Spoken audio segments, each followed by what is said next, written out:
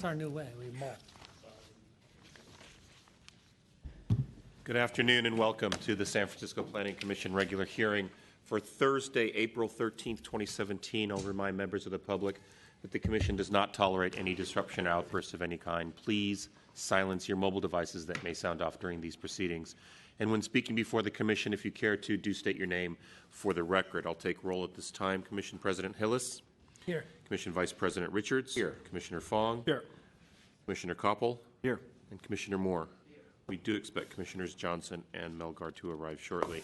Commissioners, first on your agenda is consideration of items proposed for continuance. Item 1 for case number 2015-009140 DRP at 3009 California Street is proposed for continuance to May 11th, 2017. Item 2, case number 2014-2110 CWP, the Western Shoreline Area Plan, is proposed for continuance to June 8th, 2017. Item 3, case number 2015-018150 CUA at 137 Clayton Street is proposed for continuance to June 8th, 2017. Item 4, case number 2013.1330 DRP at 1900 Mission Street is proposed for continuance to June 15th, 2017. And item 5 for case number 2016-007062 DRP-02 at 752 Elizabeth Street is proposed for continuance to July 6th, 2017. Commissioners, further under your regular calendar, item 12 for case number 2016-011947 CWP Child Care Facilities Planning Code Amendment needs to be continued, and the proposed date is May 4th, 2017. This will not affect the potential adoption hearing date for this matter. Further, Commissioners, on item 18. Thank you, Commissioner Hillis. For case number 2016-010632 CUA at 201 Steiner Street, we've received a request from the project sponsor to continue this matter to allow additional discussions with the neighborhood, for which there is opposition. At the same time, the opposition submitted a letter requesting that we not continue the matter and have it heard today. I will leave that to your deliberations. I have no other items proposed for continuance, and I have no speaker cards. All right, so just to clarify, on item number 18, we're going to take up the matter of continuance now. If we don't continue it, we'll hear it as part of the regular calendar. If we continue it, we'll hear it at the date it's being continued. But we'll start with public comment on the items proposed to be continued. Is there any public comment? Then you can just come line up on the screen side of the room and approach the mic. And again, we're taking public comment on the continuance issue, not necessarily the item at hand. Go ahead if you're ready.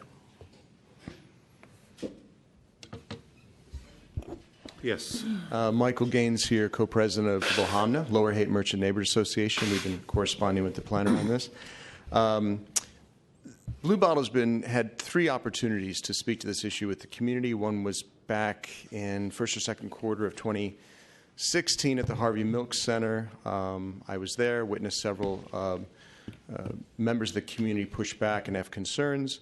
Second was a meeting that was arranged with their legal counsel on February 1st of this year, Jim Abrams. And several of those concerns, in fact, all those concerns were communicated again by myself and our vice president. And then they showed up at our LaHamna annual, monthly meeting in March, and more concerns were shared there as well. The optics on this are off. Not only does this feel like it's been rushed in this April 13th date, assuming that we as a community might not organize one way or the other, but then literally yesterday afternoon to ask for a continuance. The spirit of that seeming as though it's about engaging the community, but as you can hear from the narrative and the history, several instances were given. It's been crickets for many months with Blue Bottle on this. They've not engaged the community. They've not hired a PR firm. They've not touched base with the merchants in our neighborhood and addressed the concerns that they've shared, which I won't get into because that's not the topic here. But there are many. Perhaps there's a road forward, but this feels like a tactic in order to diffuse the people that would attend here today, many who've carved out time in their business private calendars to be here, even if it's later in the day. So we're torn. In one sense, we understand the spirit. We wish it had come much earlier. They knew it even as last week that they were number 18 on the agenda today. It sounds like there's at least 7 or 8 items that are already up for continuance. Seems like continuance is a hot item today. So we leave it to you, but with that background and understanding of the history of this correspondence and engagement with Blue Bottle by the community in which they're impacting. Thank you very much. Thank you. Next speaker, please. Yes, my name is Hal Fisher, resident of the Lower Haight. I informally did a lot of the work on the opposition to this, and I can see no reason, given the amount of community outreach they did, the response to the community, why this needs to be continued. The issues are straightforward, they're clear, and as Michael just said, people have made time to address this issue. I see no reason why this needs to be continued. Thank you. Thank you, Mr. Fisher. Next speaker, please. Hi, Bruce Gladstone. I live very close to the coffee shop in question, and I don't see any reason for continuance. This is just a great example of why the formula retail ban exists. I mean, in the past, we've had a wonderful coffee shop that was a really important part of the community. People, met there and discussed. It was a well-loved coffee shop. Although I love Blue Bottle, I mean, nice coffee. It just doesn't belong here. It's going to be disruptive to the neighborhood. It's a very dangerous corner as it is, with bicycles and cars and pedestrians. It's going to add to congestion, being a destination coffee shop where people will go from blocks away, stop off, grab some coffee. So it's really not what the neighborhood or the city needs. And that's all I have. Thank you. Thank you, sir. Next speaker, please. Hi there. My name is Gabe Lynch. I'm a denizen of the Lower Haight. I'll be quick. I haven't seen any attempts at community outreach from Blue Bottle, and I find it kind of suspicious that all of a sudden they want a continuance because they haven't done anything. And that's all I have to say. Thank you. Thank you, Mr. Lynch. Next speaker, please. Hello, I'm Carrie Howerhan. I've lived in Lower Haight for 25 years now, a block from the former Bean there, and I am also very much opposed to any retail chain store in Lower Haight. Thank you. Thank you.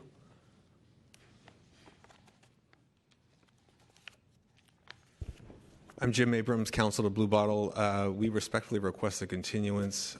We would like to conduct further community outreach. I think, as you've heard by some of the speakers, there is a sense that we have not done enough. We've not had sufficient conversations with a number of the members of the community, and we'd like to be able to do that and understand the concerns better and to try to tailor the store and the proposal better to address the neighborhood's concerns.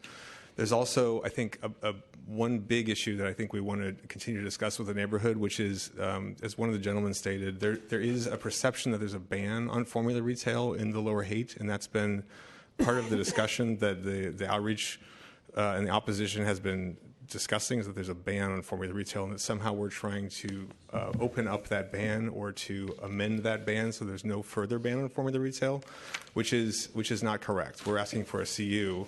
And so if the community is operating under the assumption that we're somehow trying to amend the planning code or doing something that is going to allow other formula retailers to operate in the Lower Haight, that's certainly something that we'd like to discuss with them further and make sure they're aware of the specifics of what we're asking for.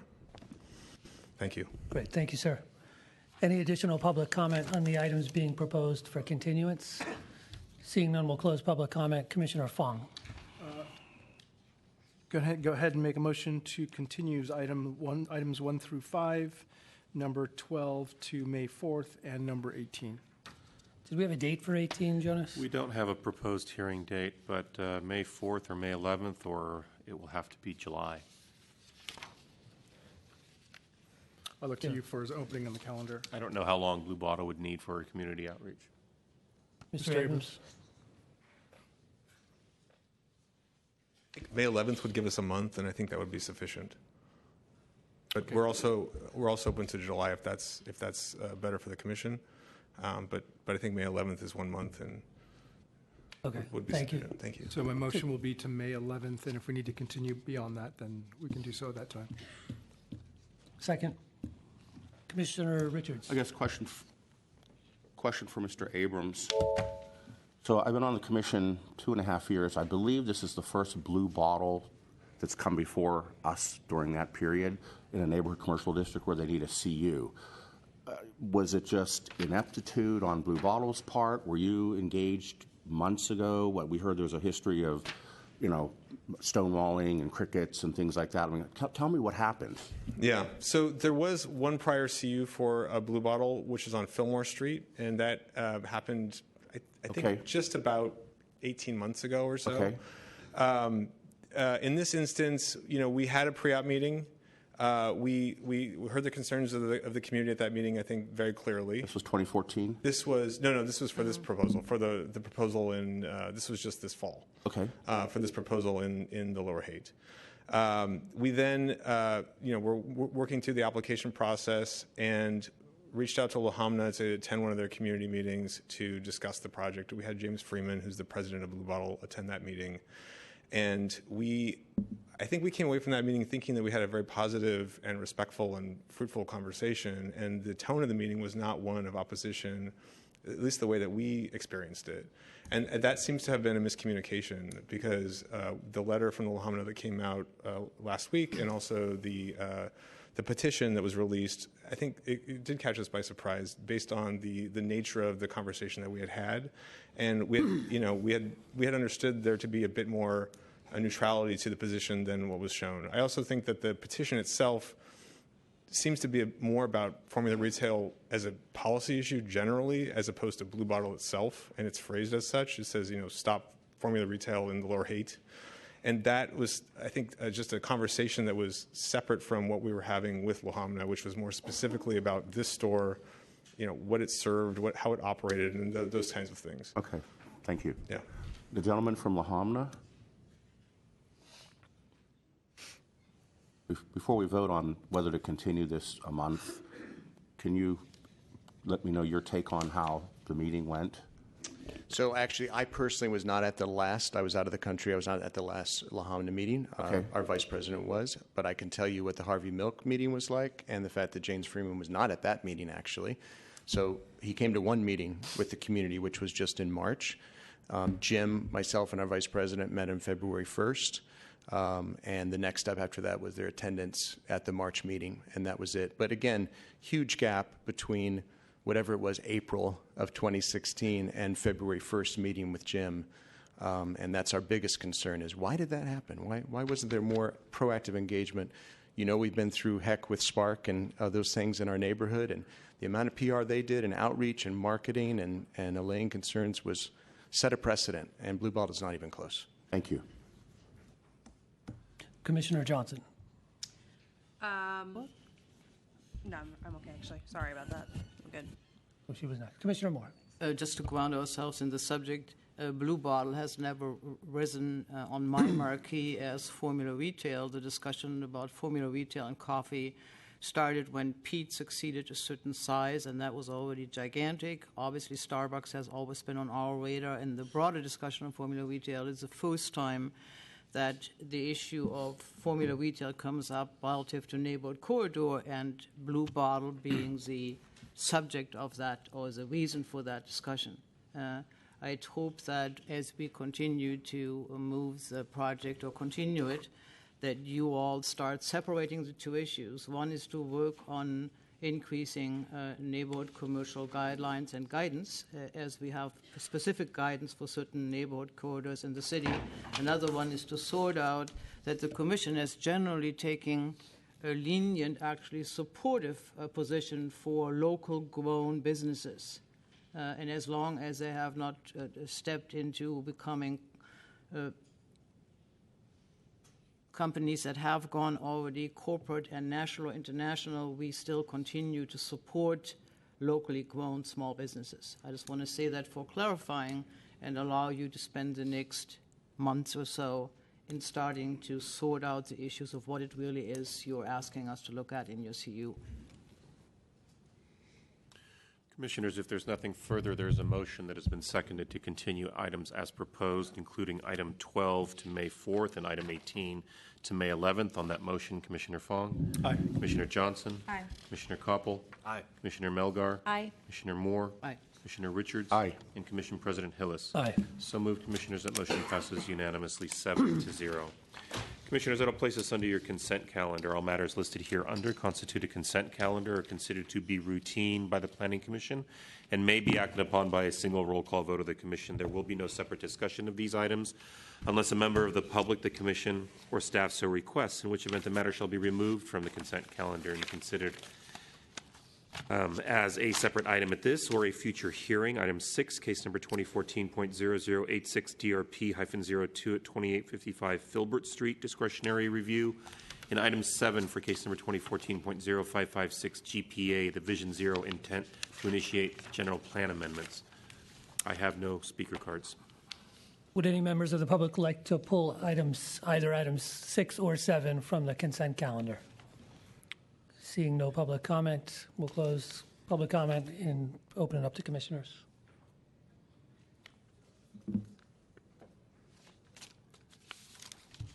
Commissioner Johnson. Make a motion to approve items, let's see where we are. 6 and 7. Both those items? 6 and 7. Second. Thank you, Commissioners. Then on that motion to take DR and approve the project on item 6 as modified and to initiate, adopt a resolution of intent to initiate and schedule a public hearing on or after May 18th for Vision Zero. Commissioner Fong? Aye. Commissioner Johnson? Aye. Commissioner Koppel? Aye. Commissioner Melgar? Aye. Commissioner Moore? Aye. Commissioner Richards? Aye. And Commission President Hillis? Aye. So moved, Commissioners. That motion passes unanimously 7-0 and places us on Commission matters. Item 8, Commission comments and questions. Commissioner Moore. I'd like to ask of why initiating Vision Zero is not part of our own regular calendar so that the public has the ability to hear us make comments, at least in the summary of what it is we're initiating. I know we had talked about Vision Zero. However, I communicated with Planner. There are many, many pending questions that the public has, particularly that the disruptive qualities of Uber and Lyft truly undermine the original intent when Vision Zero was started. And while I understand that policies and forward guiding principles have been incorporated in what we are finally initiating, the public does not hear us spell out those things. And I am interested that the public has the ability that we are asking critical questions and that the department works with the incorporation of critical questions as they are moving this particular piece forward. Was that a question you want? No, it was a comment. Okay. It wasn't anything else. All right. And certainly you could have pulled that matter off consent and asked those questions if you wanted to. I mean, I know it's on consent initially, and so could the public, but I just wanted to make that clear to folks that they could have pulled it off. The planner wrote me a very thoughtful email in answer to my question, and if nothing else, perhaps that particular answer can be incorporated into the meeting minutes without reading it into the record. Sometimes there are missing pieces in what the public is really able to understand or listen to when we don't give it time to discuss it here. Thank you. I think that would be helpful. And if we can put it on the packet too, as the if somebody goes to the calendar item and requests that packet, perhaps that answer could be included in that packet.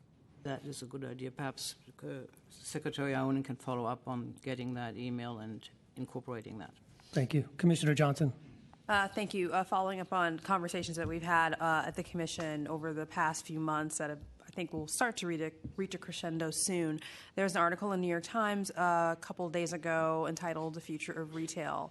And won't go into too many of the details, but a lot of the sort of movements in retail and sort of the technologies that are coming into play, in summation, really struck me as ground floor retail essentially being the front for warehousing activities, and essentially, and then maybe also some integration of various technologies within different storefronts for selling various things. All of it adds up to mean that in the future, retail is going to entail an additional level of infrastructure that is going to be really hard for sort of independent owner-operators to support. So if you think about a model where you have a clothing store and really it's a front for your website and all the clothes are in a warehouse and there's just a showroom but everything is, on the apps and the iPads and you just go in and you see what you want and you click and those sorts of technologies. I think it's important for the planning department and all of us to start thinking about that's a level of infrastructure that's not the current business model for a lot of independent stores where they just keep their wares in the back and they have their own ordering systems. And so if that's where we're going in the future, we really may be seeing some consolidation in the types of businesses that can support active ground floor retail. And if we see that sort of consolidation, we may see future vacancies. And I think it's important for the department to start thinking now about what else can we support on the ground floor to be considered an active use. Before we're dealing with multiple neighborhood NC districts that have lots of vacancies. I know we have a couple corridors right now that are perennial issues, but I think we may have more in the future if we don't think proactively about it. Commissioner Richards. I also read the same article, and there was another article in the review section of the New York Times on Sunday talking about how we're not going to bring back Main Street. In there, it talked about retail, the evolution of retail from the 1860s to the 1890s to the 1920s when, quote, chain stores came out and what it's done to the retail landscape, especially in small towns, but it also commented about where in the U.S. small retailers are actually doing well, and it's where price is not an issue for people. It's the more affluent, places like Boulder, like San Francisco, and it brought all of these up. And I think that it's a really good discussion to understand. We've got the thriving neighborhood commercial corridors was really dead on what the New York Times described was your $4 piece of toast, your $5 cup of coffee, where you can pay these rents and still have people congregate and not be sensitive to price. Where we have the other problems is where people aren't able to do that readily. They don't have as much disposable income, and we know what those neighborhood commercial corridors are like. So it's a good article to read to complement the article Commissioner Johnson mentioned. Thanks. Commissioner Melgar. Thank you. I also read that same article. Thank you for bringing it up. It sounds like we need to have a thoughtful discussion here. I just wanted to remind us that there are neighborhoods like the Mission where 60% of low-income families do not have a computer or an internet connection at home, and they do shop along the Mission Street corridor and the 24th Street corridor. And so, in looking to the future, we must not forget, the present. Those storefronts tend to be entry levels for a lot of immigrant businesses and places where immigrants also shop. I don't think the Mission corridor is unique. There are plenty of other corridors like that in the Tenderloin and Chinatown and Bayview. And so, I think a nuanced understanding and planning for that, must take into reality or, into account our reality and our present. So I think that I look forward to that discussion here. I think it's really important. Thank you. Thanks. Commissioner Fong. Thank you. I want to be careful not to start a dialogue, but I totally agree with your comments in that article and folding in our conversations with Commissioner Moore about department stores and how do we treat them in the future. There's obvious needs of, you look at Van Ness Boulevard and auto dealerships that really only need one sample model of each car, and you can place that order and have it custom made. So maybe in a broader discussion along with some of the things that Commissioner Moore and I talked about. I'm not sure if there's an opportunity for the department to, almost bring in a futurist or have these kind of conversations locally, but I think it'd be worthy of the conversation. Okay. Commissioner Moore. There is a national discussion on what sounds pretty much like doomsday, and then there is the encouraging comment Commissioner Melgar makes, which I like to second, walking down Polk Street yesterday, upper, middle, lower. It's amazing. There are frequent vacancies. All of a sudden, at least 10 new stores have popped up of different kinds, speaking to the entrepreneurial spirit of perhaps immigrant population, perhaps the population who wants to get into small business. And it somewhat contradicts that all the things we only buy are those large ones which we order over the web. There is a vital need for certain kinds of shopping that I don't think we'll ever see. So I really like to keep the positive things that San Francisco is still doing in its commercial corridors as a guiding light for myself where I want to put my energy. I don't see urban life happening only over ordering things on the web. I just don't.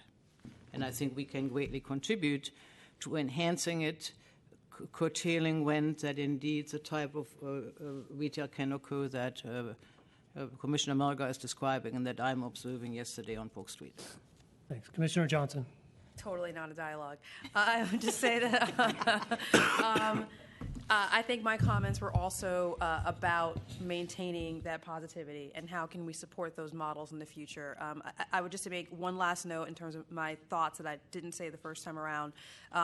The reason why I'm concerned about it is not only from a land use perspective, but also from an economic development perspective and looking at how, I guess this is more other departments, not planning department, but how can we have programs to support those local businesses? Because one of the big things is that if the model is going towards to have a retail store, the model is you no longer have your wares in the back where there's a network of trucks that bring things to you and you have your inventory, but the model is your inventory is somewhere else and then it's shipped to people's homes. It's going to be very hard to support a dual model where most retail stores have moved to that model where there's infrastructure involved, and then there's other places that don't and are more quote-unquote traditional. If things change in the future, you won't be able to have those stores where the truck brings your inventory and it's sitting in the back. And so how can we support those businesses to be able to keep up and have that infrastructure in the future? Because it may not be, they may be the horse and buggy soon. Great. Thank you, commissioners. And it's certainly a topic I think we're all interested in and should schedule a time to talk about it with planning staff. So thank you. Commissioners, if there's nothing further, we can move on to department matters. Item 9, director's announcements. Commissioners, I have no new announcements except to say that I think it is time for us to look at this issue. As you know, one of the concerns I've had is that a lot of retail space that has been vacated by traditional retailing in light of online retailing has been taken up by restaurants and food vendors in recent years, and I'm very concerned that many of those are not going to survive, especially if the economy slows down. So we are already seeing closing of restaurants.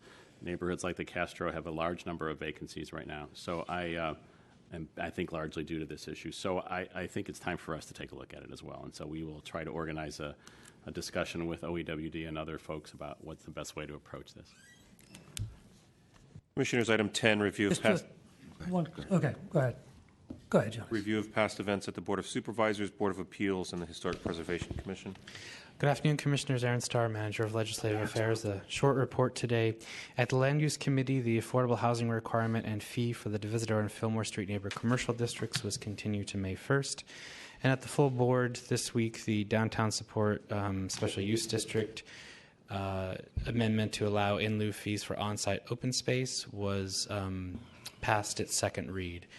There was one ordinance introduced by Supervisor Peskin that makes various changes to the Polk Street and Pacific Avenue NCDs. And that concludes my report. Thank you, Mr. Starr. We'll move to general public comment. Just very quickly, just to close that item, there's no report from the Board of Appeals or the Historic Preservation Commission. Okay. General public comment, not to exceed a period of 15 minutes. At this time, members of the public may address the Commission on items of interest to the public that are within the subject matter jurisdiction of the Commission, except agenda items. With respect to agenda items, your opportunity to address the Commission will be afforded when the item is reached in the meeting. Each member of the public may address the Commission for up to 3 minutes. I did have the one speaker card.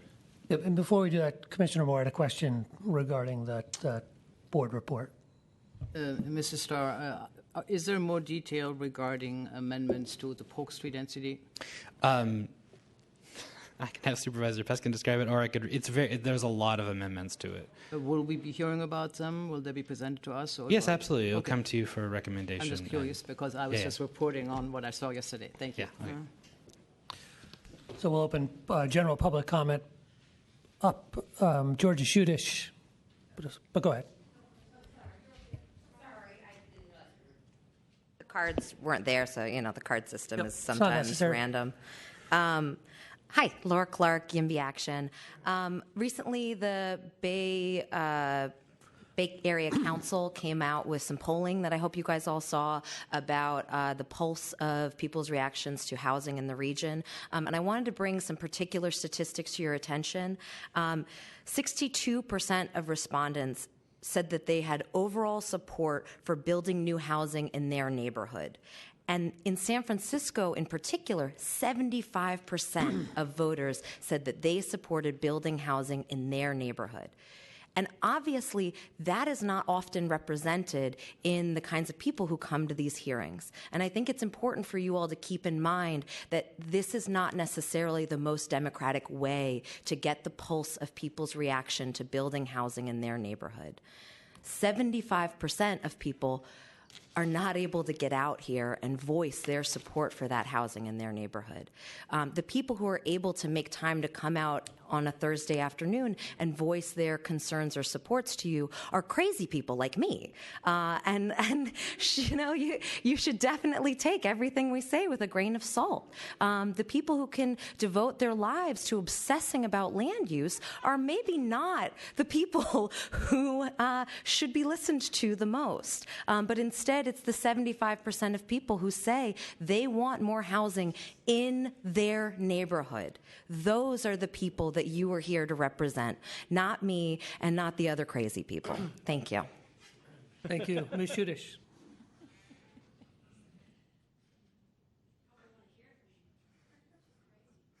I don't think I'm crazy, but that's another story. Hi, just to oh, I saw your eyebrows go up. Just to note, in case you didn't, 2 weeks ago, I believe, a former Assemblyman John Knox passed away. He's the author of CEQA, which was California Environmental Quality Act, as you know, which you use every week practically, and that law was signed into effect by Governor Ronald Reagan. Just something to think about. I'm here to talk about Section 317B7. I really think it should be removed from the Planning Code. I've talked about it before. It's the reducing of the second unit, so it becomes basically a single-family home. I've cited them on Vicksburg, Fair Oaks, Duncan, 25th Street, Elizabeth, Noe, Vicksburg. There's two on Jersey. There's one in the outside the MAP 2020 area on San Carlos. There's one in Oakwood, Natoma Associates project that sold for over $7 million. And there's also one on Fulton. So anyway, and just to give you an example of what happens when they do them, could I have the overhead, please? See, there it is. That was two regular units, had an old, Edwardian facade. But see that little door? That goes down to the new unit. I went to that open house. It's a very marginal unit. It's kind of where you'd put your teenager or your mother-in-law or company you don't want to see too much. I don't think it would hit the market. All of these have sold in the high $3 to $7 million range, becoming single-family homes, marketed as single-family homes. To pick up on something a trend that I thought I saw at the Commission a few weeks ago, it seems unreasonable to me to mine the RH2 for densification of housing as long as you have this law on the books, because you're legally allowed. Someone can go to the staff, you don't see these, and do that, reduce the unit and make a single-family home. Well, at the same time, you're talking about densification. And just to put a fine point in it, here's the definition of RH2 from Section 209.1. RH2 districts, two-family. These districts are devoted to one-family and two-family houses, with the latter commonly consisting of two large flats, one occupied by the owner and the other available for rental.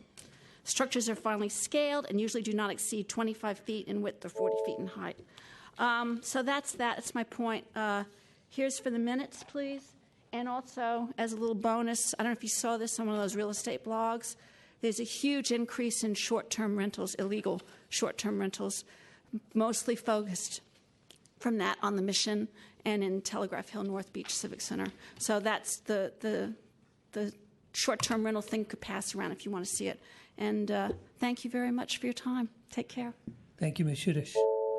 Any additional general public comment?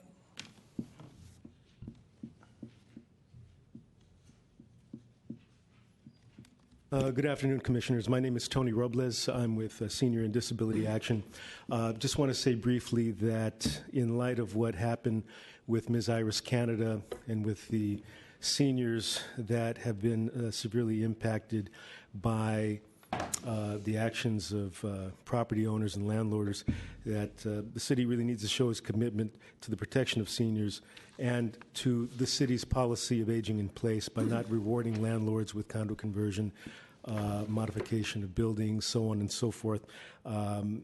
We're seeing that over time that this has taken a very negative toll on seniors, and I work with seniors on a regular basis, and they have very specific needs, and I think that we've seen that this impact can make the difference between life and death, as we've seen. Planning has to have like a comprehensive plan on how they're going to deal with this issue. There are many of us that come and speak to planning. We speak to the city. We speak to different committees, and we're not crazy. We're people that see this stuff happening, and we take this stuff extremely, extremely serious. Because we've been here for a very, very long time. We didn't just blow in and do some research and decided to frame to frame it in a different way to appeal to a certain demographic. These are our grandparents. These are our aunties. These are our elders. We take that very seriously. Thank you. Thank you, Mr. Robles. Any additional general public comment? Seeing none, Commissioner Richards. Just one thing I want to make clear. In my time on the commission, we've actually started to understand whether the units in question that we're going to be entitling or demolishing or downsizing are under rent control, and that's now become part of the process. Secondly, we've asked for eviction history on these same units. That's now part of the process. And most recently, with Carl Jensen and the 137 Clayton tenants, we're asking what the current tenant situation is, and that's now becoming part of the process. So we also take this very, very seriously, in that we're not throwing people out into the street or rewarding bad behavior. Commissioners, if there's nothing further, we can move on to your regular. I'm afraid I want to know I'm following what's happening here. Are we? We're on calendar item 10, not 11. Is that correct? No. Well, we're moving right now to calendar item 11. Oh, okay. That's the next item. Commissioners, it'll place us under your regular calendar for item 11 for case number 2017-001170 PCA, amendments to accessory dwelling units program planning code amendment.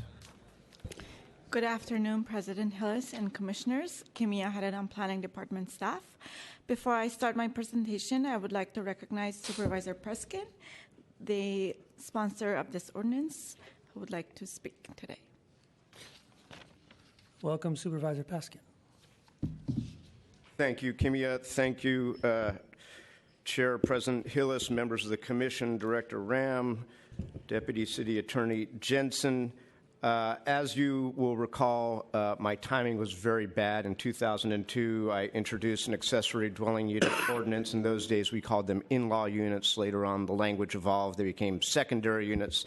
Today, we call them ADUs. I was 10 years too early.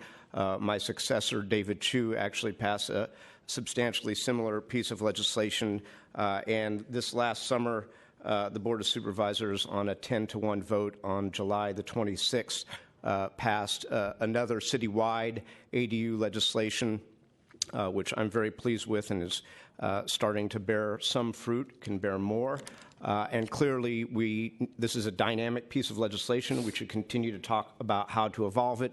But along the way, the state legislature in the last session amended ADU legislation statewide, and as a result, our law has been out of compliance. In January of this year, 2017, I introduced a very small fix aimed at bringing our law into compliance with state law. You heard that on February 23rd, and it is not at my request the subject of yet another hearing today.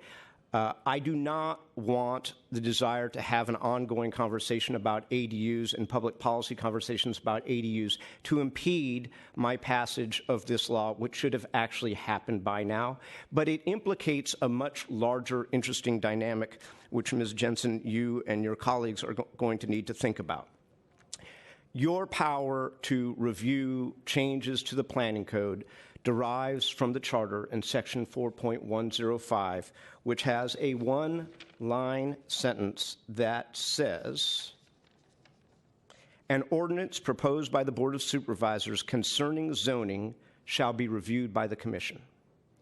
Now, that is further dealt with in the planning code at section 302, and the conduct of hearings is dealt with at section 306.4. And by the way, all of this makes perfect sense. When the board wants to change the code, we want to hear from your staff, we want to hear from the commission, but that language is actually very specific. And I think what I've started to discover is that there has been a practice which is not necessarily in accordance with the law. Let me read you section 302, sub B, called initiation, which says an amendment to the planning code may be initiated by introduction by a member of the Board of Supervisors of a proposed ordinance, and I underline, approved as to form by the city attorney. Upon the introduction of an ordinance, the clerk of the board shall transmit the proposed ordinance to the Planning Commission, and at that time you have 90 days to hear it and opine on it. What's happening in this situation is that this piece of legislation, which we should have passed a month or two ago, is becoming the vehicle for additional amendments, which I'm happy to discuss. I think they have policy merit. I salute my colleagues who want to do that. This is not the right vehicle, but here's the most important thing. You don't have any proposed language. You do not have anything that has been reviewed by the city attorney. The way this generally works is we craft a piece of legislation, it is approved by the city attorney as to form, and then you comment on it. And the practice has been, if you talk about it and comment on the proposed legislation, and you talk about it, we can actually adopt those amendments. But what's happening here is the amendments that are being proposed don't exist. They are 6 little words on a piece of paper, which when they were sprung on you at your February 23rd meeting, I think you rightly said, we need time to consider these. Let's postpone the hearing. Well, meanwhile, I'm not getting this piece of legislation passed. So it really implicates a much larger thing, which I'm going to work with the city attorney on, which is when we introduce legislation, we have to introduce legislation with real live proposed language that you guys can comment on and that we can adopt or not adopt as set forth under our powers in the charter. So I'm respectfully, having said all of that, I do have comments on the proposals that were given to you, and in the spirit of this iterative conversation between our body and your body, and more importantly, between the author of the legislation that you have now considered once and are now considering again, that I will spring on you at the last minute. Mr. Ionin, here are a bunch of pieces of paper, and with that, I'm happy to answer any questions. Commissioner Richards. So are you asking us to continue this item so that you can get yours passed? That wouldn't hurt my feelings.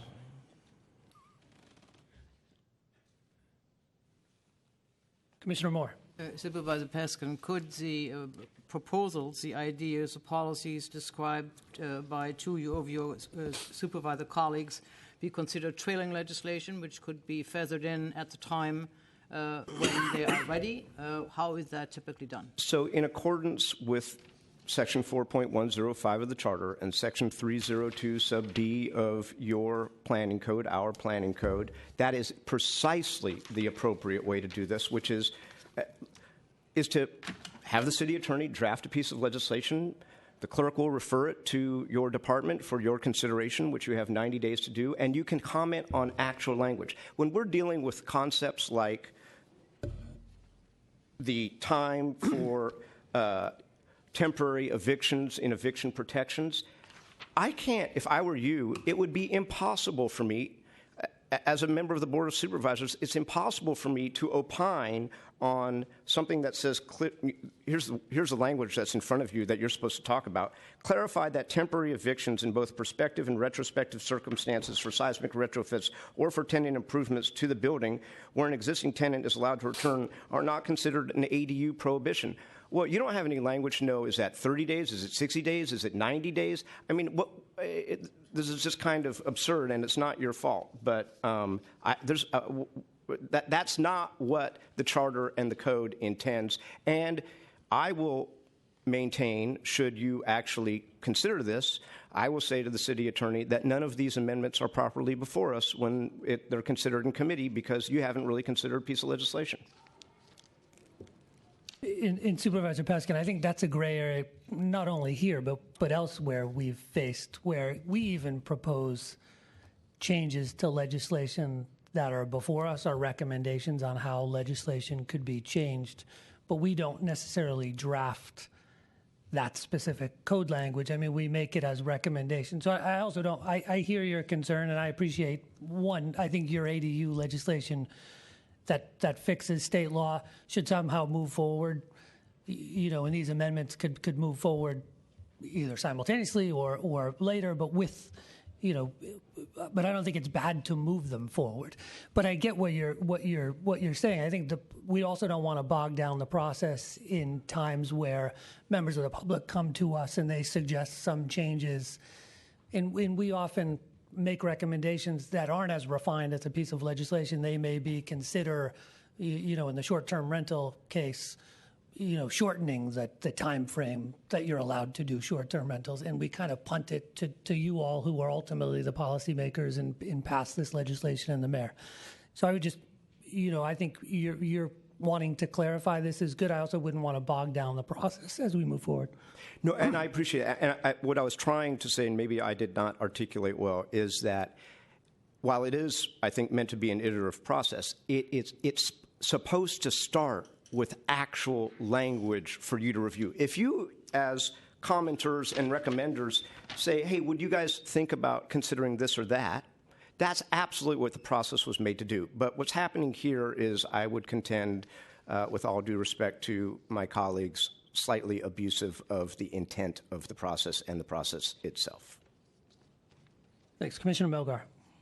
So I really appreciate you coming today. As I remember when we discussed this last, we discussed the legislation, and then we discussed a couple of ideas that were in the amendments, and there was no representative from your office present while we were discussing, and there was nobody to ask questions to. And so I am actually okay with, having your legislation go forward. I mean, I think we should. We need to be in compliance. And I do think that the other ideas that are not yet legislations, but their idea, be considered at some other point. I'm okay with that. Absolutely. I mean, of the 6 points on here, depending on the devil in the details and how they're drafted, they all have some amount of policy merit, and I'm happy to think about them and do my job on each and every one of them. This is just not the place for it. Yeah, I remember specifically the one idea that was talked about last time we discussed it was about adding an ADU within the envelope, specifically garages, and that, was a West Side issue. And, I know that there's contention, but, it's consistent with, a lot of the discussion that we've had in this body. And let me just say, I think our collective intent, and I say this as to your body and your staff, and as to me, and if I may be so bold, putting words in the mouths of my colleagues, I think our intent is to have as many of these as we can in a rational way throughout the city and county of San Francisco. That's been my desire since 2002 when I lost on a 6-5 vote. And then let me say, I do believe Lee Hepner from my office did present on my behalf at the February 23rd meeting, but maybe later on you had other discussions that he wasn't present for. Commissioner Richards. I guess my issue is you just dropped something on us that the public hasn't seen. Therefore, they can't weigh in on this. And so we're going to be in a spin cycle here. Well, You that was drop- true at the February 23rd meeting when 10 minutes prior to the meeting. Right. You drop it, and then we have other supervisors next meeting if we can drop more on it, and we're never going to end this thing. So I guess I asked the city attorney, what legal ground are we on at this point? I mean, And by the way, you did deliver a letter to the board subsequent to your February 23rd hearing. So you have discharged your duty under the code and the charter to have reviewed it. I'm taking issue with additional review after you reviewed it once and said proceed. And again, this is no fault of yours. This legislation was introduced in January, only a few weeks after Assemblymember Bloom's law became law. And here it is, getting on to the middle of April. Tax day is on Saturday. Was actually not, but close. And we still haven't had it approved. This is not your doing, but this is exacerbating the situation. I guess city attorney. Deputy City Attorney Kristen Jensen responding to Commissioner Richards. The supervisor is correct that this board has discharged its duty with respect to the underlying legislation. However, there's nothing that prevents this commission from considering the proposals that are contained in the letter from the two additional supervisors. Likewise, there's nothing that prevents this commission from either considering or continuing the issues that are raised in Supervisor Peskin's submittal of today. I'm not sure if that answers your question. It does. Thank you. Commissioner Johnson. Thank you. So I'd like to, maybe this is also for the Commission Secretary, so when we get clarity on what our options here are today. So are we considering additional amendments? What was the action that we took in February? Just for the record, like what did we actually do? We took action. We approved. We recommended Supervisor Peskin's ordinance with some modifications by staff. Okay. I think what happened differently than was typical. We approved. We recommended Supervisor Peskin's ordinance. Recommended modifications. Yeah. We So moved forward. Yeah, we definitely did. Yes, so you reviewed the original ordinance and the staff's recommendation on that ordinance, Right. and you decided that you don't have enough information and time to review the 6 amendments in the letter and ask for it to come back. But I think to clarify, like you take an example today, or we have legislation before us. Tom Radulovich gets up and he's got the greatest idea on how to amend this legislation, which he often does. We talk about it. We may take it. We may not take it. We may make a recommendation to modify the legislation because of Tom's great idea. We don't have language before us at that point for that legislative change, but then the board could make that. If we don't talk about it, then the board has to, if they want to make Tom's great change, they've got to kick it back to us. And I think in this case, that language came before us, and I agree we hadn't seen it.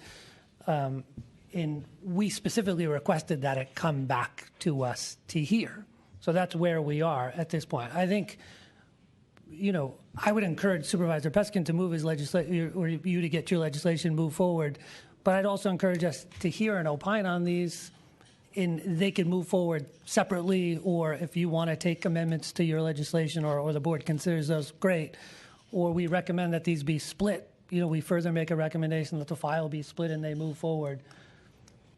I guess my question to you, Supervisor Peskin, I don't see the downside of us hearing these and talking about them, and then, hopefully your legislation moves forward with dispatch so we can be in compliance with state law. And President Hillis, I absolutely agree with the legal advice that you're getting from the Deputy City Attorney, which is there's nothing that prevents you from having this hearing and saying what you want to say. I'm going to say on Monday that whatever you say today, because you don't have proposed language as to the amendments in front of you, won't be, as a matter of law, able to be considered. But we'll have that conversation with Ms. Jensen and her colleagues today and tomorrow. If it would be helpful to the commission, I'm happy to respond and provide a little bit of that'd be great. assistance on that issue. Yeah. It is the position of the city attorney's office that you do not have to have written language in front of you today. As I believe it was President Hillis mentioned before, it is not uncommon for the Commission, for example, to propose language in connection with legislation that's before it. I have, in fact, litigated this issue once before, and with all due respect to the supervisor, we won that litigation. It is not inconsistent with the planning code for legislation, amendments to legislation to be considered as long as the Commission is comfortable that you have enough of an understanding of what is being proposed. And you should also know that the City Attorney's Office will obviously at some point be drafting the specific language if it has not already been drafted. Thank you. Commissioner Moore. It is actually Mr. Vudulovich's letter which made me realize that he is much deeper in the weeds than what any of us can really clearly understand. This is almost like an Article 7 amendment because the things we're talking about get to a much larger level of changes that I think as intent there may be some good ideas that need to be further examined, but without having a full deck of how that legally tracks itself down when you start to bring it into the code, that is something where I would suggest that we take more time. And as we did last time, let the other thing sail on its own and have the supervisors together. That is basically what supervisors are supposed to do, work with each other in order to bring any trailing legislation forward in a manner that it elevates what brings us only into compliance at the moment. Those are two completely different things. You're driving like a base model car, and then you later on soup it up to become a race car. So all power to those who are trying to do that. Supervisor Peskin, did you want to comment on that? Thank you, President Hillis. I don't want to be argumentative. It really depends on what you say and what happens in committee. So relative to the litigation that Deputy City Attorney Jensen is referring to, there have been any number of times where the Land Use Committee or the board wants to consider things that you actually didn't talk about as these things evolve, and we are advised it's got to go back to the Planning Commission. So it really depends. This is a dangerous road to go down because when you throw out 6 ideas and there isn't any language, it may well end up in front of you again, depending on what the actual language of these amendments that are not in front of you say. And Council is nodding her head in the affirmative. We're not in complete disagreement here. I would say to the Commission, it really is a question of whether the Commission feels you have enough of an understanding of what's being proposed. Right. Commissioner Richards. Okay. When we continued the 6 ideas, it was, I'll make an analogy. It's like we asked for an eviction history on a building, and it's obvious we want to know whether there's somebody living there now, but we still get projects where there's an elderly tenant with a clean eviction history, and we don't realize that until public comment. So it was obvious to me that we would get language to back up these ideas during the period that we had the continuance. Second, if we do go forward with this, we're going to be in this situation again. And we're going to have another supervisor come and drop some stuff on us at the very end, and we're going to say, oh my God, we don't have enough time to think about this. We need to continue it. So I think this, and we need to stop this kind of tit for tat, and I feel like I'm being put in the middle. If we move to hear this today, we're setting a precedent that I don't want to be in again, and I move to continue this item. Second. Commissioner Johnson. Okay, thank you very much. So here's the thing. I actually agree with I think both Supervisor Peskin and the city attorney. It seems to me, I'm not sure. I obviously don't have standing to say whether things are legal or not. But I think the biggest issue we face is that I actually did have a couple of questions on the amendments on the amendments that were proposed that language might have clarified. And so I do think that regardless of legality, I think the more of the problem is we may have questions that we are not certain that the language would substantially answer. Like there is a chance that when language is actually drafted, there may be material differences from the thing that we thought we were going to get. So I would love to have an airing of those questions before we just blanketly determine that we have a problem in this instance. So I might suggest that we should move on to public comment and then do commissioners' questions. We haven't even heard the item yet.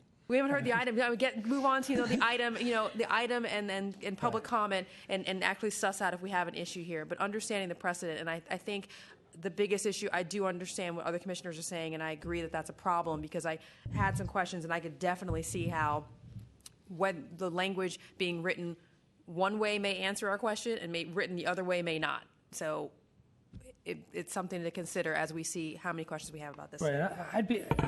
I want to clarify. We make recommendations to the board all the time. Commissioner Richards, you've done it. You've done it without language. We've made policy recommendations to amend legislation that's very broad, without language. And so, I think Supervisor Peskin brings up good points. Do we want to continue to do that and make recommendations or take public comment in past that public comment in the form of recommendation onto the board without specific code language? And there's a question we should consider the specific code language. We would have several hearings on a lot of controversial legislation because we'd have to ask the city attorney to draft legislation based on our recommendations and bring them back to us. So it's a policy question whether we want to get that process, have that process. But all the time, we make recommendations out of this body on legislation without, there are our own recommendations without language. So I want to be clear that we do it to this day ourselves. So I think we should hear the item. I mean, if we want to continue it, we can continue it. But I think we should hear from the staff on the item and then the public and then have a discussion on the item and whether to continue or not.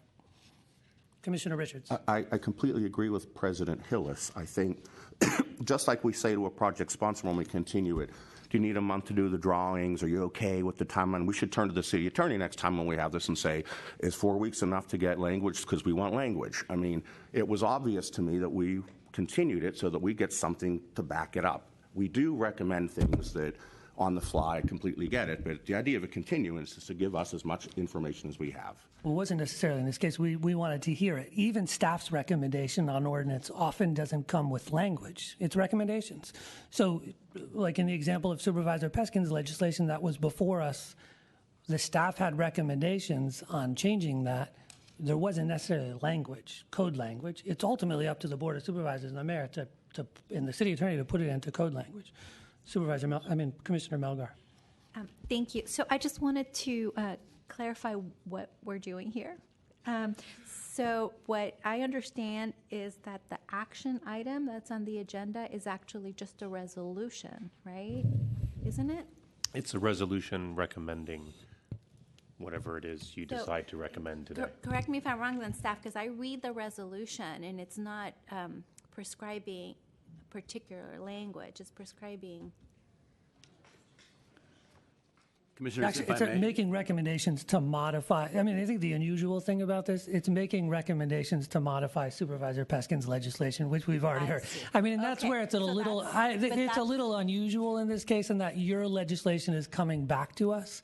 Okay. I agree. So that to me is actually, But we make recommendations. We made recommendations originally to modify Supervisor Peskin's, I think you agreed with them, to amend his legislation. We could take actions to make additional recommendations if we wanted to. I mean, I agree with you. It's a bit awkward in this case that it's kind of coming back to us, but we got stuck in that kind of gray area. Commissioner Fong, what were you doing? Yeah, I'll just share. I think we should hear the item, but share a little personal frustration in that I think through this process, and I understand Supervisor Peskin's frustration with the process. I do. I think it's wasting our time. I think it's wasting the city's time. I think it's wasting the public's time. I think we're wasting time getting more units, which are crying for, out on the street. And so it's embarrassing to me, frankly, that you guys at the supervisor level have frustrations. I get that. It's not easy work what you're doing, and I applaud it. But that's not really our issue. I don't really need a response, but I'm sharing my frustration. I'm sharing the frustration for the city and the residents of the city. I agree. We should have passed, the board should have passed your legislation 15 years ago on in-law units. We'd have had more units. Commissioner Fong, more. I'm asking Secretary Ionen, my understanding or my recollection is of January 23rd that we decided not to get into the suggested modifications, but basically support that the legislation as it stood be approved and move forward, given the fact that it was helping us coming in compliance. That's all we did. We then recommended that the suggested modifications or additional policies considered by the department be brought back forward to us independent of the legislation as it stood. That is done. It's gone. So why are we now thinking that we at that time supported modifications? We did not. No, I'm talking about there were separate modifications. Yes. We supported at the time. You adopted a resolution recommending approval with the modifications suggested by staff, not the modifications that were presented to you at the time of the hearing by another supervisor. You specifically asked that the concepts presented in the Come back to memo us. by Supervisors Farrell and Sheehy come back to you as a separate hearing item. Right. That's what today's hearing is for. What actual legislation? Supervisor Peskin, is that correct? Problem is. My understanding is that Supervisor is here, Commissioner, Yeah, to yeah, be fair. I mean, That is, That's the correct I think staff has presented to you correctly. I mean, it is what it is. It's just, and I'm sorry for this waste of time. I absolutely agree. This legislation should have been passed. We should be having a public policy conversation about these other ideas. Meanwhile, we have a piece of law that is out of compliance with state law. Your staff is actually advising people who come to the counter that our ADU law isn't actually legal today because of this one little change we've got to make. That's all I'm trying to do. And, you know, it's like, would But somebody to give be me some fair, relief we're not here? holding What's that up. We're not holding that up, right? No, I mean, you can pass your legislation can be, Right. be But taken up by the board now and That is passed. correct. But you put your finger on it, Mr. President, which is this is a rather odd, bizarre, absurd circumstance where another supervisor is trying to use you as a vehicle to amend another piece of legislation, which, by the way, I mean, the legislative process is an interactive process, and I'm not in any way offended by the policy recommendations. It's just this should have been passed, as you said, not 15 years ago. It should have been passed several weeks ago. You guys heard it on the February 23rd. We got your memo on March 23rd. It should have gone to the next committee of land use. Well, last week's land use agenda had 2 items on it, not this one. The weeks before land use agenda had 2 items, not this one. It's not like the Land Use Commission agenda is full of stuff. So can we just get this done? Commissioner Richards. I guess what surprises me is I thought we were decoupling our approval of your initial legislation, and it was going to sail on, and we were going to be in compliance. We were going to come back for a second hearing on these other policy things, with or without actual legislative language. To hear now that they've been coupled and we can't be in compliance because we don't have these heard, to me is the real crime, to be honest with you. And we're in the middle. Commissioner Johnson. Thank you. Yeah, I'm expressing that same frustration as well. And we often don't do this at commission, but I'm wondering, should we have specified that we wanted because I thought that our action of 2 months ago was recommend approval with modifications of that case file, and then we asked for additional hearing. I did not understand that the hearing later would be on the same case file. I thought that they did be different. And so I don't know, is that something, I mean, obviously we need to move forward, right? We're here today. Right. But I just want to understand, is that something in the future we should specify, that if we want to talk about something in the future, that we are moving something forward and we expect that it's a separate package and whatever we see in the future will be different? Sure. Through the chair, if you wanted a separate ordinance to come back to you, it would have been helpful to say we would like this introduced as a separate ordinance. But as Supervisor Peskin said, we can't just bring to you a memo. It has to be an ordinance signed to form. So we brought back his ordinance, which is signed to form, with some proposed amendments to it. That's the vehicle that we're allowed to bring it back to you with. Okay. You wanted to hear these at a separate hearing. That's what we heard. So we brought it back as a separate hearing. So I think I understand that, Mr. Starr. It's done deal at this point, right? We're here, and I'm always the one who hates holding up hearings. So we can. I hope we can move on and do whatever we're going to do. But I would just say that lesson learned for us, because if that had been clear that we needed to make that clear as part of our action, I, for one, would have, because I thought our action item was a recommend approval with modifications, and then we would consider other ideas later. That I've never seen an additional hearing of something of this level of substance come without actual legislative language. And maybe it's my fault for not paying much attention, but usually we see things come back as like an appendix case file or something that gets appended to other legislation, or maybe amends legislation that was in the past. I've never seen we're looking at amendments to something we already approved with modifications come back 2 months later. So, I mean, lesson learned. And if I may, and I'm sorry for taking more of your time, and I know you have a full calendar, I completely agree with Commissioner Johnson. I think the most expeditious thing for you to do would be to table this matter today and say that you would like this to be considered separately. All of these suggestions, there's nothing burning about them. They are a set of modifications. Some of them have profound public policy impacts and implications, like eviction protections. Some of them about noticing seem to be straightforward and obvious, and we don't want our noticing to be too burdensome. But if we want, my issue actually is a burning issue. So if you were to table this, we could actually take action on Monday and have this be law by like the end of the month. Thank you. Commissioner Richards. I guess I think we need to be a forcing factor here, and a forcing factor means we draw the line and say we want to be in compliance, and we need to hear this as separate legislation. It was obvious to me that's what we were doing, but apparently that's not what happened. So I would hope that we could call the question as to whether we want to table this. Is that okay? Commissioners, the item has been called. It's an agendized item. Before you take any action, I recommend you take public comment. Okay. Can we finish with the staff's presentation first, or did you want to? Yes, please. That'd be helpful. Okay.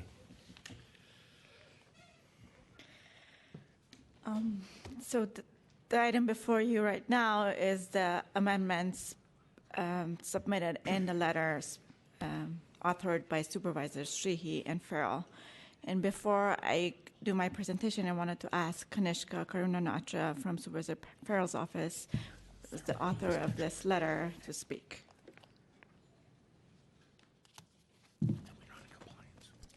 Good afternoon, President Hillis, members of the Commission, Kanishka Karunanatra, Legislative Aide to Supervisor Farrell. I was going to talk about the policy, which I will, and then I'll give you sort of our perspective of the policy situation that we're in right now, or the process situation that we're in right now. I'm asking you to consider these amendments to the citywide ADU ordinance, many of which have been supported by the Planning Commission as recently as last year. These 6 provisions will strengthen the ADU program and allow property owners to add rent control housing to our city's housing stock. 1, we should allow buildings with temporary evictions that were required for renovations or capital improvements when tenants are allowed to return to utilize the program. In many cases, adding the ADU itself or doing the seismic retrofit requires a temporary eviction. We can't penalize people for doing what we want them to do. Number 2, we should remove the cap on buildings that are undergoing seismic retrofit. This was never the intention of the compromise measure that passed last year, and it should be cleaned up. We should allow vacant commercial space that's not street-facing to be converted to ADUs if it doesn't reduce the commercial space by more than 25%. This idea was actually discussed recently in February by Randy Shaw, and we proposed this idea in our original legislation last year. So again, not a new idea. We should allow rooms down to be converted to ADUs. The rooms down policy was designed at a time that we didn't encourage additional units. Times have changed. Allowing these conversions would allow multi-generational living and be truly family-friendly housing. This idea was put forth in the family-friendly housing report that the department published, I believe, at the end of last year. We often get complaints about the lengthy timelines for review. State law requires 120 days. We're asking you to consider a similar timeline for all ADUs. And finally, we're asking you to apply consistent neighborhood notification requirements. Neighborhood notice isn't required for ground floor infills and minor expansions, and neighborhood notice isn't required for adding an ADU. Yet, if you want to construct a permitted infill or expansion to add an ADU, you suddenly get routed into neighborhood notice. So we have, as a city, had extensive conversations about ADUs. We started with the D8 pilot program, then we had all of D8, then we had a seismic program, then we had D3, and then we had a citywide ordinance. And now we're considering a state compliance ordinance. Why wouldn't we use this opportunity to make the most robust ADU program that we can? Why would we continue to kick the can down the road? There's no good policy reason to do this. And process-wise, if we make the amendments in land use, and the city attorney would advise us then whether or not your body has fully considered it or not, and would recommend to us that it has to come back here, it would have to come back here. So that is generally the advice that we've been given, and the guidance that we've been given allowed us to submit it in this way. If we had been told any other advice by the city attorney, obviously this wouldn't be happening. But I don't think it's quite fair to change the rules on us in the middle of the process when we've been given this advice that we could provide the language this way. And if you considered it, we could then make amendments. And it would also sit an additional week to give the public and the department additional time to consider it before it's then voted on in committee. So ADUs should not be, and they're not a controversial issue. And our thinking on this program has evolved, and we think the program should continue to evolve as well. I hope that you can support these amendments today. Thank you.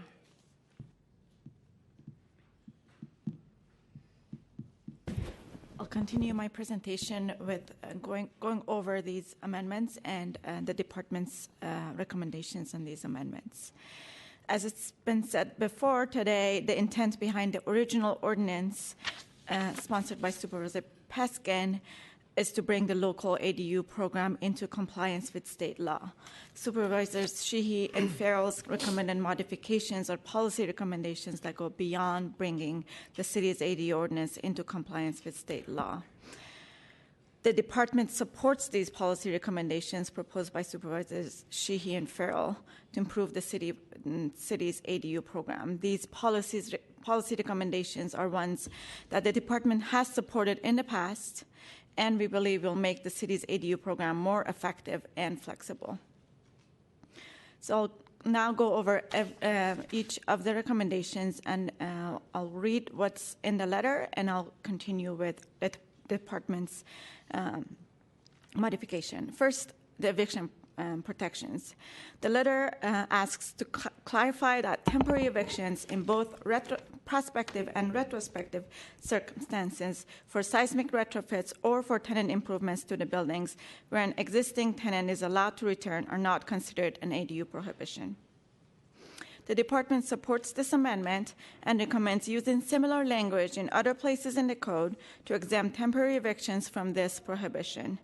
This exemption would provide a relief from property owners who exercise temporary evictions and tenants either returned to the unit subsequent to the renovation or were offered to return. Number two, this is regarding the amendments about seismic program unit cap. The letter asks to remove the cap on the number of ADUs allowed to be added in connection with a seismic retrofit. The department supports this recommendation as well. Prior to the citywide ADU legislation effective since September 2016, there was no cap on the number of ADUs that could be put in buildings undergoing seismic retrofitting, regardless of mandatory or voluntary seismic retrofitting. While the citywide ADU ordinance intended to keep the ADU program for buildings undergoing seismic retrofitting intact, it imposed a general cap of 1 ADU in buildings with 4 or less units. This general cap also applied to ADUs in buildings undergoing voluntary seismic retrofitting. Removing this cap would allow for efficient use of space in cases where more than 1 ADU can help offset the costs of voluntary seismic retrofitting. Incentivizing voluntary seismic retrofitting of residential buildings would, in the long term, improve the safety of San Francisco residents. Amendment number 3, preservation of commercial space. The letter says that in NCD districts allow the use of vacant commercial space to construct the ADU so long as the commercial space is not street-facing or does not constitute more than a 25% reduction of the total commercial space on that lot. The department supports this recommendation as well. The citywide ADU program, effective last September, imposed an overall ban on use of commercial space in neighborhood commercial districts in order to protect small businesses and maintain active retail on the ground floor in these districts. In its report published at the time, the department recommended some flexibility in this prohibition and therefore generally supports the flexibility presented in this letter, with certain specification, which I can elaborate upon request, is included in the letter, in the resolution, the draft resolution before you. Amendment number 4, rooms down. The letter asks to clarify that any residential space added under permit as a rooms down is allowed to be converted to an ADU. This recommendation overlaps a bit with the original ordinance that would bring the local controls in compliance with state law. The ordinance sponsored by Supervisor Peskin would allow use of space from an existing unit for ADUs in single-family homes where no waiver from the planning code is required. The recommendation in Supervisors Sheehy and Farrell's letter would extend this provision to multifamily homes and single-family homes where waivers from the planning code are needed. The department supports the intention as it would align ground floor habitable controls with the more recent ADU controls. However, the department has not been tracking permits as rooms down permits. Instead, the department recommends using a size limitation. No more than 25% of an existing unit can be used to convert to an ADU if such habitable space is on the ground floor or basement floor. In addition, the department recommends allowing further flexibility with a ZA, a zoning administrator waiver, if the proposed space exceeds 25% of the existing unit. Detailed findings for the ZA is also recommended in your attached draft resolution, and I can elaborate upon request. Amendment number 5, timeline for review. The letter requests considering a legislative timeline for the review of any complete ADU application. Supervisor Peskin's ordinance already would legislate a 120-day review period for ADUs under the state program in compliance with state law, where no waivers from the planning code are needed. Over the past years, the department has undertaken many efforts to expedite and streamline ADU review process. The department does not recommend legislating a review timeline for other ADU applications, as they usually involve ZA waivers from the planning code as well as rental agreements, so they're more complicated. And last recommendation, number 6, which is related to neighbor notification. The letter reads, ensure that neighborhood notification for ADUs is consistent with other Section 311 notification requirements and is otherwise not overly burdensome. Currently, ADUs can only expand the built envelope in very limited cases. Expansions into these spaces usually are exempt from neighborhood notifications if it's not under an ADU permit. However, the citywide ADU ordinance that was passed in September of 2016 required notification when ADUs are expanding into these spaces. The department supports this recommendation in this letter to make the notifications for ADUs consistent with other types of expansions in the code. That concludes my presentation. I'm here for any questions. Thank you very much. We will open it up to public comment. I've got 2 speaker cards, Lawrence Paul and Tom Radulovich, but if there are others who would like to speak, you are welcome to, and please line up on the screen side of the room. Mr. Radulovich. Thank you, Commissioners. I'd say my ears were burning, but I was right here.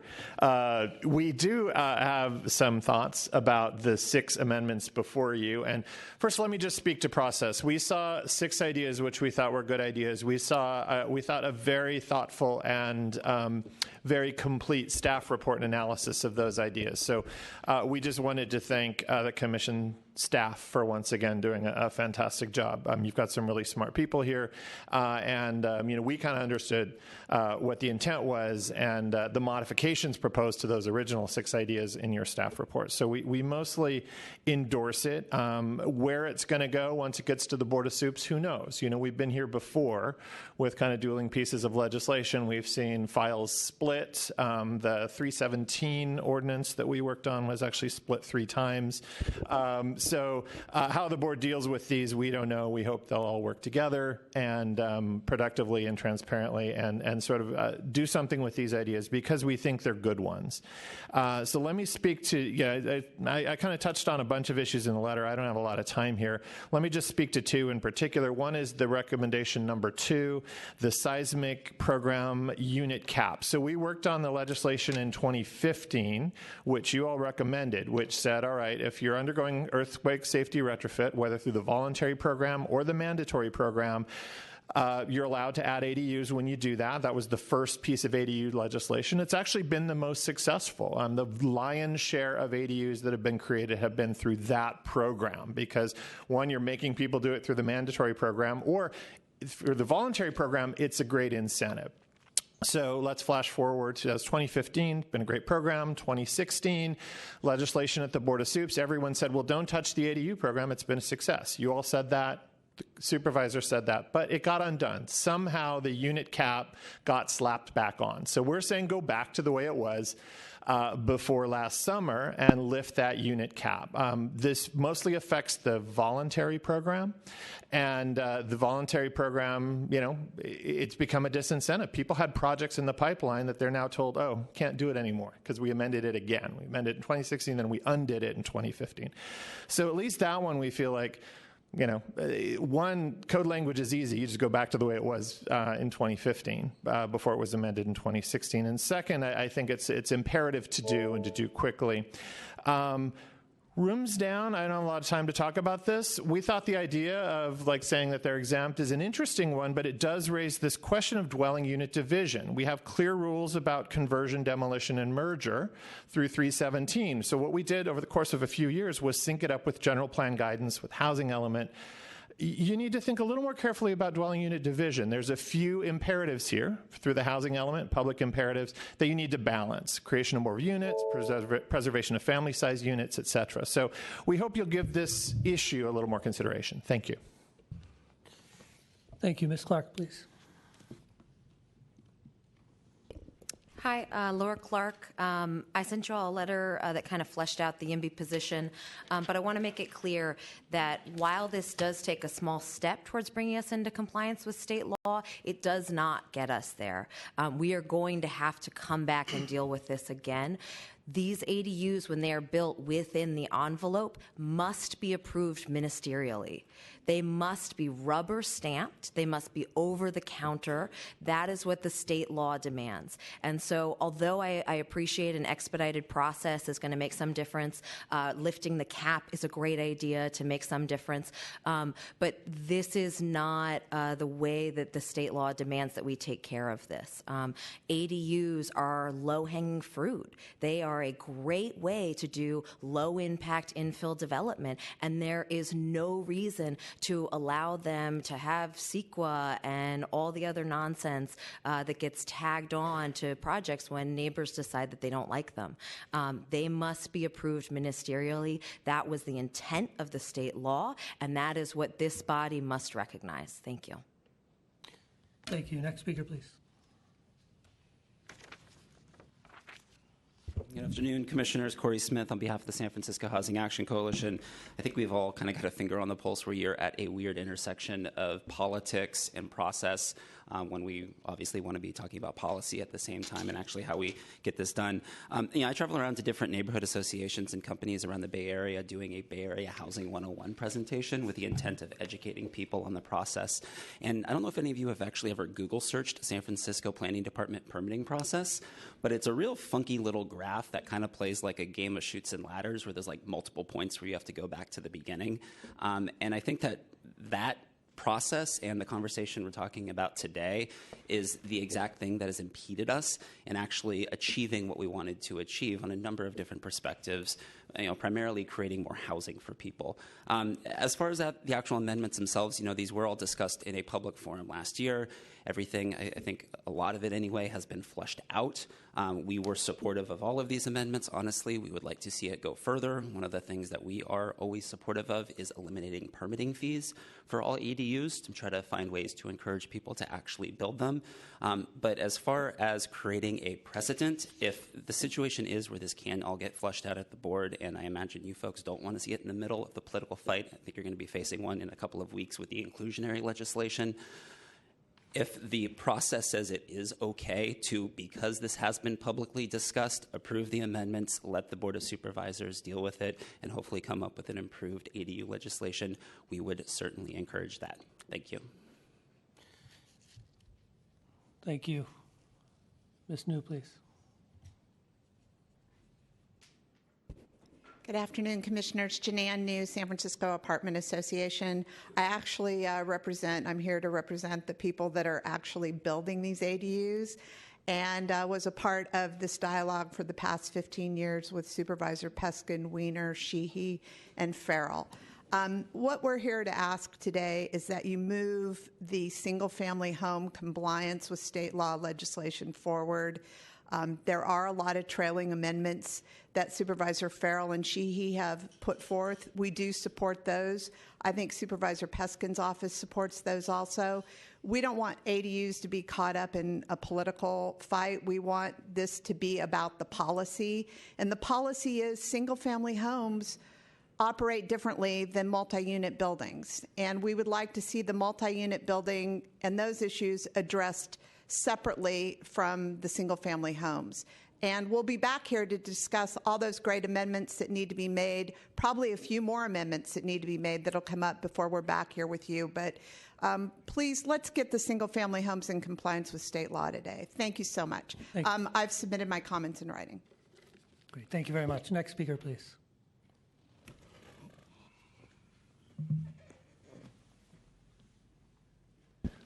Good afternoon. I'm Lawrence Paul, and President Hillis, and Deputy City Attorney Jensen, and honorable commissioners. My wife and I own a duplex at Willard North and Golden Gate, a couple of blocks away from USF. And when I became aware that we could legally build a unit down in our empty garages, I was quite excited, and I went down to the Planning Commission down at 1660 Mission, and I started asking about this. And I was told by Historic Preservation that we could build an ADU on either side of our foyer, that we had, these separate garages. And I naturally thought about that and went back the next couple of weeks and asked, what about building an ADU on both sides? We've heard horror stories about USF students being homeless. So we thought, well, this makes sense. And then I was told, no, it's got to be one or the other, even though everyone was on board with it being one or the other. So then I started contacting the city supervisors and realized that there was a brief period of time when that would have been okay in San Francisco, but then it was changed. I don't know what occurred to make that change, but I'm a little bit embarrassed to be in a city where there's such a housing shortage where this is an issue. We have a beautiful envelope on either side to create 2 new units. It would be prohibitive in our budget to build one and then wait years later and build another one. It would be much easier to build them both at the same time, just on a budgetary standpoint. So I urge you to consider everything that needs to be considered to approve Supervisor Peskin and Supervisor Sheehy and Farrell's proposals, and to move along so that we can all have more housing in San Francisco. Thank you. Thank you very much. Any additional public comment on this item? Seeing none, public comment is closed. We'll open it up to commissioner comments or questions. Commissioner Fong. This is a question for, I suppose, Jonas and maybe the city attorney. But as far as options, do we have the ability to continue to support ADU legislation as we did before, accept Supervisor Farrell's amendments today, and then Supervisor Peskin's, again, if he's got trailing legislation or changes to that, accept them at a later date? And if there's one after that, and one after that, and one after that, is that an option? I don't see why you couldn't adopt a resolution recommending the legislation as it was amended previously and include the amendments that are proposed today. And any following amendments, correct? Yes, I would agree if I understand the question. I'm not sure what's in the letter that Supervisor Peskin provided today because I haven't seen it. But in terms of what the Commission could do today, the Commission could recommend approval of the legislation, the existing legislation with the proposed changes from the 2 additional supervisors, and then continue action on whatever is in Supervisor Peskin's letter today. Okay, thank you. I mean, Supervisor Peskin, do you want to talk at all about the items that are in your letter?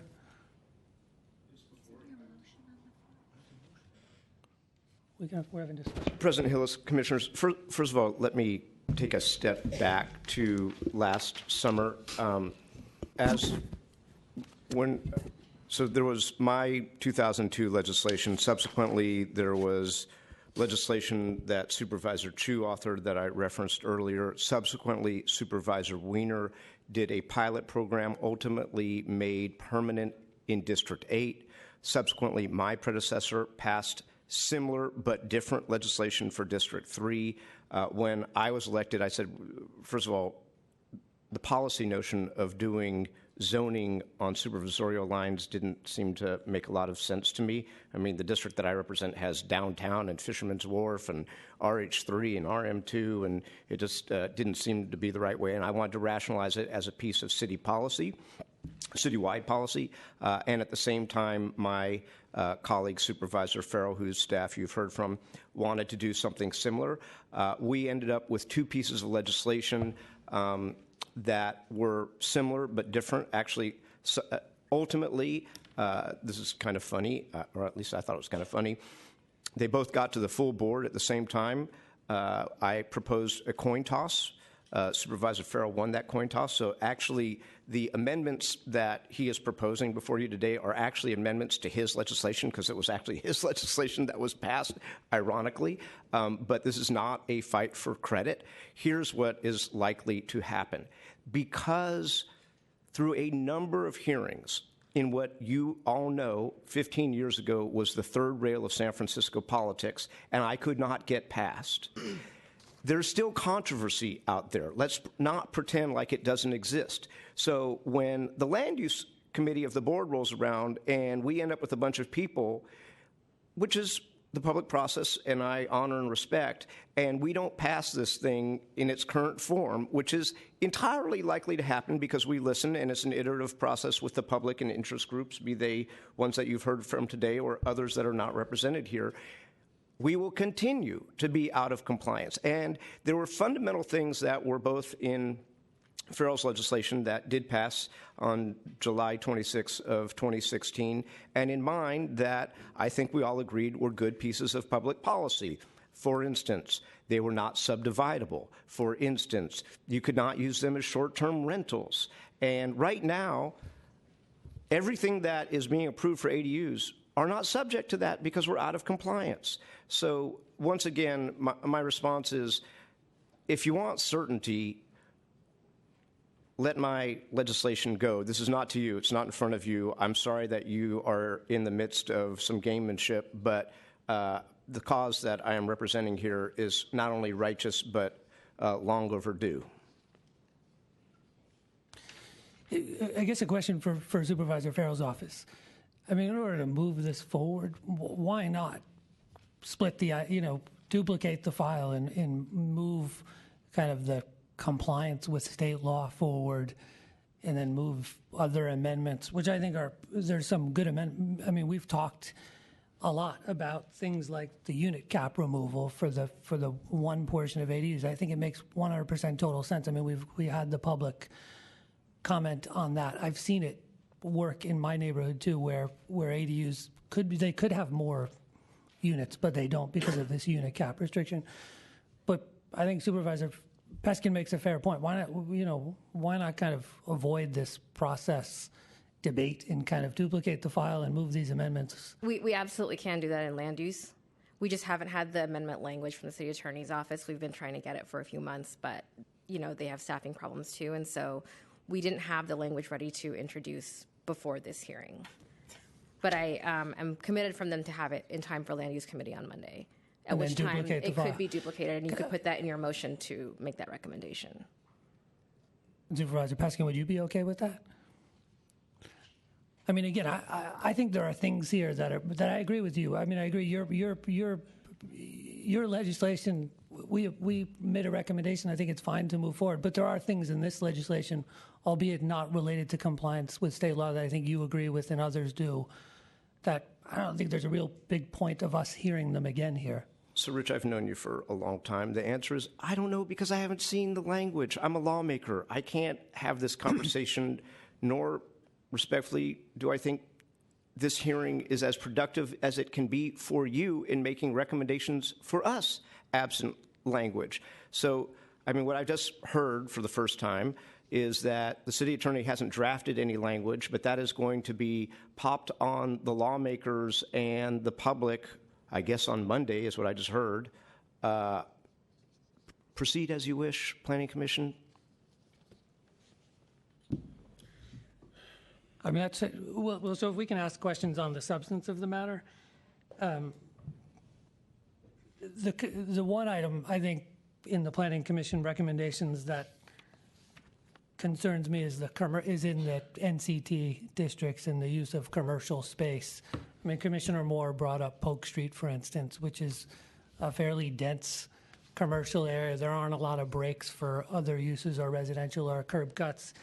And in staff's recommendation, there's a, we're having discussion on it. So there's a,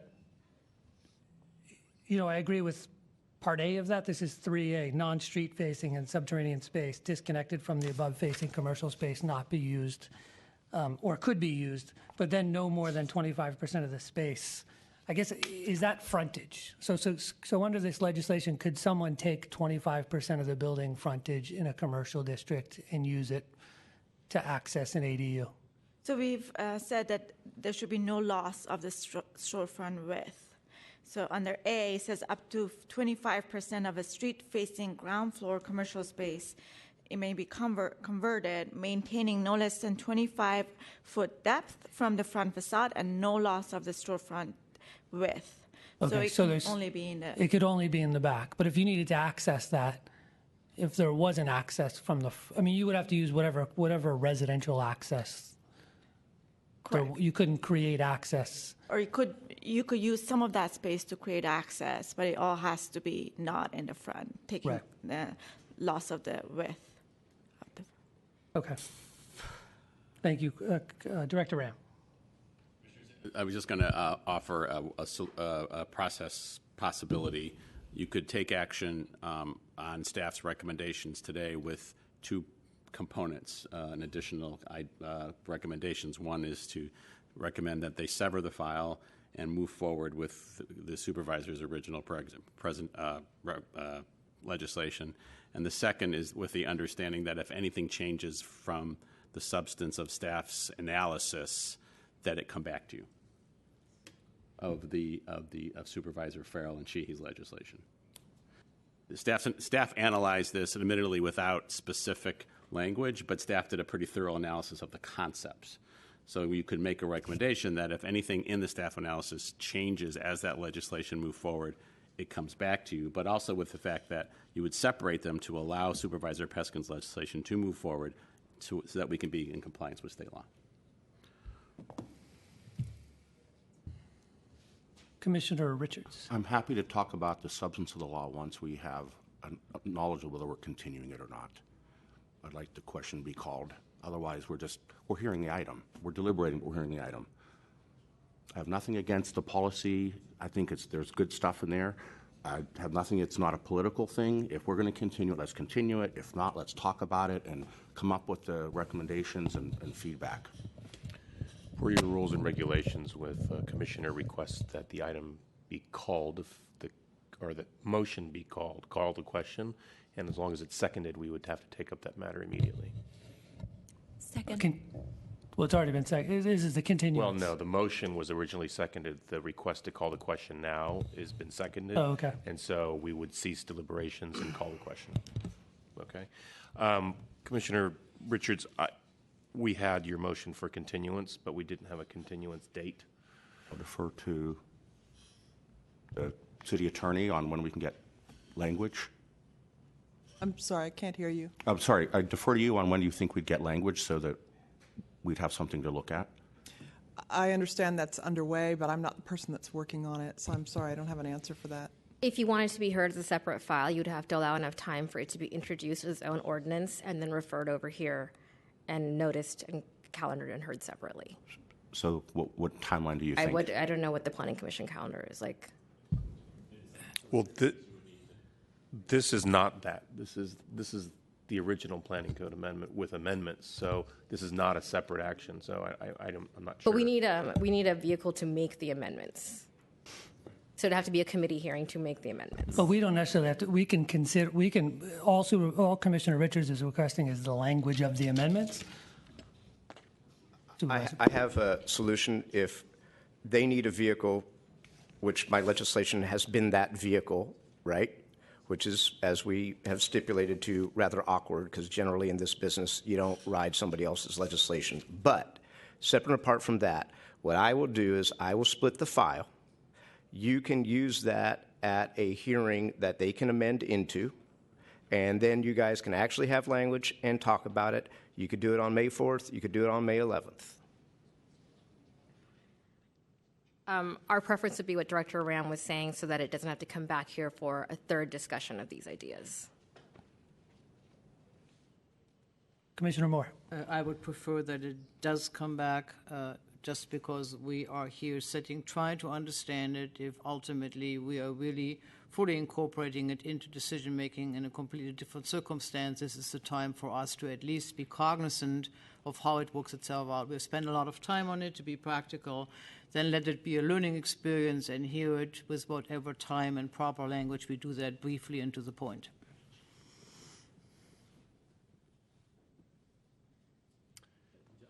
Remind us all that if you take action on a prospective ordinance, you have a 20-day notification requirement per the planning code. Supervisor Peskin. So what I've suggested would obviate that need. What I'm saying is, so I have a file. This is Board of Supervisors jargon, but I would duplicate that file, the file that you already deliberated on February 23rd with the concurrence of my colleagues. We'd move to the full board. There would be the same file, which would be a duplicate file that these amendments, when they're ready, whenever that is, could be amended into. If it's on Monday, they could be amended into it on Monday. It could go back to you with actual language to consider. I heard earlier from Mr. Ionin that you have room on your May 4th calendar. You would not need to do the 20-day notice, but I would defer that to council if you were to continue this item to May 4th. I don't think you need additional notice, but that is up to Ms. Jensen to opine on. Ms. Jensen, do you want to opine on the 20-day notice? I'm not sure that I have an opinion on that question at this point. I think actually Mr. Ionin is probably better situated than I am to answer that question. I'm a little not sure I'm following the process that's being proposed. Well, it would, these items are in front of us. I think the idea of duplicating the file is the right one here. Yes. We could certainly hear these. I mean, we could talk about them and make recommendations, and they can take action on the duplicated file. Or we could do as which is, I think, the suggestion of Director Ram or Supervisor Peskin, these items come back to us. I mean, it's been unfortunate that the only thing we've talked about really is the process here and not necessarily the items before us.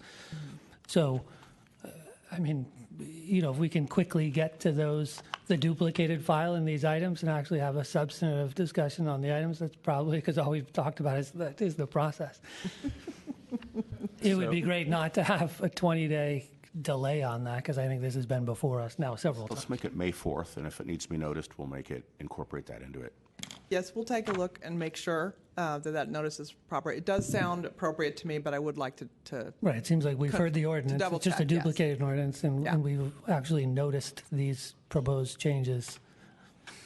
Unfortunately, the best person to speak on this would be the zoning administrator, who actually determines whether or not there's proper notice that has been performed.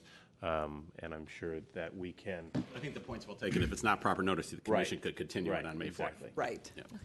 So, having there been a request to call the question and a continuance date on that motion, then to continue this matter to May 4th, Commissioner Fong. Can I go last? I'm confused. No. Unfortunately, that's my I'm confused. I'm sorry. I got a question. what- What are we continuing? We're continuing. We're continuing the matter, this matter entirely to May 4th.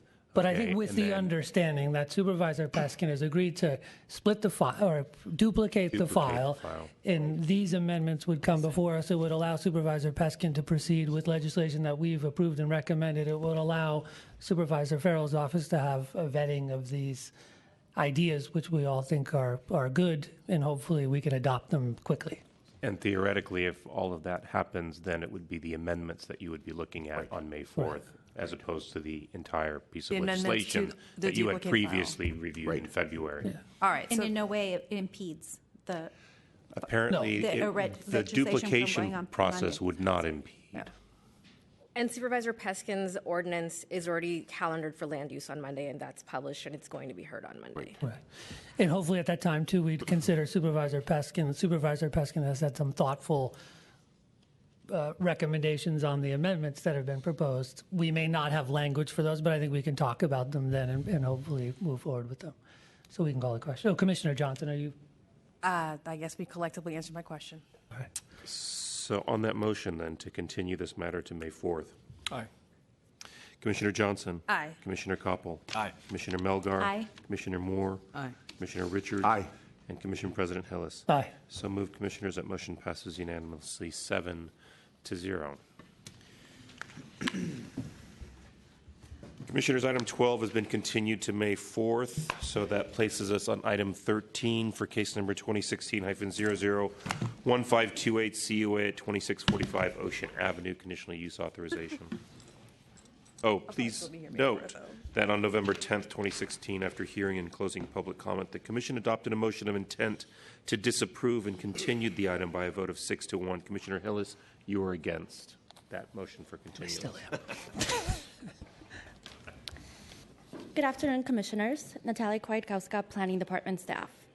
The item before you is a request for a conditional use authorization to allow a use size greater than 2,999 square feet at 2645 Ocean Avenue, near the intersection of Ocean and 19th Avenues. The property is located within the Neighborhood Commercial Cluster District and a 26X Height and Bulk District. The Planning Commission heard the case at its November 10th, 2016 hearing. At that time, the Commission made a motion of intent to disapprove the project and continue the item. The primary concerns included the displacement of the existing doctors remaining in the building and the lack of a proposed tenant. Since then, the project sponsor has worked with the existing doctors and the community on a revised project presented to you today.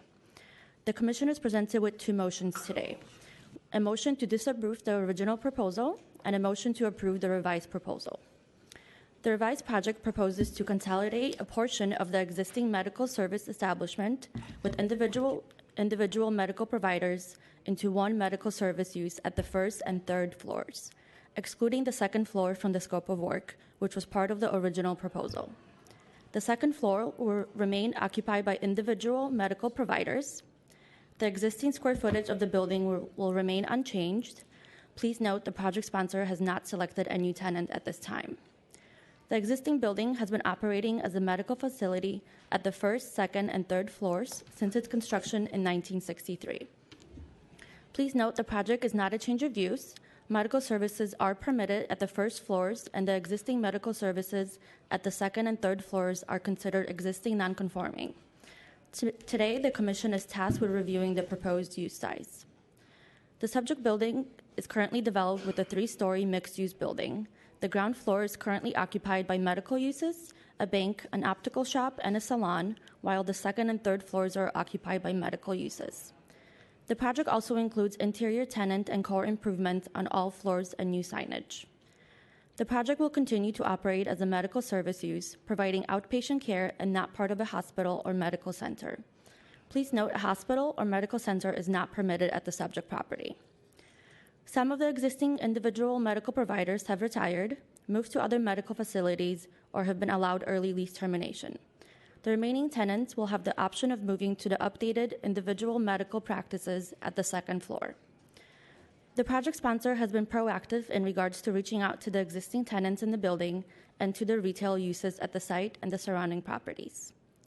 To date, the department has received 4 communications in opposition to the original proposal from community members and existing medical providers. Their primary concerns related to the displacement of the existing individual providers. The department has received 4 letters of support to the revised project. Today, staff was made aware of concerns from one of the existing tenants in the building related to future displacement of the existing tenants at the second floor. Please note any future consolidation or expansion of use greater than 2,999 square feet will require a conditional use authorization. Since then, the project sponsor has addressed these concerns with the tenant. The Commission made a motion of intent to disapprove the original proposal at its November 10th hearing. In order to disapprove the project, the Commission must adopt the attached draft disapproval motion.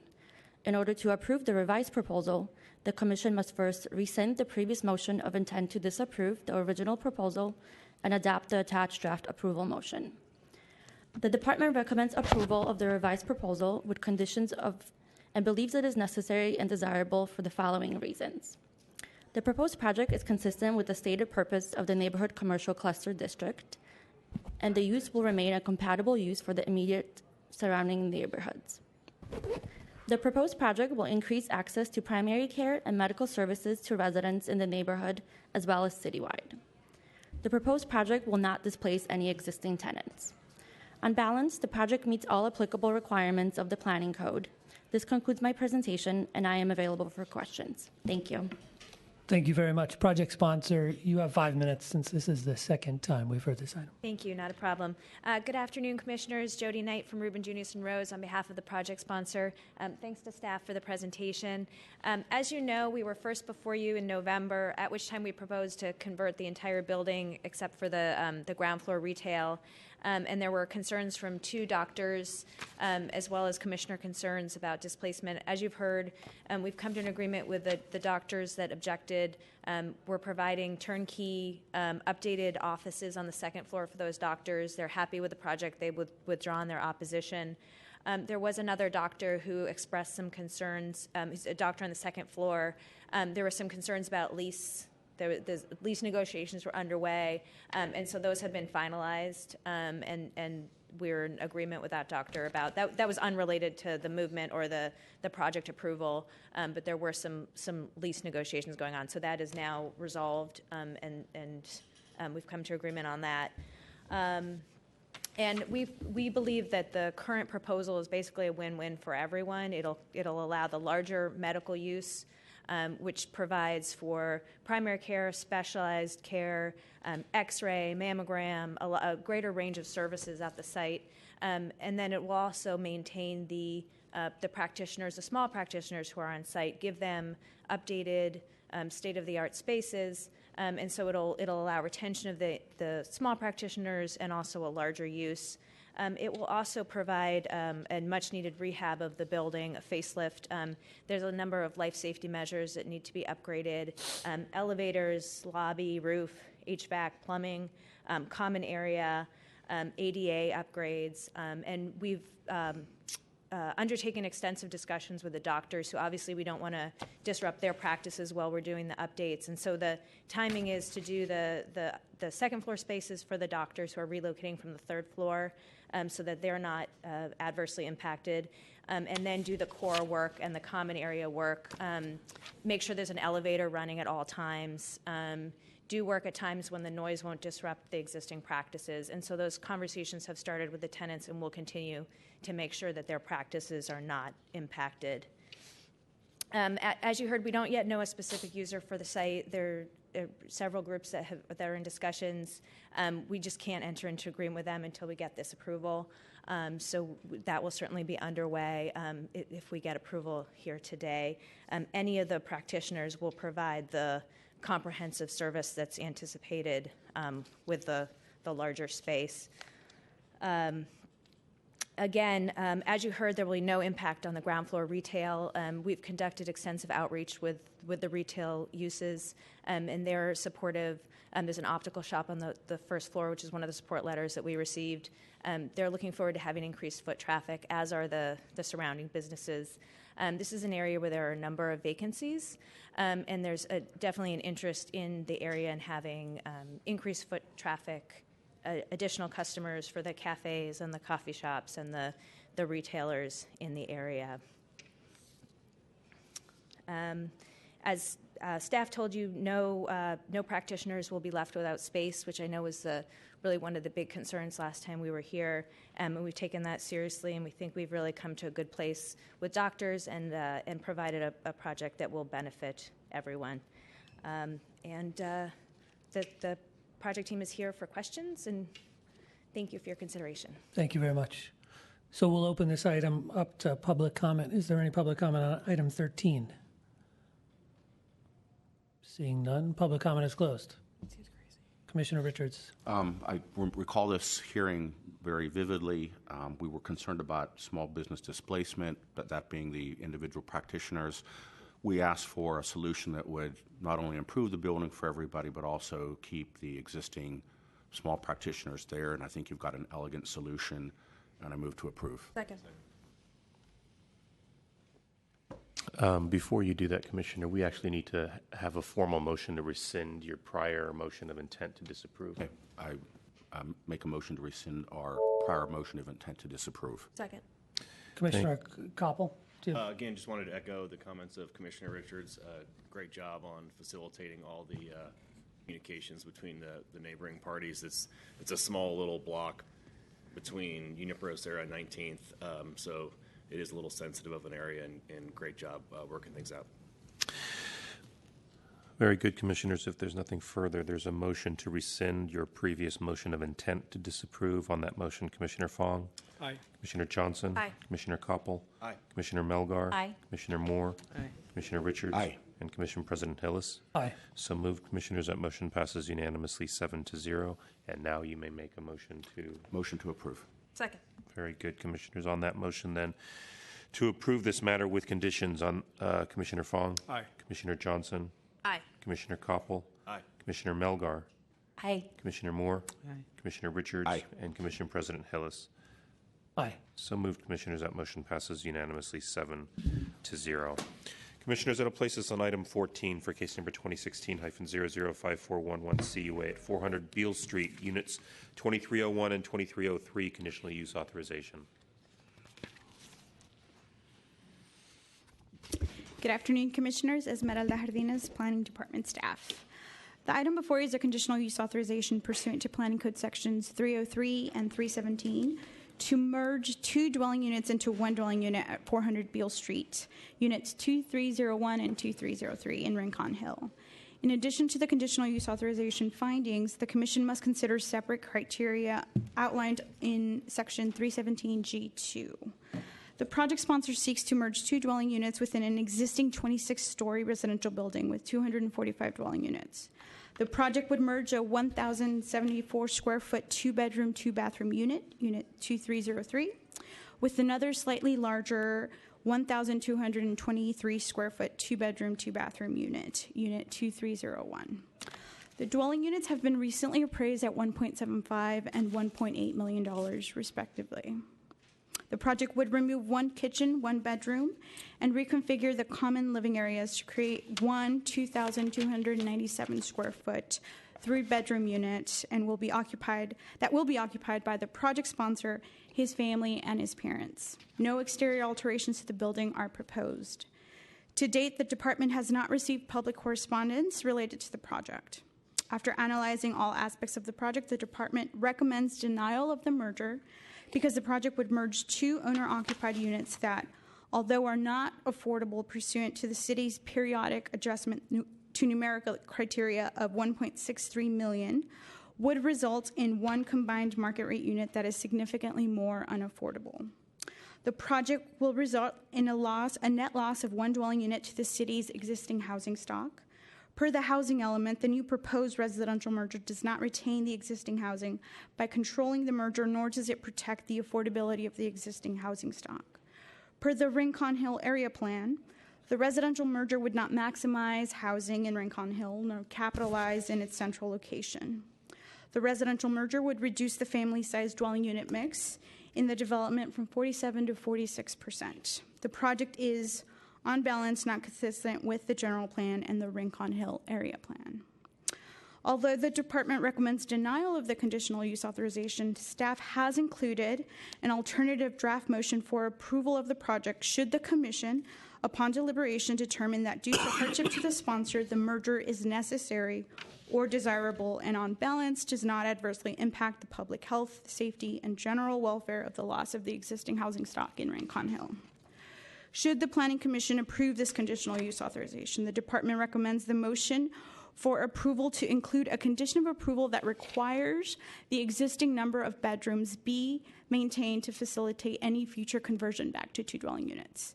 This concludes staff's presentation, and I am happy to answer any questions. Thank you very much. Project sponsor.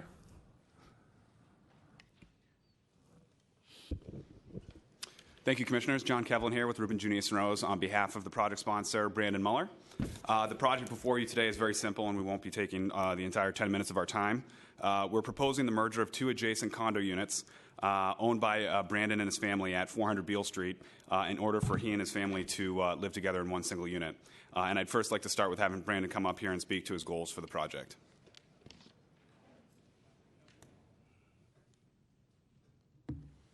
Good afternoon. My name is Brandon Muller, the sponsor. My husband, Greg, and I have lived in a two-bedroom condo at 400 Beale Street, Unit 2301, since 2007. We also live part-time in Southern California. As circumstances have pulled us back to the city on a more regular basis, we've begun to see our family growing here into the future.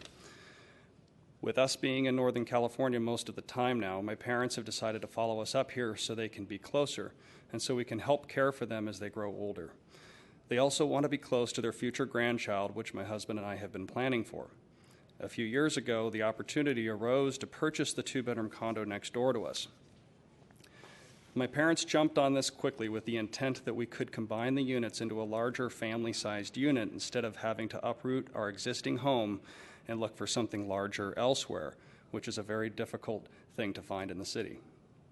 We're here today to request approval to combine our two living quarters so we can create a more functional family-sized unit or family-sized living space with 3 bedrooms and 4 bathrooms to accommodate both adult couples plus a child. The current layout is not functional to accommodate the needs of our family. One last point I'd like to make. I know that you're sensitive to dwelling unit mergers, and I just want to say that I was encouraged shortly after we put in our application by your decision on 1750 Taylor, which I think is more in keeping with mergers that you can consider for approval here based on the needs of growing families. And I think in particular, Commissioner Fong, some of the comments that you made at that time were really applicable to our particular case here. So we would sincerely appreciate your consideration of our request here today. Thank you. Appreciate it. Thank you, Commissioners. John Kevlin here again on behalf of Brandon. Units 2301 and 2303 are located in a 235-unit condo building at 400 Beale Street, which was constructed in 2002. As we've discussed, there are 2 existing 2-bedroom units adjacent to each other, and the merger would result in a single 3-bedroom unit. That's actually kind of an important point, too. I know staff has drafted an alternative motion in case the Commission does support the merger, but recommends maintaining the 4 bedrooms. It's actually quite important to Brandon and his family, the current layout, which is in your plan set, which essentially kind of creates 2 bedrooms on one end of the new unit and 1 bedroom at the other end, which kind of provides for kind of for Brandon, his partner, and their coming child, and the parents to have a little separation with the living space in the middle. So that's actually kind of an important aspect, and it's a 3-bedroom unit proposal in front of you, just to make clear. So again, Brandon purchased his unit in 2008, and his folks bought their unit in 2016. Both were owner-occupied prior to that. As Brandon discussed, the purpose of the project is to provide for this family housing for him and his family. While it's completely understandable the sensitivity around dwelling unit mergers these days, considering the housing crisis, considering the importance of our existing housing stock, this really is one of those situations where it's inappropriate to consider flexibility in that policy, and that's why we have a CU here today as opposed to it not being permitted. These are not BMR units, so these are market rate units. The building was constructed in 1979, so they're not rent-controlled units. This is a luxury condo building in Rincon constructed 15 years ago, and it's not the older rent-controlled housing stock that still provides somewhat affordable housing to the middle class in San Francisco. So this really is not the type of mergers that we should be particularly concerned about. And in fact, consider flexibility in the policy because of unique circumstances like this one. I'll just tell you, I checked online today what the units are renting for in this building. A 2-bedroom unit on the 12th floor, mind you, we're talking about these units are on the 23rd, but on the 12th floor is offered for rent today at $5,000 a month. So this is the level of affordability of these units that we are merging into one. Even more to that point, in 2016, Brandon got an appraisal of both of the 2 units. One of them appraised at $1.75 million, the other at $1.8 million. So again, this is not really coming close to truly affordable housing in any way. And in fact, the appraisals both exceed the threshold that is set in the code and is updated by the zoning administrator on a regular basis in terms of what we define as quote-unquote affordable housing. Amazingly, that's at $1.6 million. But I think the point here, though, is that as of before a year ago, when the new merger policy or legislation passed, this would not have even been in front of the commission. These are both demonstrably unaffordable units, and we wouldn't be here today. Again, understand why the policy is shifting as we become more and more sensitive, and I think we've got circumstances here that warrant flexibility in that policy. So, again, in closing, the project does not remove any affordable or rent-controlled housing, while at the same time allowing for a family to grow together under one roof. We respectfully request that you approve this merger and allow this new family unit to be created, and we're here for any questions. Thank you. Thank you, Mr. Kevlin. Is there any public comment on this item? Seeing none, public comment is closed. Commissioner Johnson. Thank you very much. I'm generally supportive of this condo merger. However, I don't agree with removing a bedroom. I think we should keep the recommended motion from the staff to have this be 4 bedrooms. And in addition, there was a unit merger that we did a couple of years ago where we also required that both units remain separate condos with their own parcels so that they could be sold in the future, even if there are interior alterations. I know that the plans show that the kitchens are to be merged into one, and so I might look at, I don't know, city attorney or staff or someone to see if we did want to make that requirement, which we've done before, whether the kitchen merger makes anything squirrely, but that would be my recommendation to the commission and something I would support. Commissioner Moore. As we discussed at great lengths ADUs this morning, where we're taking single-family homes to increase the countable number of units, it is not the question anymore who lives in the units, but that units be brought to the market and retained numerically in the market for those who in their various income brackets can afford what they can afford. So I would agree with you that retaining the 2 units as they are, separate yet be used jointly, which is more a lifestyle thing than anything else, is what it is. I found the staff report exceptionally well done. It speaks about the policies of the Rincon Hill neighborhood plan or special area plan, and I would support the staff's recommendation as given to us. And that's a motion. Second. What's the motion? Disapprove. It is that the physical merger is denied. That is the motion that the staff recommended for us to consider. Commissioner Fong. I'm actually supportive and don't want to disapprove it. I'm kind of with Commissioner Johnson, though, if there are some things, I think if time moves on and this family decides to move out, that there's ability to bring it back to the existing condition. I'm curious if it is condo mapped, if we do this merger, if you can have that delineation to go back to 2 separate units. I'm not so spent on forcing a 4th bedroom. That's sort of an internal use. But I am curious if the 2 front doors would remain the same, and that if they flip back to 2 separate units, would you have still 2 entrances remaining and the ability to demise the combined then kitchen? But I understand the need of the growing families, and taking care of parents, I think, is a great responsibility, and taking care of kids is a great responsibility. Commissioner Richards. So, Business Times yesterday, a lot of condos in the market. So many condos are being produced. It's crazy, even though demand is still there.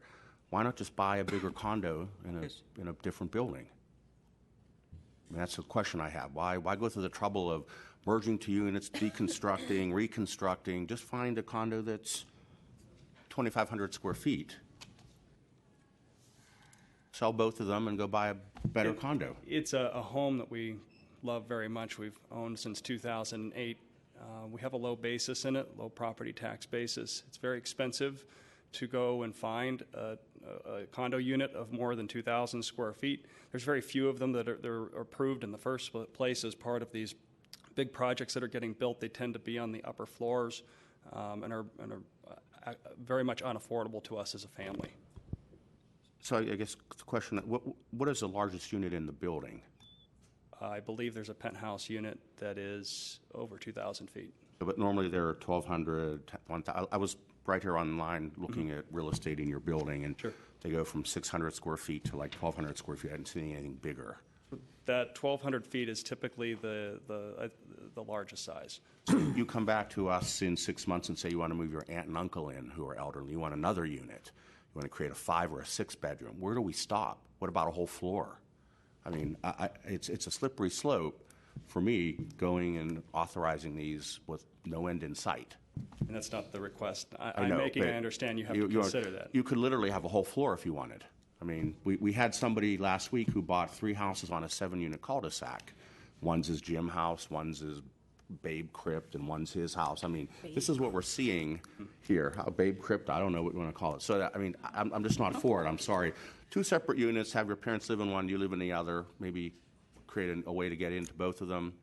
You know, the one we approved on the Taylor Street was because the person suffered from a severe health issue where they couldn't feel their way around the unit, and they'd have to go out the front and around, and there were real significant issues that we believed.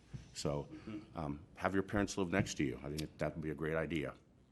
As they continue to grow older, it's a concern that I have personally, that keep having that interior openness and being able to have our family all together without having to go into separate units. It's a very important thing to our family. I understand. Thank you. So, I mean, these are tough for us, I think, generally. When I look at them, I look at one, are we losing a rent control unit, and we're not in this case, which gives me the, I would not approve this if it was a rent control unit. I also look at the ultimate unit size and how big this is. I mean, this gets at Commissioner Richards' point. I don't think I would approve it if it's a 5,000 square foot unit, but this is not, it's not a monster home. If this building were proposed to us with this unit in place right now, I don't think we would start chopping up the unit size. In fact, we're asking project sponsors to do more 3 bedrooms in family size. We just had this discussion a couple weeks ago, and I don't want to see rent control units taken off the market and merged to provide those family size units, but I'm not terribly troubled by what I would consider 2 luxury units being merged into one larger unit, which I don't think is an extremely large unit. I mean, I think it's a decent sized unit. I probably would agree with staff that I'd like to see the 4th bedroom. I don't know if I agree with the other concept of trying to keep, I think it would be difficult to finance and make improvements. I think we're getting down into a path that I wouldn't necessarily be comfortable with on the keeping the 2 units merged. I mean, I think there's a value to having 3 or 4 bedroom units here in potentially adding family size units. I think, our notion, and again, we have legislation before us that request 40% or more of units be 2 or 3 bedrooms. A 1,000 square foot 2-bedroom unit is not accommodating a family. I would generally guarantee that in units. So in this case, I don't necessarily have a strong policy rationale to oppose it. Again, I don't want to set precedent for rent control units or combining units to have luxury units, but I'm okay with this, with staff's recommendation on keeping that 4th bedroom, because I think that's particularly unique too, to have a 4th bedroom. Commissioner Johnson. Thank you very much. I have absolutely no problems with the idea of the merger. And again, the reason why, there's a couple things. The reason why I suggested the condo map idea is because it wasn't a condo, but the last project where we had this discussion was a co-op building, and they wanted to merge the 2 units. And in the end, we decided, okay, but there needs to remain the same number of shares in the co-op and the et cetera, et cetera. So they need to remain 2 different units, even though the internal changes would have made it 1. I clearly remember that conversation. And so I was basically taking the same tact here. But if people aren't accepting that, that's fine. I would still suggest that we maintain that 4th bedroom. And then the only other thing I would say is, all due respect to Commissioner Moore, I think that she found, I think we were not actually agreeing with our ideas. I am highly supportive of ADUs and creating more housing, because we just need more velocity and flexibility in our housing market, so that when we see mergers or other sorts of projects like this, it's not the end of the world. Commissioner Moore. Mr. Kavanaugh, please. As we are not talking about a co-op, but we're talking about a condominium, merging of units will require a rewriting of the subdivision. You are aware of that, right? I'm actually kind of curious about that option of merging them, but leaving the 2 on the condo map them as separate units. We don't have any fundamental problem with that if that's the way the commission wants to go. I'm not an expert in the actual condo process, but I think before the commission actually goes ahead and approves the merging, we should be very clear what we're approving. The merging of a unit in a condominium, not in a co-op, requires a re-application to change the form of subdivision. The land underneath the condo is subdivided for the number of units that are currently the thing. The area that encompasses the unit itself is called the common area. As you are making changes to the common area, you have to have 100% approval from each of the owners who live in the building to support this form of subdivision, which means reducing the number of units. I happen to live in a condominium, and I happen also to sit on the board of one of them. So it's not as easy as us saying that it can, but the underlying structure of what is required for these 2 units to become 1 is far more complicated than us just sitting here doing so. And the fact is, it's just like merging lots in a city. It's the same thing. It's just a vertical form of ownership requires not only the association, so to speak, as a governing body for the condominium to approve, and each of those 200 whatever owners has to say yes before this can proceed. It's actually an interesting issue you brought up, because my thought, I totally understand where you're coming from with the HOA, and actually my thought is that we might actually have trouble with, on the condo map, merging those 2 units. Right. That's correct. That won't stop us from pulling a building permit that breaks down the wall between the 2 units. No, that is not correct. You cannot actually, even in your architectural application, you cannot interfere with the common area portions of any unit, because step 1 is the application for merger, step 2 is for the entire group of owners to buy into it, and then comes the architectural application. We're not impacting the common area of the project at all. Well, there are structural walls between the and your utilities are also common area. The vertical utility shafts of your unit are common area. We're not adjusting any of the common areas of the building. The wall that separates the two units is not a load-bearing wall. The building is supported by structural columns. We're taking out the walls between some of those columns. We have the support of the association. We're not asking to remove either one of the condominium APNs or units. But as you're merging them as one unit and recording them as one unit, that is where basically the Subdivision Act comes in, and you need to have full approval. You may be able to do moving of walls between units, and your association supports you on it, but us to sit here to say that you can merge the two properties is a common area and common approval in which you have to have total support from all of your homeowners. I can't imagine it's the first time in the city that anyone has combined two condominiums. I can't speak to what's happened in the past, but my understanding is that that's not the case, that I don't need to have approval of every condominium unit owner in the building. I don't know. Mr. Kevlin perhaps can help you on it. This is not, it doesn't really matter. You're in the hands of your lawyer here, but I'm just telling the commission that that is the way it works. Whatever we say here will ultimately tempered by something else. And for those reasons that there are much more complicated issues about reducing dwelling units, that's why we are encouraged not to support it. Makes it not quite possible for me to support this merger. Commissioner Richards. The Section 317 demonstrably unaffordable line to me is absolutely the most absurd thing I've ever heard in my life. It comes to me from thin air. I call it the Pacific Heights exemption.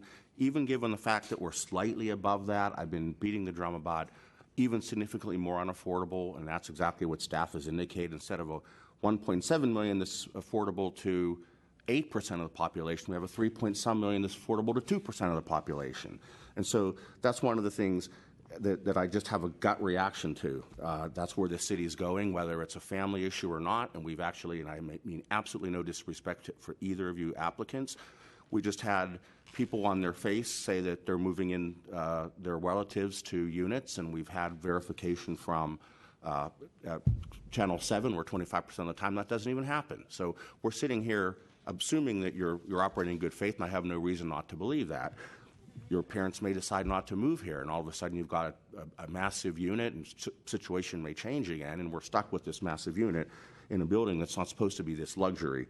I mean, the low basis argument, I can understand the financial hit. Half of your units at market rate because it changed hands last year at whatever, I have the amount up here, I just pulled it on Realtor, and your unit's from 2007. So, I mean, I get the basis argument, but the typical path is I buy a starter home, my family expands, I may add a room on or two, and then I have a third or fourth kid, then I get a bigger home.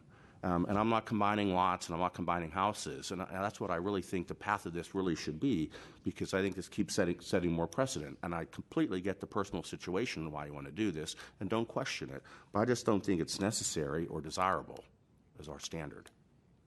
Thanks. Commissioner Fong. Okay, maybe we feel a little different. I mean, I think this is 2 units combined. It's not ginormous.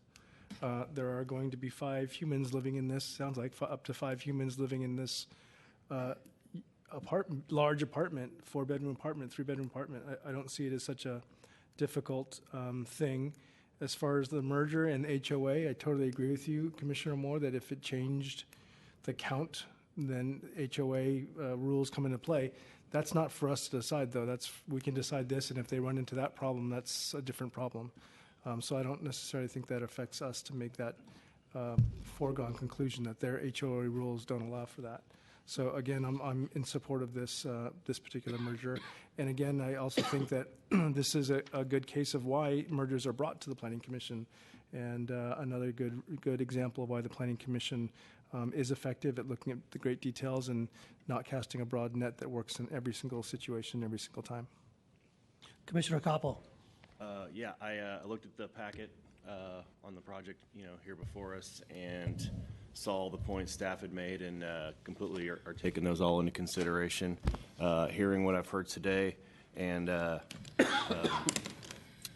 including Commissioner Johnson's comments. Initially, I was afraid of, hey, what if these two units are merged, and let's say a kitchen disappears, and then for some reason you move out, and later on this place isn't able to even be purchased by anybody else.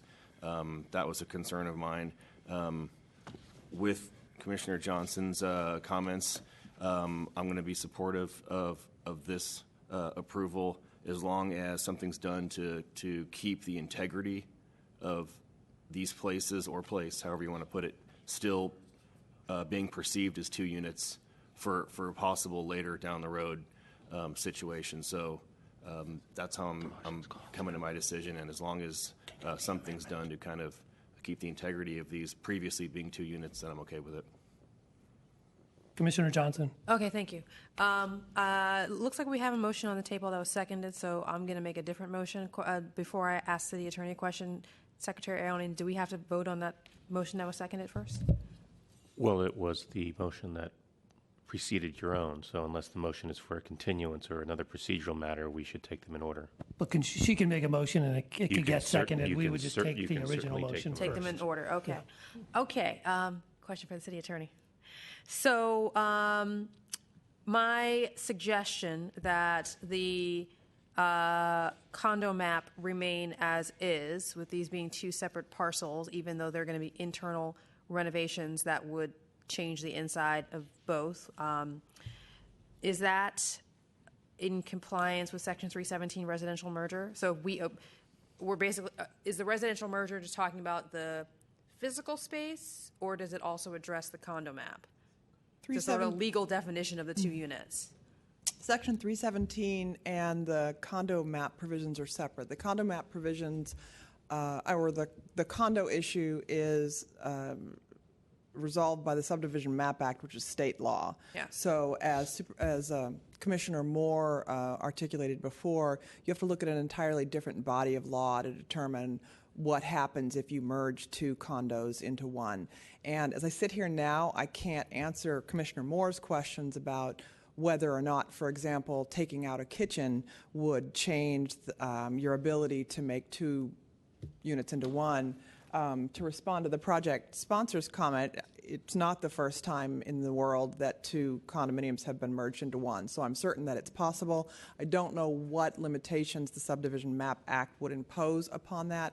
So I don't know whether your proposal would work. For example, if you could remove the kitchen and remove a front door and still consider them two units, or sorry, two parcels under the MAP Act. I'm not sure the answer to that question. We do have an expert on the land use team who could answer it.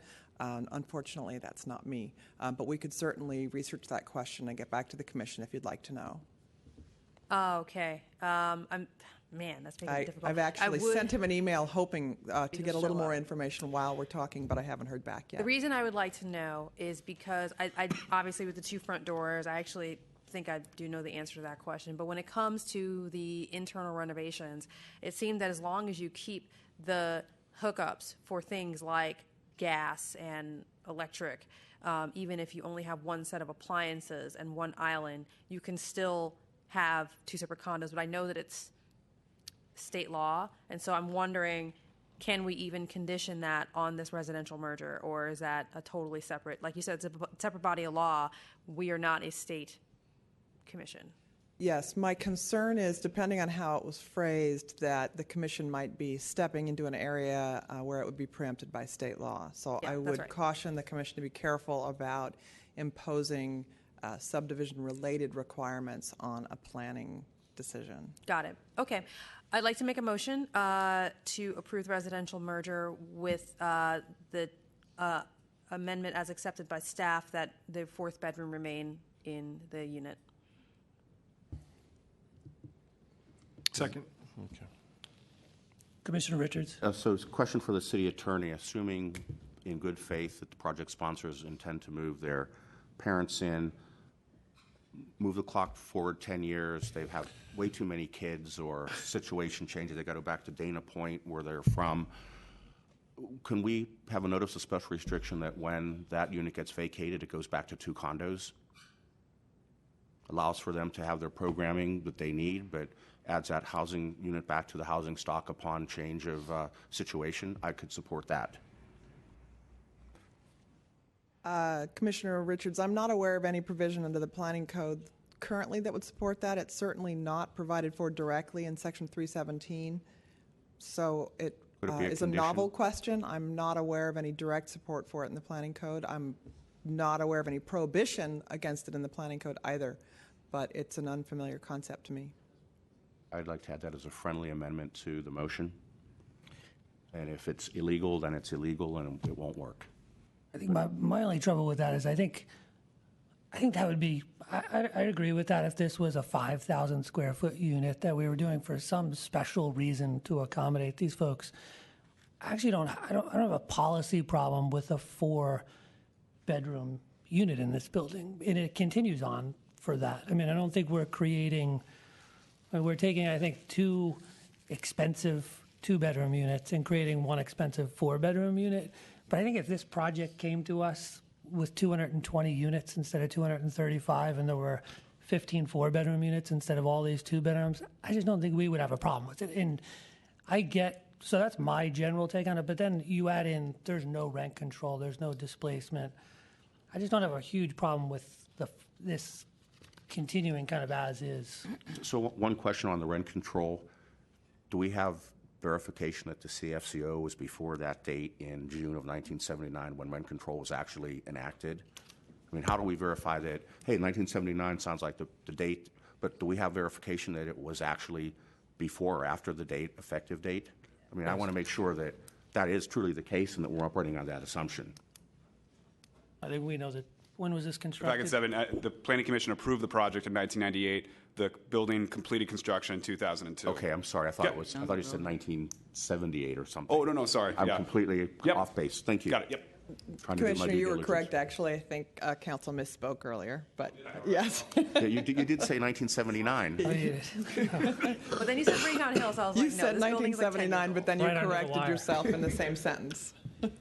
Commissioner Johnson. Thank you. Amendment not accepted, and I get where Commissioner Richards is trying to come from, but I do think that it introduces too many difficulties for not enough policy gain. I even question whether or not it would be possible, if they were to move out, this would be sold and mapped as a single condo. So the process to have to go back and then make it 2 condos, I feel like it would be really challenging, and I'm not sure that there's a lot of gain for it. So.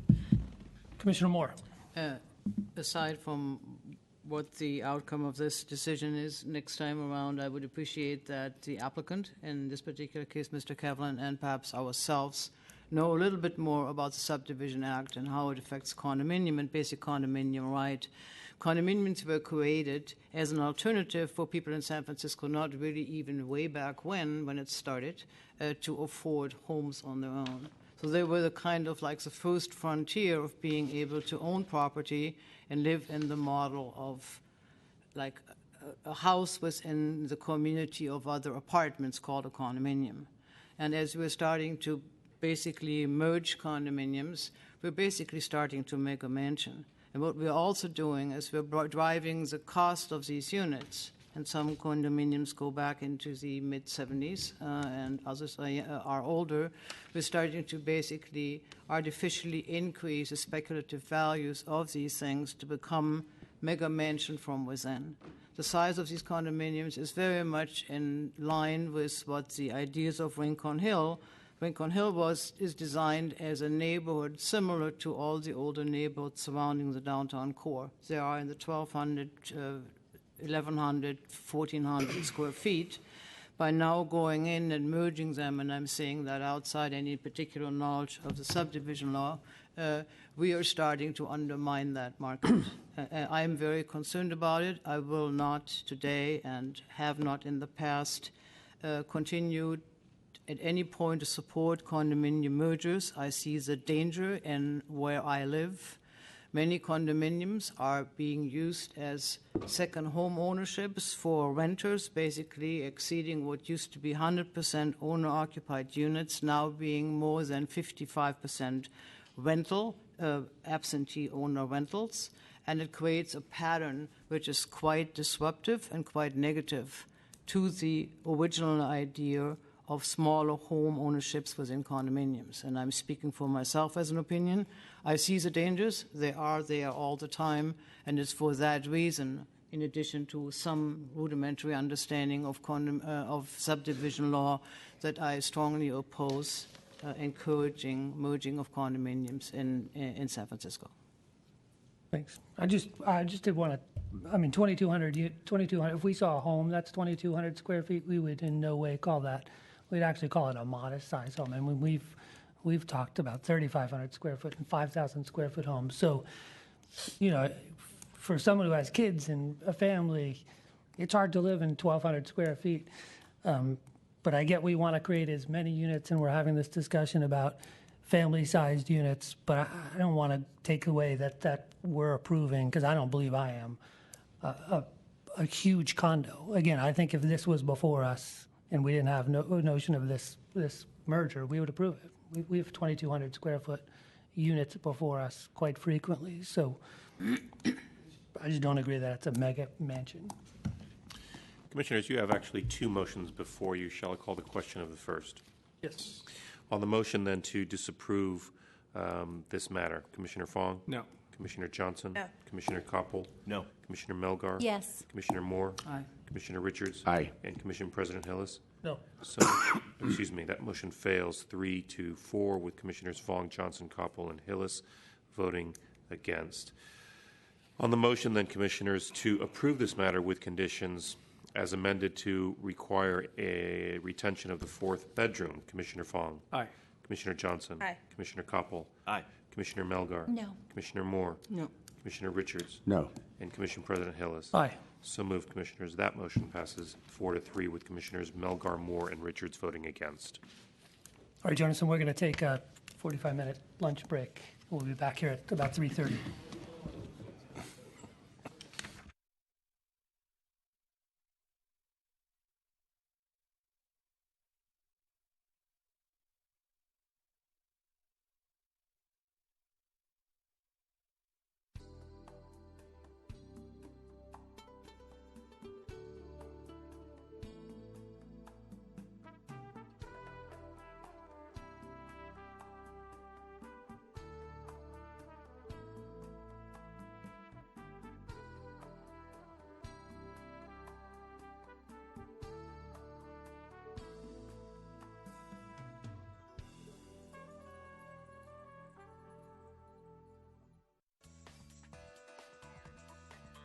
SF Gov TV, San Francisco Government Television.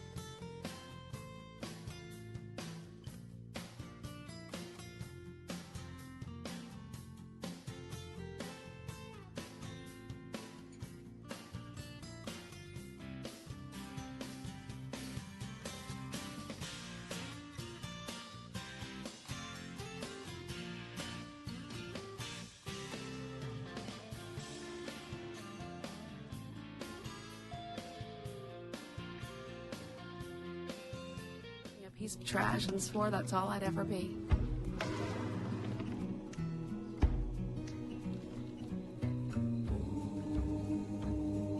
Said a bottle couldn't see the ocean.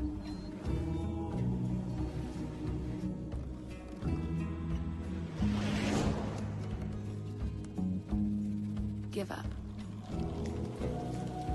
Go back to the dumpster. But I didn't listen. I made my way.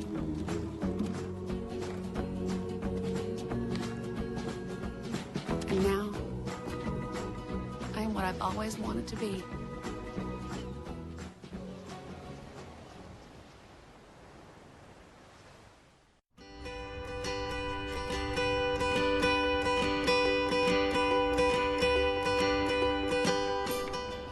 What's your favorite commission to watch? I'm into architecture, so I like to watch the Historic Preservation Commission.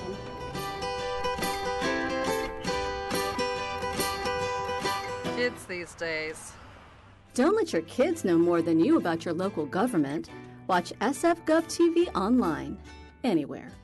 The one thing that kind of encapsulates San Francisco to me is when I go to the Castro Theater. They have that old organ, and it plays before the movie, and the last song is always, San Francisco, open your golden gates, and the whole place is clapping and singing. It's like we're cheering our city on.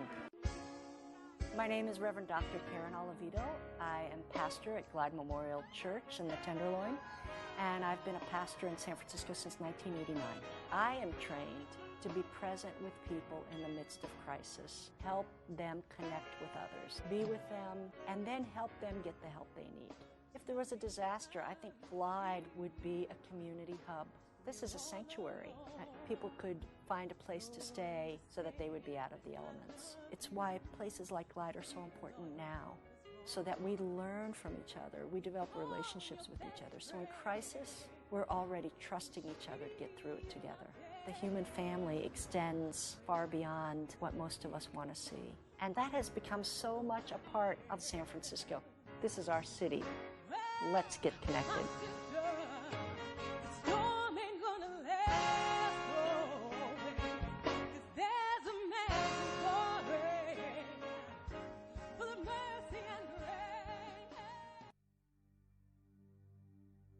I know many of you might have seen or heard in the papers or on the media the whole issue about urination. We're testing a chemical that's applied to surfaces of concrete in areas where people have complained about urination. The pilot has taken off like a rocket. We're getting calls from all over the world, just people asking us all kinds of questions. We are in the pilot stage of using the solution. It's an idea that we got from Hamburg, Germany, where they have a lot of bars, and when these bars close at night, they had a huge problem of people coming out and urinating or down on many of their streets. And so they applied this solution with some graphic. We're doing the same pilot here and in other parts of San Francisco. When someone urinates, your urine actually bounces on the wall and comes back and wets your pants and your shoes. And I don't think anybody wants that. 2 weeks into the pilot, the reviews are great, but it's just amazing just how much this is a problem in many, many other cities, not just San Francisco. I think we are up to the challenge of trying new things to make our city a better place. Our agency will do everything it can to make sure that you have a great experience when you step foot in this town.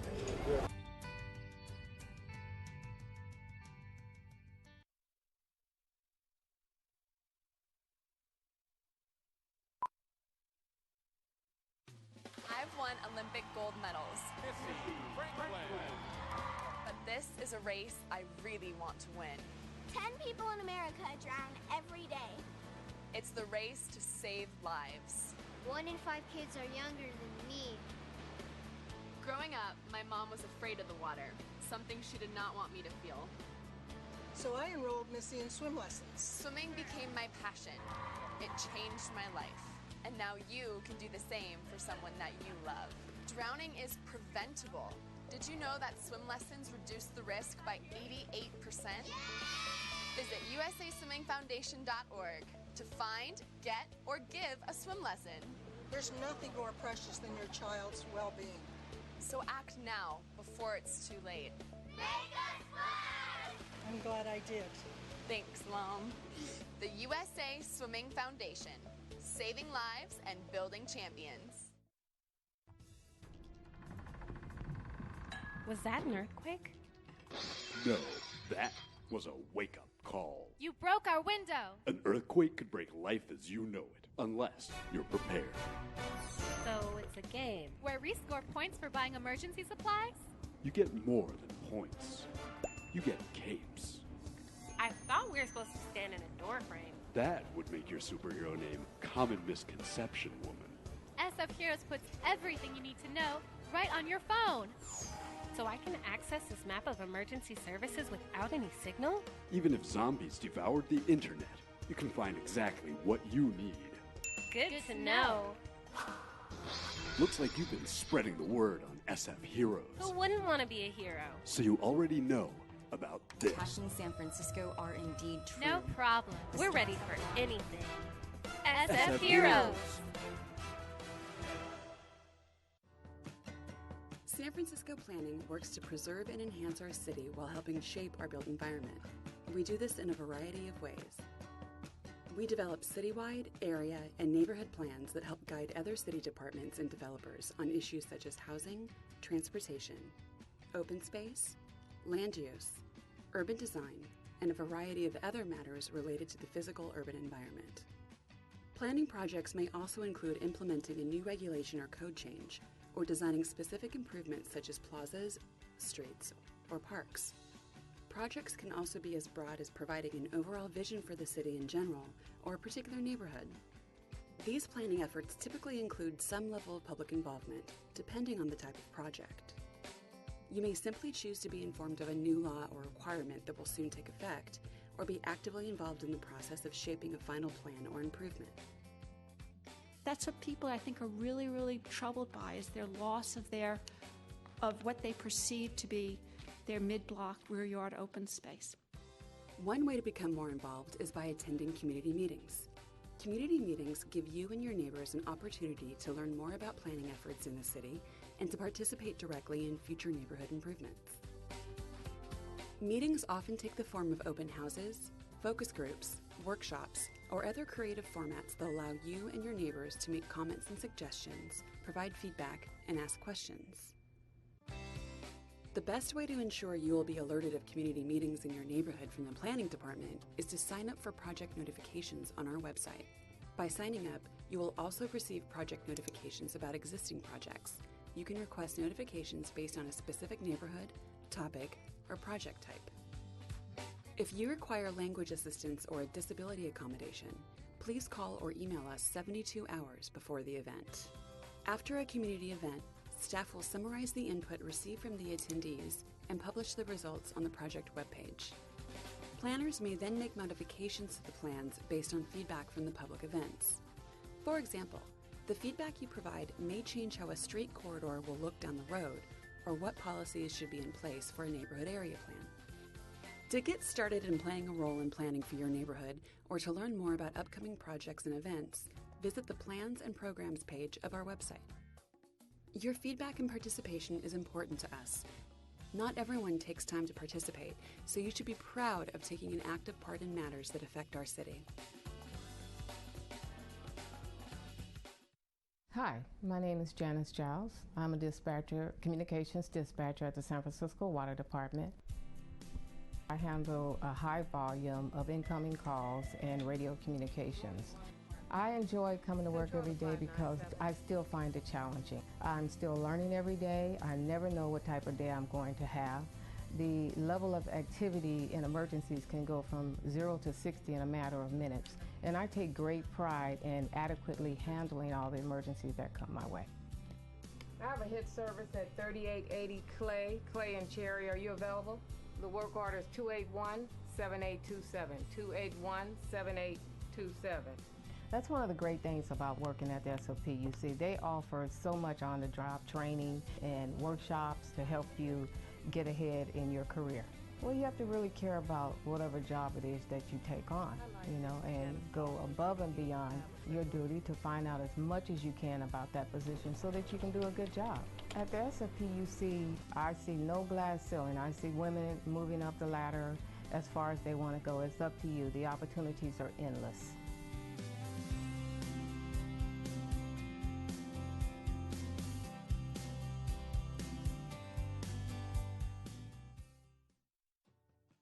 It seems like everyone in San Francisco is talking about housing lately, and with good reason.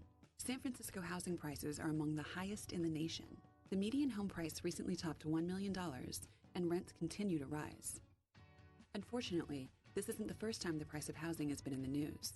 For decades, not just in San Francisco but the Bay Area and throughout California, the cost of a home has made headlines. The median price for a house in the United States is $207,000. In California, it's more than twice that amount. The Bay Area has even higher prices, and San Francisco's median home price is now more than double the state's. So, while more than half of Americans can afford to buy a house at the median price, fewer than a third can in California, and less than a quarter can afford one in the Bay Area. And now, fewer than a sixth of San Franciscans can afford the cost of a median home in the city. So why is housing in San Francisco so expensive? There are several theories, but here are the facts. Well, there's the obvious. There's a high demand to live here. And why not? The city is known worldwide for its cultural diversity, physical beauty, and fun-loving spirit, all of which continue to attract new residents year after year. There's also the incredible opportunity. Our city and region's diverse and dynamic economy continues to expand and grow jobs. As a result, we now estimate that the number of jobs in San Francisco is also at an all-time high of over 600,000. In 1980, San Francisco's population was roughly 675,000. Since then, the city's population has grown steadily and relatively quickly. The most recent estimates show our population approaching 840,000, the highest in the city's history. And it's not just San Francisco that's growing. The Bay Area has 2 million more residents and 1 million more jobs today than it did in 1980. And this growth is expected to continue. By the year 2040, the Bay Area is projected to grow to 9.3 million people and 4.5 million jobs. Unfortunately, our housing supply hasn't been able to keep up with increasing demand. There's no denying San Francisco is amidst a building boom, but what you might not realize is the majority of construction you see now is housing that had been suspended for years due to the 2008 recession. While population has increased by 24% since 1980, housing has only increased by about 19%. If we don't plan for and produce housing along with job and population growth, the cost of housing will only increase. So, how do we plan for population growth and housing needs? The Regional Housing Need Allocation, or RHNA, identifies the total number of housing units by affordability level necessary to support new residents. San Francisco incorporates the RHNA into its housing element, which guides the city's housing-related goals and policies. The RHNA data plays a significant role in developing neighborhood plans specific to responsibly accommodating growth throughout San Francisco. These plans, developed by years of city and community planning efforts, have laid the groundwork for much of the construction you see today. So the city sets goals and makes rules about what can be built. Then what? In broad terms, the private sector builds market-rate housing and nonprofit developers build affordable housing. But it is a bit more complicated. The vast majority of housing in San Francisco, as well as throughout the country, is market-rate housing built by private developers and within guidelines set by the city. Some is below market-rate housing, paid for by a combination of public and private dollars, and priced to be affordable to specific populations. But what do we mean by affordable? Housing is generally considered affordable if it costs less than a third of the household's monthly income. The area median income in San Francisco for a two-person household is about $70,000. That household would have to pay no more than $1,750 in rent or mortgage per month in order for their housing to be considered affordable. San Francisco has long applied federal, state, and city funding toward affordable housing developments, often built by nonprofits and intended for lower-income individuals and families. San Francisco is also one of the few cities in California with a mandatory inclusionary housing program. This program requires that market-rate projects with 10 or more units either make 12% of the units in the building affordable to certain below-market income levels or contribute money to the city's Affordable Housing Fund, which supports the public construction of below market rate units. Almost 21,000 below market rate units in the housing supply have been supported by city funds. More than 6,000 of those units were built between the year 2000 and 2013.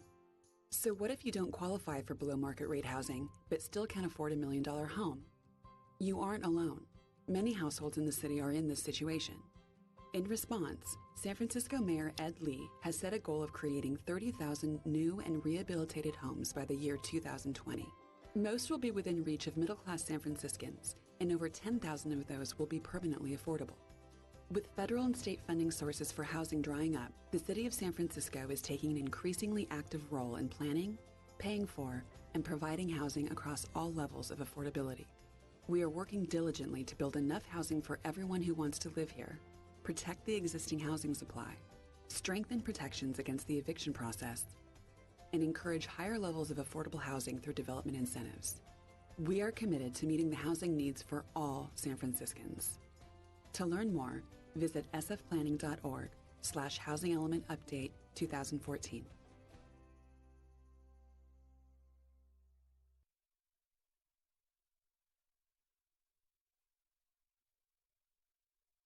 So we are gathered here today because we won a state championship, which is awesome. For the first time, a San Francisco public school ever did it, and I couldn't be more thrilled that I get to say it's my school, our school, Mission High School, San Francisco's very own Mission High School. Thank you for everybody for coming today. This is going to be an amazing day. We're going to hear from lots of very special people in a moment, and we're going to celebrate. But before we begin, I do want to say one thing. You know, the Warriors 2 weekends ago invited the team and myself and the coaches to see an amazing game, and Steve Kerr, probably the finest coach of all time, shouted us out. And I want to let you know, as we're gearing up for, it's basketball season, of course, we're gearing up for the playoff run. On Friday, here in San Francisco, is Warriors Day, and we want everybody to wear Warriors gear to celebrate our own team. So go Warriors on Friday. Everybody wear your gear. They're going to make it all the way to the championship, much like we made it to the championship. And, of course, today is Go Bears Day. So before we get started with some of the speeches and the proclamations, all that beautiful stuff, we have the greatest cheerleading team in the universe right here, led by Mission's very own Gigi Hasley, and of course, a great bear right here. So, without further ado, let's kick it off with the cheerleaders. Take it away.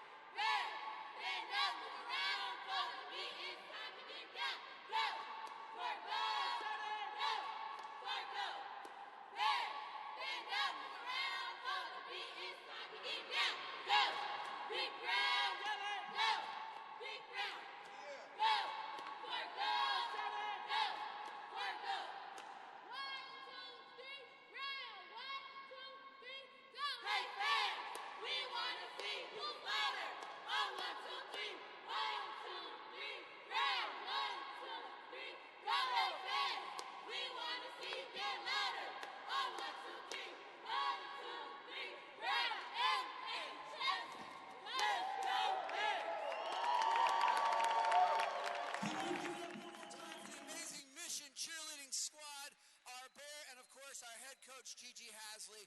One more time, I'm going to say this a lot today, Go Bears, right?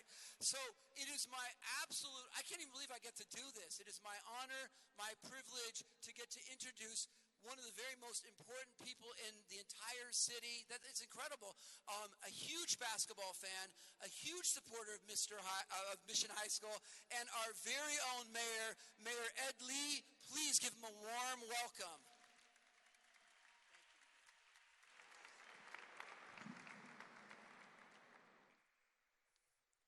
Gentlemen, congratulations again. Yeah, you deserve it. You deserve it. Everybody, welcome to the People's Palace, our City Hall. And, you know, I want to again thank Principal Guthertz as well as your coach, Coach Zelaya, and all of the, yes, all of the team, as well as the staff, as well as the assistant coaches and everybody associated with the success of this team. Now, we're here at City Hall for a couple of announcements. And first, I just wanted to make sure you knew who I was with, because your own elected Board of Supervisors are all here, most of them anyway, are here to celebrate. And they're celebrating because some of you live in their district and they want some of that success to rub off on them too. That's what London Breed told me, and Asha Safai told me, and Sandra Fuhrer told me, Hillary Ronan and Jeff Sheehy. They all told me they want success like yours rubbing on them. So they're here, and they're here to celebrate with you. But tonight is about the Mission High School Bears basketball team and that surprising, relentless success they had to be our first public school state basketball champions.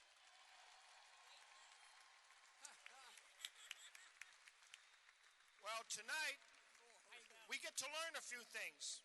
We get to learn how significant is a 35-1 season. 35-1 season, gentlemen. Not even the Golden State Warriors ever had a 35-1 season. That's pretty special. They had a 24-0 season, but I think a 35-1 bests that. So that's something that you will remember the rest of your lives. We also want to celebrate this word that has been getting around City Hall and all of our communities. Does everybody know the word grimy? Yeah, this is the grimy team. The grimy team. I know something about grimy. When I played basketball, as you can notice, I was not the tallest person. But I was fast. I knew I can beat somebody with speed and cunning. And if I worked with my teammates, just like these gentlemen did, you could beat the best of them. And they came in the season where none of them were declared to be the state star. None of them were getting college scholarships to play basketball in any college of their choice. They came in as underdogs. They had to use their cunningness, their teamwork, their willingness to work with each other. They had to use grime to get the job done. Well, I like that. I like kids who know grime, because you put them in any job and they're going to succeed. They're going to figure out a way to get the job done. That's what we like. So, on behalf of the city, I'd like our president of our Board of Trustees for our school board, Shimon Walton. He's here to help me a little bit. On behalf of the entire city, on behalf of the people of this city, on behalf of your mayor, I want to congratulate you. And today, officially, is your Mission High School Boys Basketball Division III State Champion Day in San Francisco. Your day. Your day. So if I can have the principal, the coach, and let's have Captain Harris. Is Captain Harris here? Come on up, Captain Harris. How about Captain Jostin? Captain Jostin here? How about Captain Pratt? Captain Pratt, you're all here. You could take this on behalf of the whole team. Captain Foston, that's right. All right.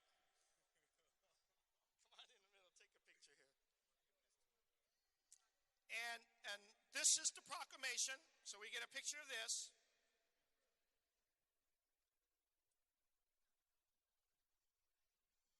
Okay, and one more accolade.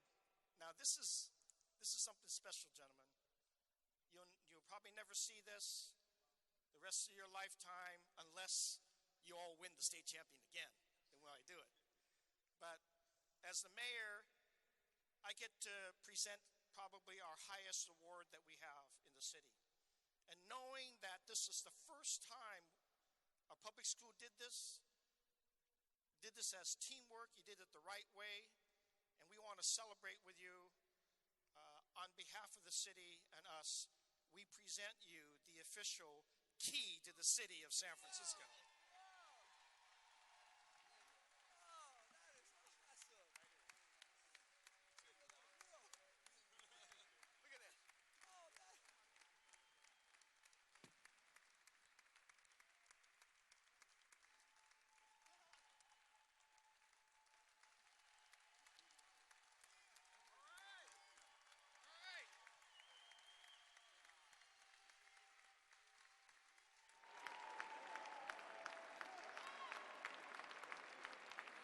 Highest honor we got, man.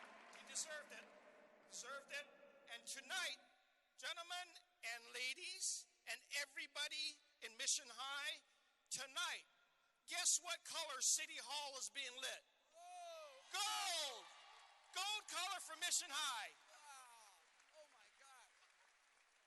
Thank you. Congratulations.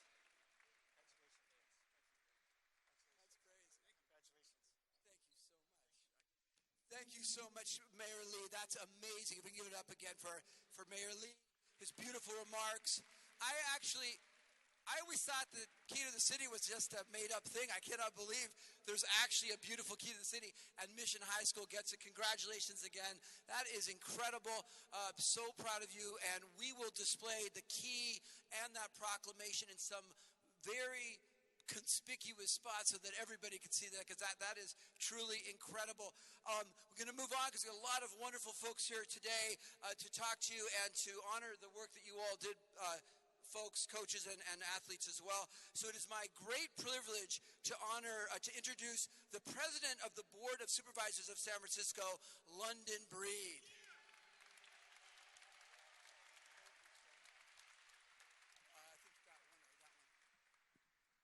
Good afternoon or evening, everybody.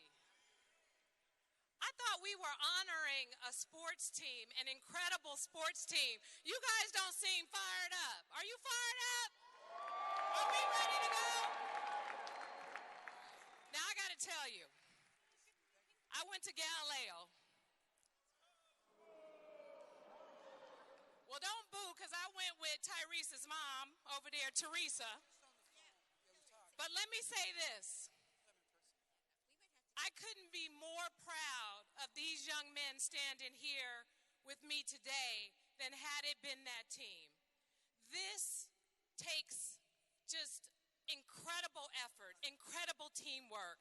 It takes perseverance to do what these young men have accomplished in this great city.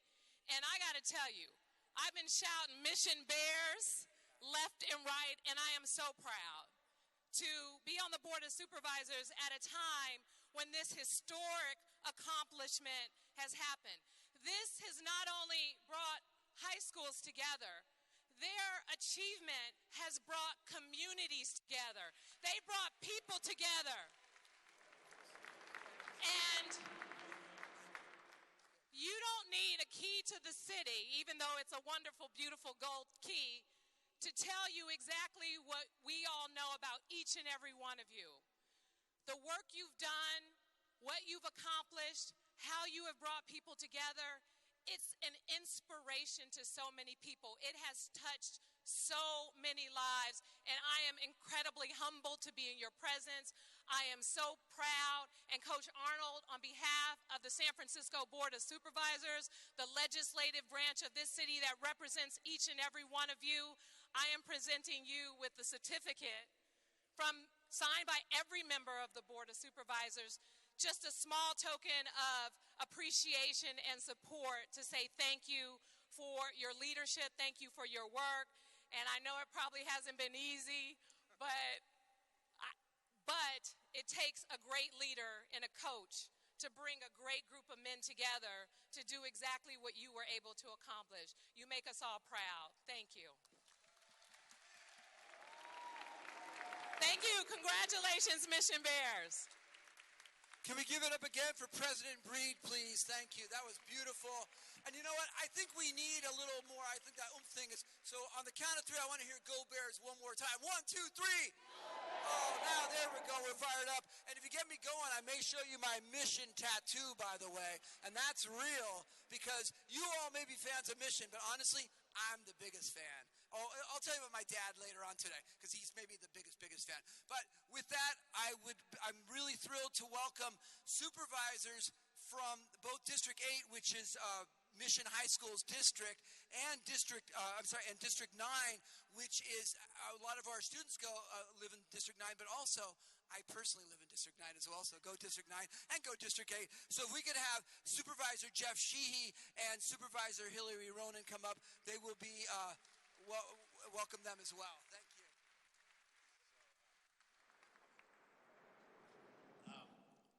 Wow.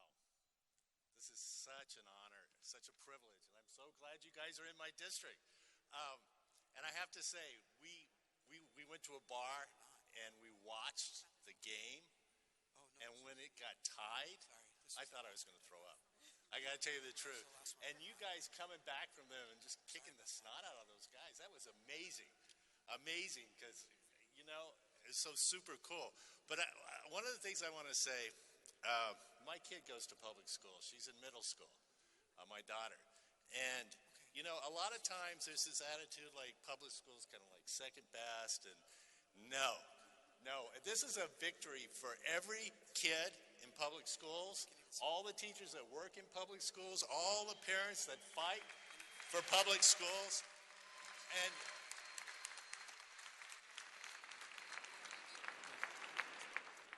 so I want to thank you because my kid was proud of you guys. And that's a lot. She doesn't even like sports that much. But everybody's been talking about this, the first championship in the city's history. So thank you. Thank you. Thank you. Good evening, everyone. My name is Hillary Ronan, and while unfortunately Mission High isn't officially in the Mission District, I am claiming Mission High and really just could not be more proud of the incredible work that you all did to not only make the mission but in the city, but the entire region so proud. And my 4-year-old, I also have a 4-year-old who's about to enter public school in the mission, and now she can say, my neighborhood wins championships. And that is going to make her so proud. I can't tell you what you've done for this city, what you've done for all of us, to give us back the spirit. You know, we're all fighting so hard. We're fighting so many issues: gentrification, displacement crisis, violence. These are issues that sometimes make it hard for folks to continue to live in this city and feel part of the city and feel loved by the city. And you winning this championship, bringing back that pride for communities that are having a tough time staying here, you don't know how deeply that is felt by folks all over the city, but especially in the mission. So I hope you feel so proud of yourselves. We feel so proud of you, and thank you for your amazing work and achievement. So thank you so much. Congratulations. Thank you so much to Supervisor Sheehy and Ronan. Let's give them a big round of applause again, please. And just know they will be coming back to hand out certificates at the end as well.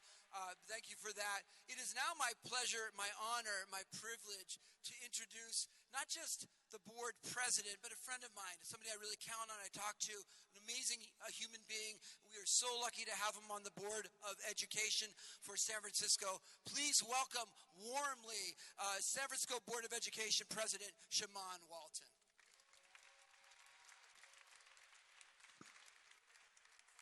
Good evening.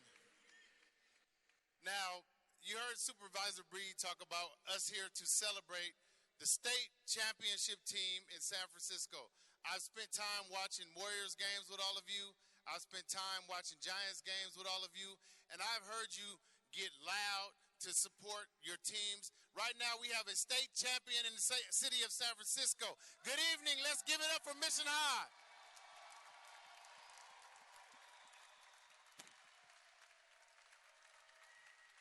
It is such a thrill to be the president of the Board of Education during the time where we have a state championship team. I want to make sure that I acknowledge all of the Board of Education members that are here. Vice President Mendoza McDonald, wave your hand, who has on her Mission Bears colors right now for you. Commissioner Mark Sanchez is here. Commissioner Matt Haney is here.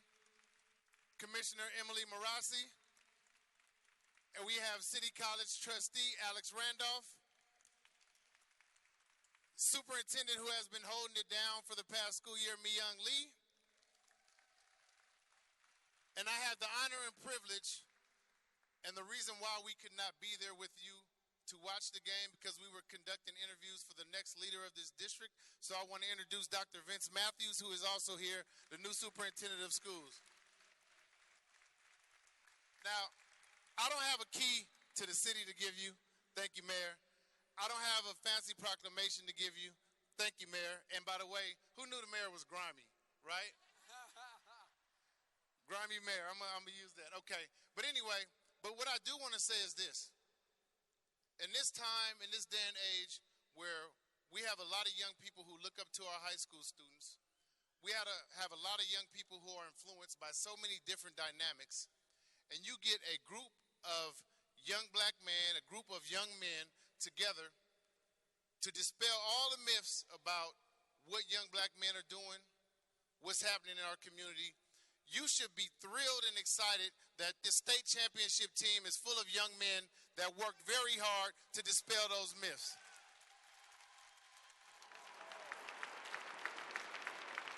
It takes a lot of practice and dedication. It takes a lot of work with their entire team. It takes the support of family. It takes support of the principal.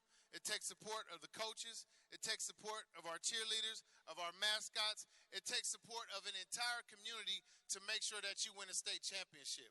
There's a sacrifice at every level. But I just want to say that I am so proud of you. I am so proud of you. I couldn't be more proud if you were my own children and you are my children. I couldn't be more proud with the exception of if you all can go out there and do it again next year. Congratulations and thank you. Thank you so much, Board President Walton. That was amazing, beautiful, and so thrilled. I got to tell you, so my 85-year-old father, no, I'm old school San Francisco, born here in the city. My 85-year-old father is even more old school, born right down the street on Polk Street. Went to Marina, Sherman, and I hate to say this because it's a little embarrassing, went to Lowell, okay? But he has become the biggest Bear fan in the world, and he calls me every day about the games. The minute we won the state championship, my phone is blowing up, and everyone's calling. I'm trying to enjoy the championship, but of course, you take the call when it's your dad. You got to take it when it's your dad. And my dad, first thing is, tell Arnold Zelaya I love him. My dad's like, you've got the best coach in the world. And my dad doesn't even know the half of it. This man, Arnold Zelaya, is one of my greatest friends. Brilliant dean of students. Biggest heart of gold. And it is my absolute honor, privilege, and joy to say, I love you, Arnold, and this is for you. Can we do a Go Bears for Arnold? 1, 2, 3. Bears!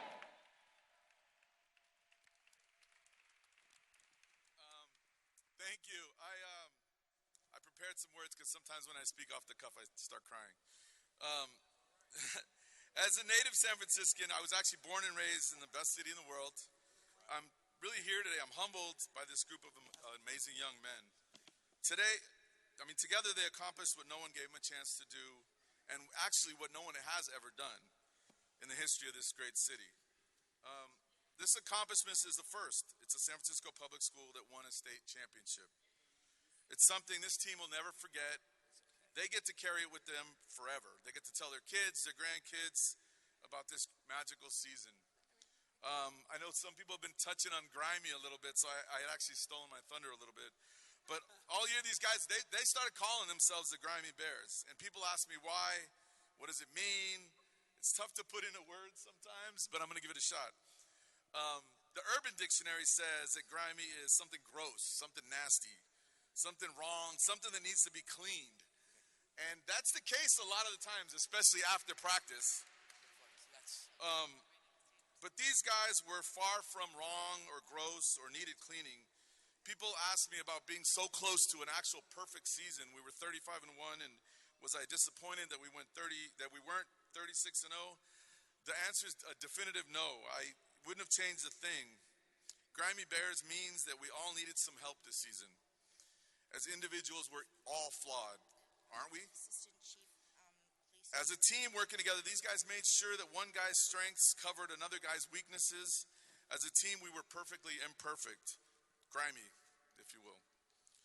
In a time when statistics really say that these 15 guys are less likely than anyone else to graduate in high school because of the color of their skin, I hope that the real lesson, and this lesson is for you guys, is that there are no limits to what you can achieve when you put your heart and soul into a goal and attack it with love and passion and grime. These guys are fighters. These guys are fighters. Sometimes they fight the rules. Sometimes they fought me. Sometimes they even fought each other.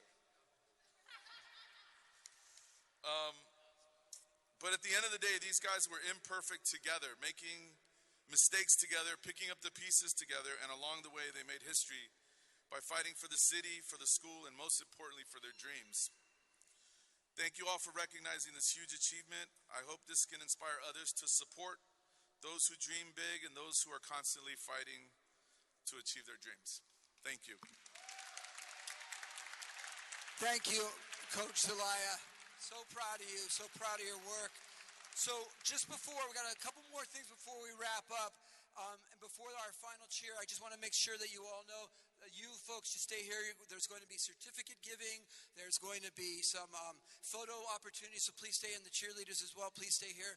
I do want to mention that our Assistant Police Chief Chaplain is here in the house. Thank you for being here.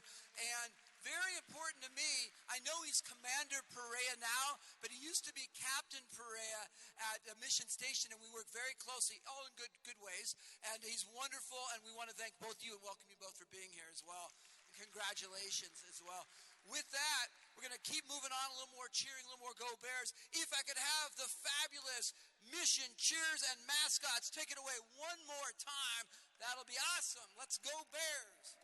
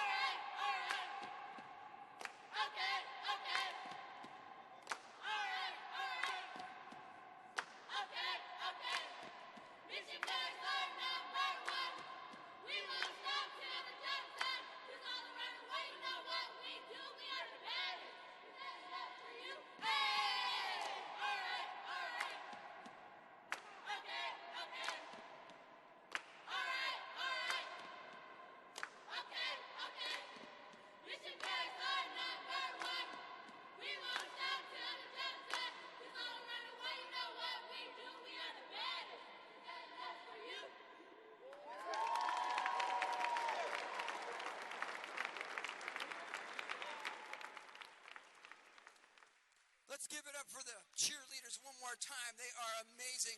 And I got to hear it one more time on the count of 3. 1, 2, 3. Go Bears! 1, 2, 3.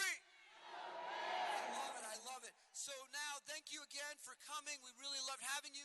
We're going to finish up by having Supervisor Ronan and Supervisor Sheehy recognize each of the students here. Want to make sure we hear their names loud and proud, because after all, it's really not about us. It's really about them, and we are so proud of you. So one more time, give it up for the Bears, please. And let's go ahead and begin the certificates. Ruby Chase, number 11.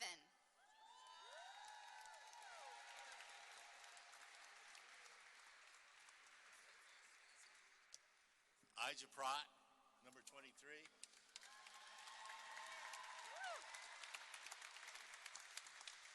Faraji Abram, number 42.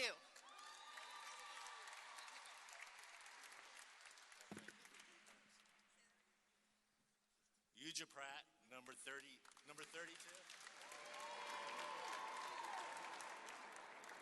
Jameer Draherd, number 12.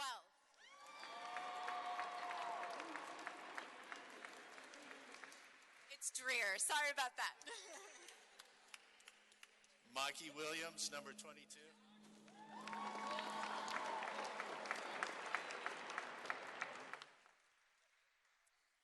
Jaden Foston, number 5.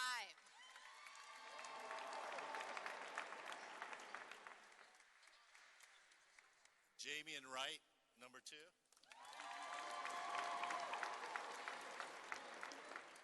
A man who's famous in my household, Naomi Harris, number 21.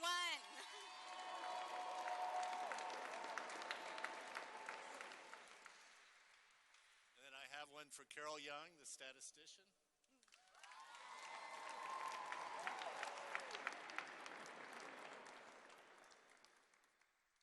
Tyrese Johnson, number 4.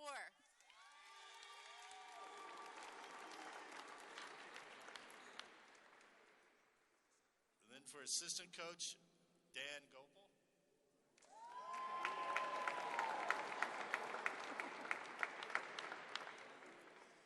Ben Knight, number 15.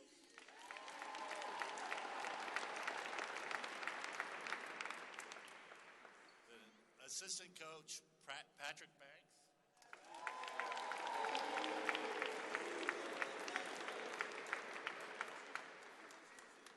Robert Lee, number 24.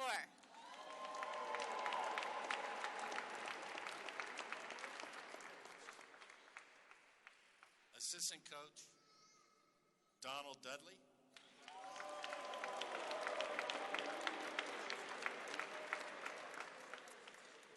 Anthony McBride, number 34.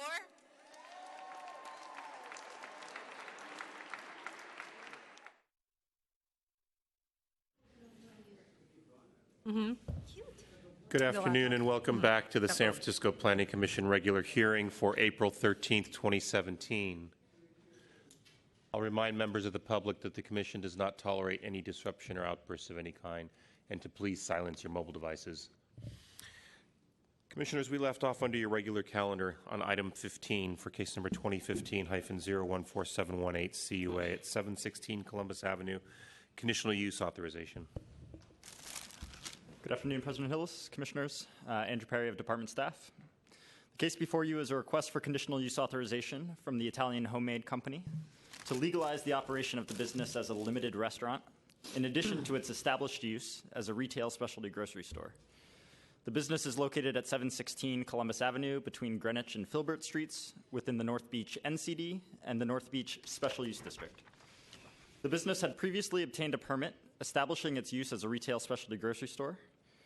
And under the accessory use provisions of Planning Code Section 703.2, the specialty grocery business would be authorized to provide a takeout food use, provided, however, that this accessory function would not occupy more than 1/3 or 500 square feet of floor area, whichever is less.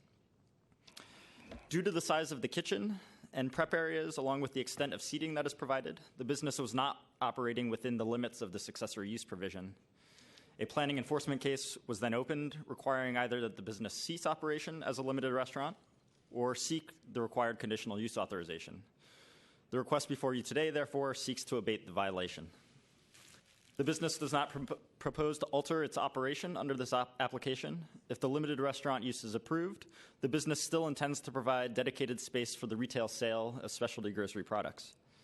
Physical alterations to the building are also not proposed as part of this application, with the exception of providing rooftop screening for previously installed mechanical equipment as required under code. The subject property is located within the North Beach SUD, which has controls such that a restaurant or a bar may not be permitted within a space that is last occupied by a basic neighborhood sale or service use. Although a personal service use last occupied the subject space and falls into the referenced category, the SUD controls do not place any additional restrictions on limited restaurants. A limited restaurant is in fact also considered a basic neighborhood sale or service use under the controls for the SUD. And so the subject conditional use authorization for a limited restaurant therefore does not violate the controls of the SUD. As discussed in the staff report, the existing concentration of eating and drinking establishments in the vicinity of the project is at approximately 32.3% prior to the operation of the business. With this business, that concentration is raised to 33.6%. The percentages both exceed the 25% threshold identified under code. However, in part, the required methodology itself may contribute to a higher reported percentage. And furthermore, the general plan acknowledges that certain districts, such as North Beach, may exceed the identified threshold without detriment to the overall district, since there is already an established pattern of service to a broader market. The concern here primarily seems to focus on loss of neighborhood-serving retail spaces to restaurants with alcohol licenses, which can attract and serve a population beyond the immediate neighborhood. All this to say that the department does not find that a limited restaurant in this location would prevent the district from achieving an optimal balance of goods and services. The department has received 3 communications in opposition to the project, all of which have come after publishing of the staff report. These include comments from Mark Bruno, representing the St. Vincent de Paul Society in North Beach, as well as from the North Beach Business Association. In general, their comments disagree with the department's analysis and believe that the addition of a limited restaurant and the overall concentration of eating and drinking uses in the district is detrimental to the optimal balance of goods and services for the neighborhood. They note that this pattern, where neighborhood-serving retail uses are being replaced by restaurants, has been seen throughout North Beach, and that frequently these businesses do the conversion illegally and pursue legalization afterwards. While not opposed specifically to this operator, these comments raise concerns about this trend and believe that this business and future businesses should be required to maintain the retail component of the business as the primary use and offer takeout food within the parameters of the accessory use provisions. The department recommends approval of the project with standard conditions, finding the project to be consistent with the general plan and to comply with the applicable provisions of the planning code. That concludes my presentation, and I am available for questions. Great. Thank you, Mr. Perry. Project sponsor? 10 minutes. Okay. My name is Mattia Cosmi. I'm the owner of the Italian Homemade Company. We established this business in 2013. Me and my wife, we came straight from Italy here just to open this location in North Beach.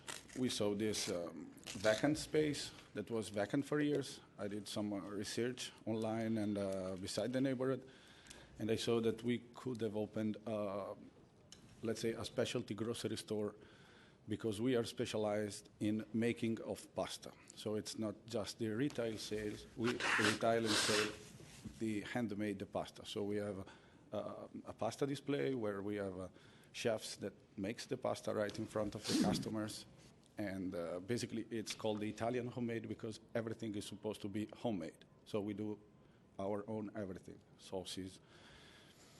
I think that fits perfect that neighborhood, because being Little Italy for a year, so have Italian immigrants coming over and do what somebody else did like 50 years ago. Could have been like a nice project. So it's like the neighborhoods were happy, the store is packed, and since the first times we had some press, some articles on the newspapers, but it's going good. We have our current operation is mostly to go. We don't have like dishes, or everything is to go on paper plates. We don't have any other like regular seats. We have some like 4 or 5 high tables with stools, but that's just because when all the people come over, they need, or there's the Joe DiMaggio playground and the Washington Square Park. So when moms with kids come over at the space, they need a desk where they can put their bags, and even older people, they need a place where they can like just when they are waiting their food. So we don't want to change any of this with this approval. So everything will stay as is, like a specialty grocery with a very, very limited sittings, and it will be focused on the handmade and preparation of the food on the spot. I think that's great. Pretty much all. Thank you. And we may have questions for you. First, we're going to open it up for public comment. I've got one speaker card, Mark Bruno. Welcome, Mark.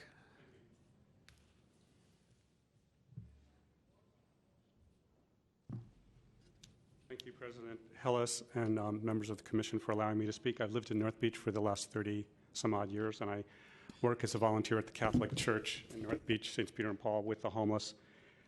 As I said in my initial letter, Italian Homemade is a positive business in the neighborhood, and I've eaten there myself. The problem is that the company is in the wrong space.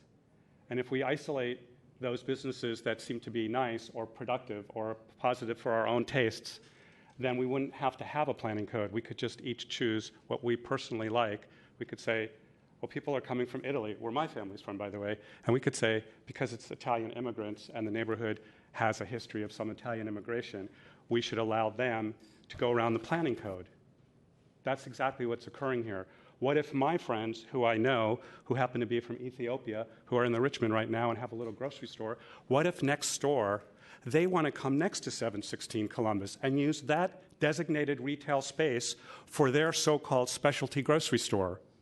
And then, after a very short time, they decide they really want to do kind of a restaurant there, so-called limited restaurant.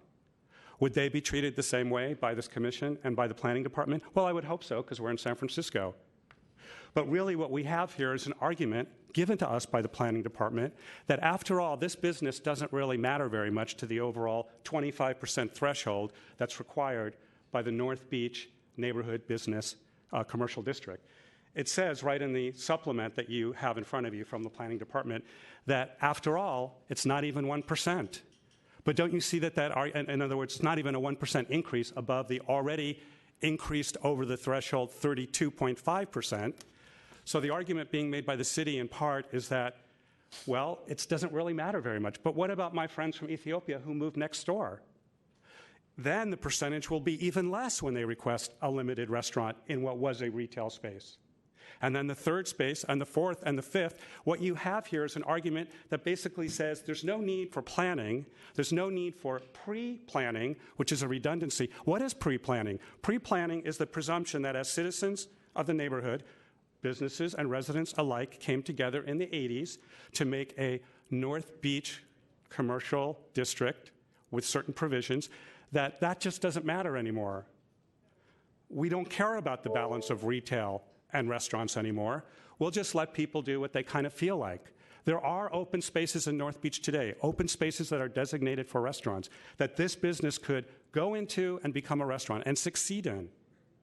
But this business, what's happened instead, unfortunately, is from the very beginning, it's been a restaurant. And I invite the commissioners here, if you haven't yet had a chance, I know you have lots of projects, to go and see that this is not partially a retail store. It never was, and it isn't today. It's entirely dedicated to seating as a restaurant. It's been out of compliance for 2 years, and I ask the commissioners, therefore, to not grant this CU. Thank you. Thank you, Mr. Brio. Any additional public comment on this item?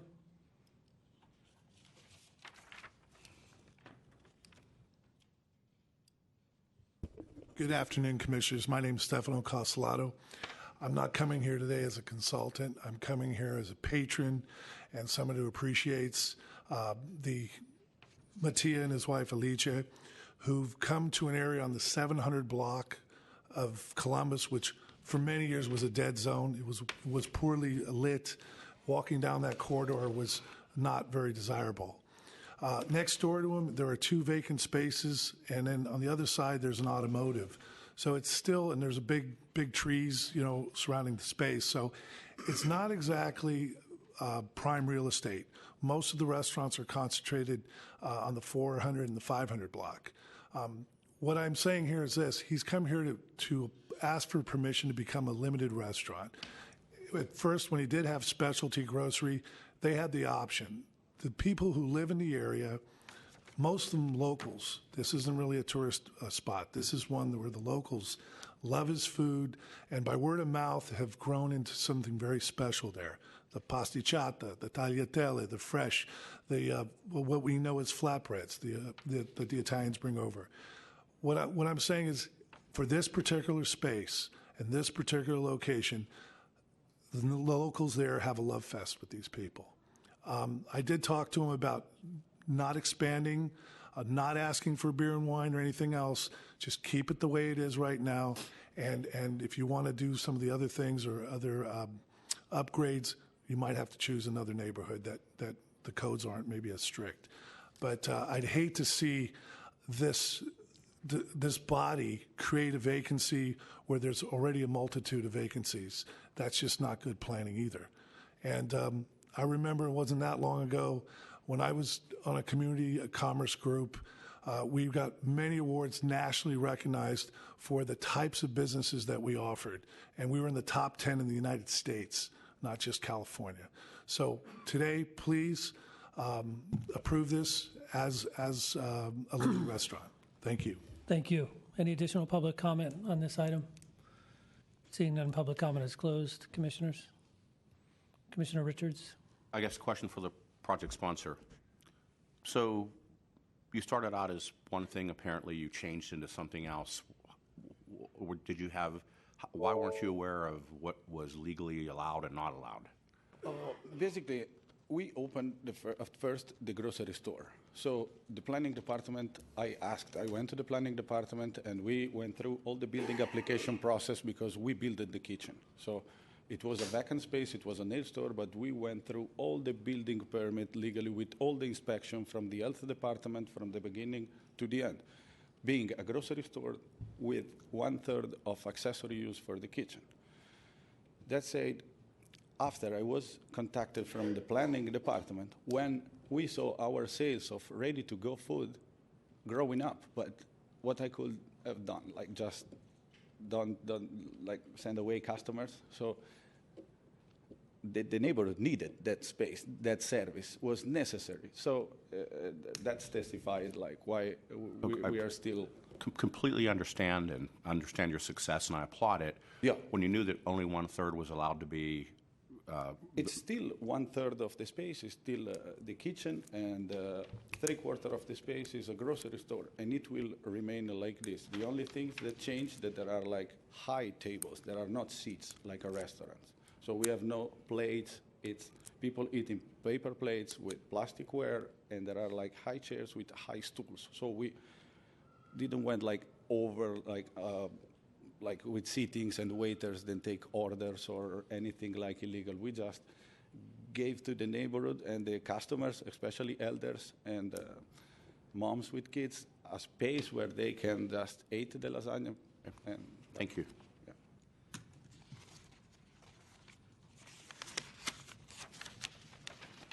Any additional comment, questions?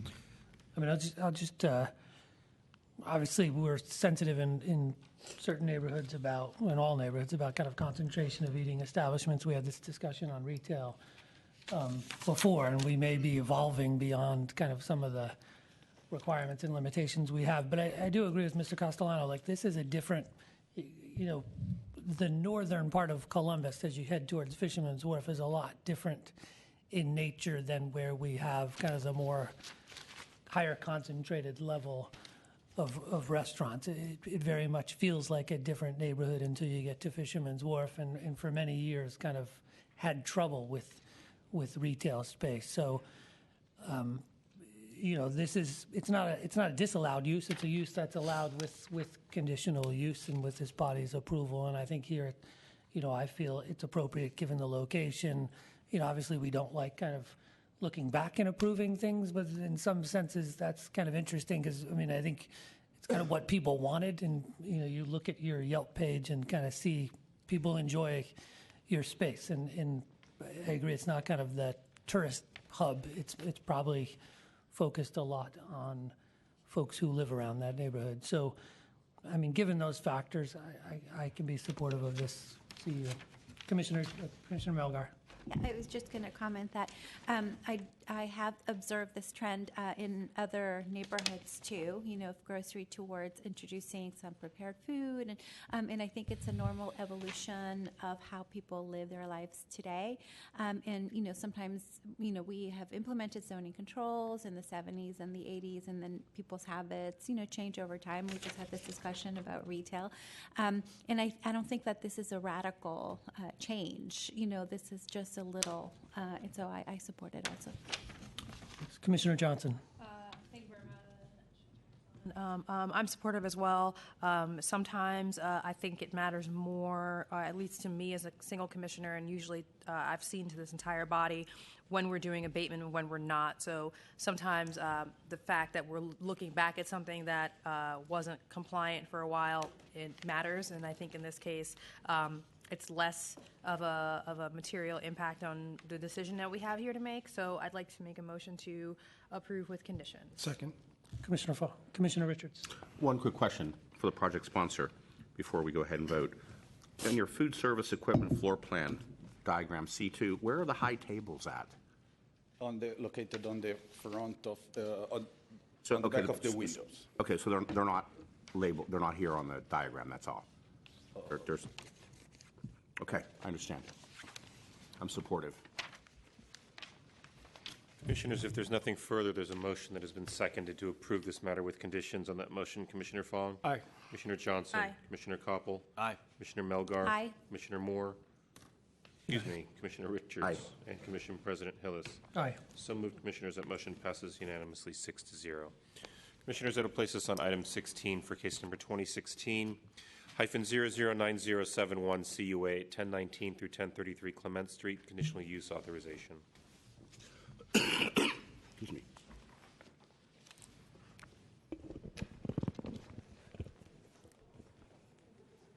Good afternoon, President Hillis and members of the Commission, Laura Aiello, Planning Department staff.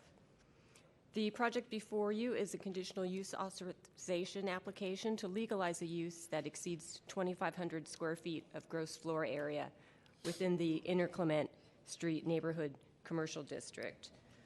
The business that is there now has been in operation at the site since 2012, and in 2015 took over the use of both buildings in entirety. The issue regarding use size came to our attention when the applicant applied for a project review meeting with the department with the proposal to connect the two commercial spaces at the ground floor. The applicant is an existing medical use that operates out of the two buildings which are located on one lot. The proposal is to create two internal connections so patients and staff may more easily move between the pharmacy located at 1019 Clement and the medical office at 1033 Clement. No exterior modifications are proposed. The subject property is located on the south side of the street between 11th and 12th Avenues. The existing tenant is Northeast Medical Services, a nonprofit health center with 10 patients throughout the Bay Area, including 7 in San Francisco. Formerly, each building housed separate retail stores. There was Ace Hardware on one side and a furniture store called Country Living on the other. Northeast Medical Services, the combined tenant space is approximately 16,458 square feet, and it covers 3 stories. The department has received one letter in support of the project from the Clement Street Merchants Association. A copy of this letter has been included in your commission packets. Since the printing of the packets, I have received one email from a neighbor who is concerned about a perceived proliferation of medical uses in the district and concerned about trash disposal. He had no complaints about the existing business. Staff is recommending approval of the conditional use authorization. The project will not displace any commercial tenants. The site is well served by public transit, and Northeast Medical Services has been in operation at this site for many years without issue. This concludes my presentation. I will be available to answer any questions that you may have, and I believe we have some representatives from the project sponsor here to speak with you. Great. Thank you, Ms. Aiello. Project sponsor?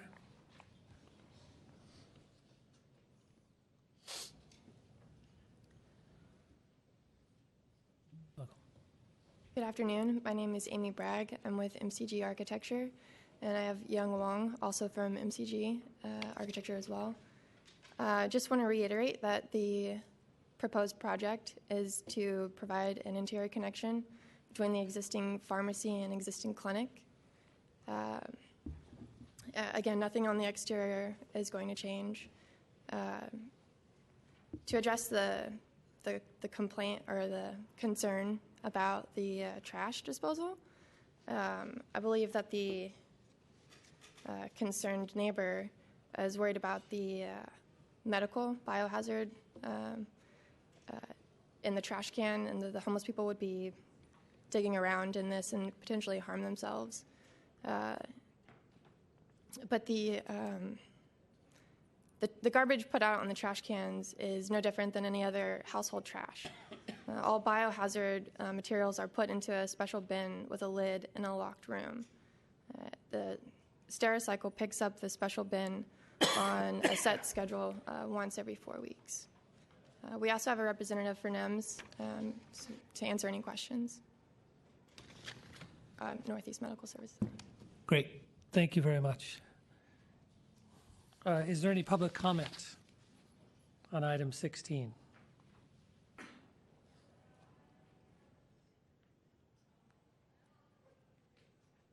You want to speak into the other mic? I think that one's better, huh? It may be, especially given your height. Thank you. Yeah. My name is Michael Busk. I'm with the Clement Street Merchants Association. We enthusiastically support NEMS in their effort in this matter. They are a great asset to the neighborhood, especially serving underserved population. What they're doing is going through a lot of trouble, spending a lot of money to do something that's really right. So I think they are to be commended, and I urge you to approve their request. Thank you. Thank you, Mr. Busk.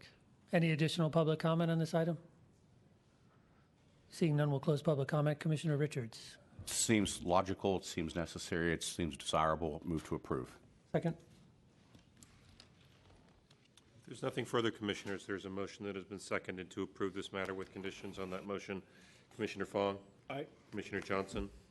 Excuse me, Commissioner Koppel? Aye. Commissioner Melgar? Aye.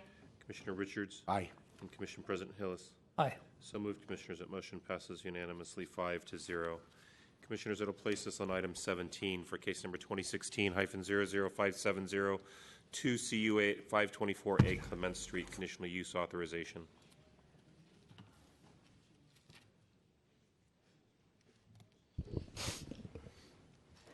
Good afternoon again. Laura Aiello, planning staff.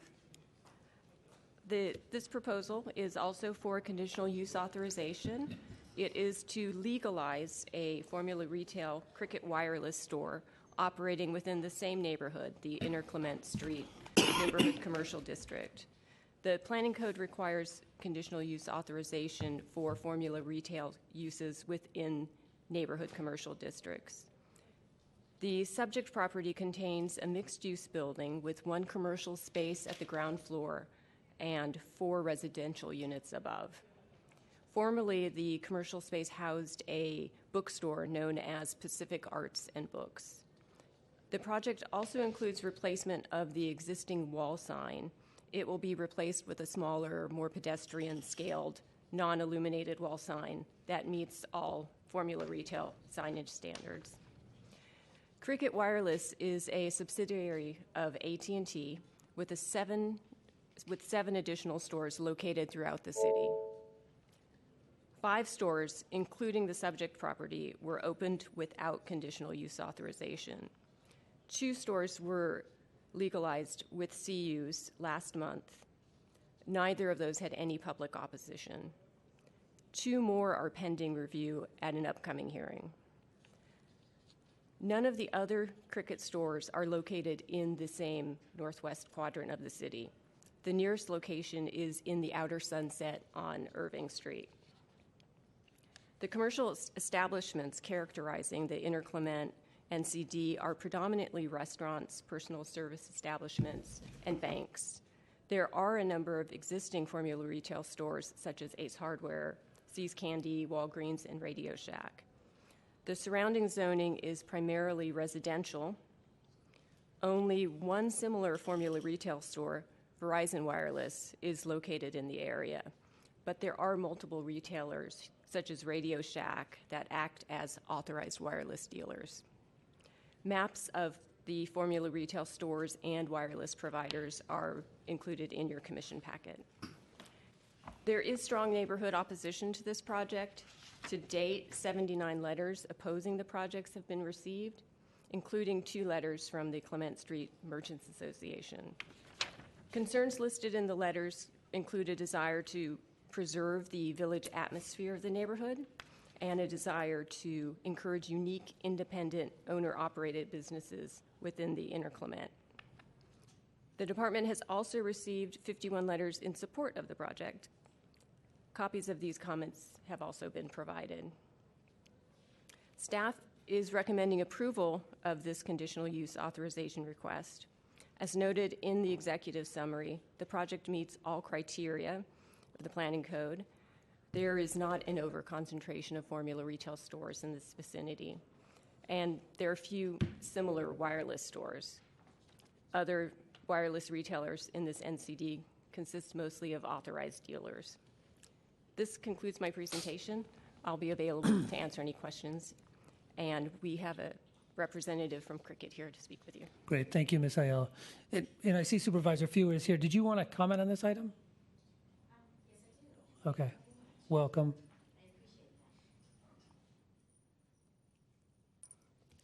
Good morning, Commission. My name is Sandra Lee Fewer. I am the supervisor of District 1. Our formula retail regulations are meant to sustain a healthy mix of independent small businesses as well as formula retail where it is appropriate and necessary. My district contains some of the city's most diverse and vibrant commercial corridors. The incredible variety and vitality of the Inner Clement's small businesses is a big reason why the Richmond is so unique and such a magnet for visitors from throughout the city and beyond. Our formula retail controls deserve some credit for that. In part, the controls are meant to help neighborhoods retain their character by giving our residents and small business owners an opportunity to say whether a proposed formula retail business is necessary, desirable, and compatible with the surrounding neighborhood. I believe the most salient point of this case is that this Cricket Wireless store attempted to circumvent our formula regulations by moving into the space without even applying for conditional use authorization. We are fortunate to have an active and vigilant group of merchants, the Clement Street Merchants Association, who brought this to the attention of former Supervisor Marr's office and subsequently the Planning Department. This was also the case for another Cricket outlet just a block away at 455 Clement. I urge you to listen to our small business owners today who are rightfully concerned about the impacts of allowing more formula retail businesses into a unique neighborhood that is facing accelerated change and worried about the survival of its small businesses in an increasingly difficult economic environment.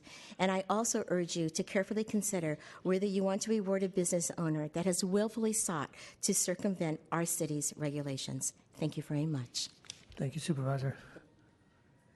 So we'll open this item up for public comment. I think we have organized. Oh no, I'm sorry, project sponsor. Sorry, Phil. Go ahead. You've got 10 minutes. And then we have organized opposition, which we'll grant 10 minutes to after this. Commissioners, good afternoon. Phil Lesser, speaking on behalf of JC American, which is the authorized representative. And Mr. Iona, if I may, here's more letters of support. And also here's some radius maps, so you can see the concentration of formula retail and also the concentration of providers of cell phone services in the NCD Clement Street. Everything that the supervisor said is true. The regulations were not overtly avoided but the authorized representative was not told by the parent company, AT&T, that San Francisco has formula retail regulations in this part of San Francisco and that they needed to follow it. The sign company put the signs up without benefit of a sign permit, so there was no trigger at the planning department to find out that this had taken place, and it was the Interclement Merchants Association that brought this to the attention of the Enforcement Division of the Planning Department, and this is why we're before you today. Once Cricket Wireless, AT&T, found out about this, they wanted to upright the ship. You may recall in November, we brought a Cricket Wireless from the Excelsior District here, I believe the 4400 block of Mission Street, which you approved unanimously. That was done properly. They leased the vacant space, and they came to you for conditional use approval prior to actually opening up. The other 5 that Laura mentioned, we started bringing through the process, and last month, you may recall, you saw another Mission Street, 2400 block between 20th and 21st, and also 1100 Grant Avenue, the corner of Grant and Pacific, which you approved unanimously at that time. This will be the 3rd of the 5 that have not gotten the conditional use approval. So we're going through the process with this one, and then the other 2, Irving Street and San Bruno, will be back May 11th with that. That said, I'm president of the Mission Merchants Association. I'm very sensitive to small merchants, and I went out, even though there had been a pre-application meeting before I was brought into this. I had another meeting. I met with Mr. Busk. I met with his wife, Patricia, Lauren Siegel, on September 13th. I told him that I was very, very aware of the area. During the Summer of Love, my wife and I met a half a block away from the site project. I was born about 3 blocks away in what was then the French Hospital, and now part of Kaiser. And I knew the area as well. I knew that Ace Hardware was down there. I knew C's Candy was down there. I knew Smart and Final Iris was down there. And I knew that there were cell phone providers, and I wanted to find out why they were taking umbrage with this one. And they were absolutely right, and I would have been incensed if the same thing happened in the Mission, that they opened up without benefit of the conditional use permit. And the problem was compounded when, and I'll let the manager of the store give you the details on this, when they tried to get a larger location about a block away. And so basically it looked like they're proliferating. Not only did they come in without a permit, but now they want to have 2 places without a permit, when actually they were just looking to move from the smaller place. In terms of size and character, Kevin Durant, if he stretched his arms out, could almost cover the front of this little unit. It's 12.5 feet wide. It's very small, and the unit itself is 800 square feet. It's a little cubby hole. It's an absolutely necessary product in today's world, cell phone stores, as Laura mentioned, and as you can see in the concentration maps, every other competitor is on the street between Arguello and Funston. With that, I'd like Mr. Chi Wu and then a couple of his sales associates to come up and tell you a little bit about how all this happened and how their business operates. Thank you very much for your consideration. Thanks.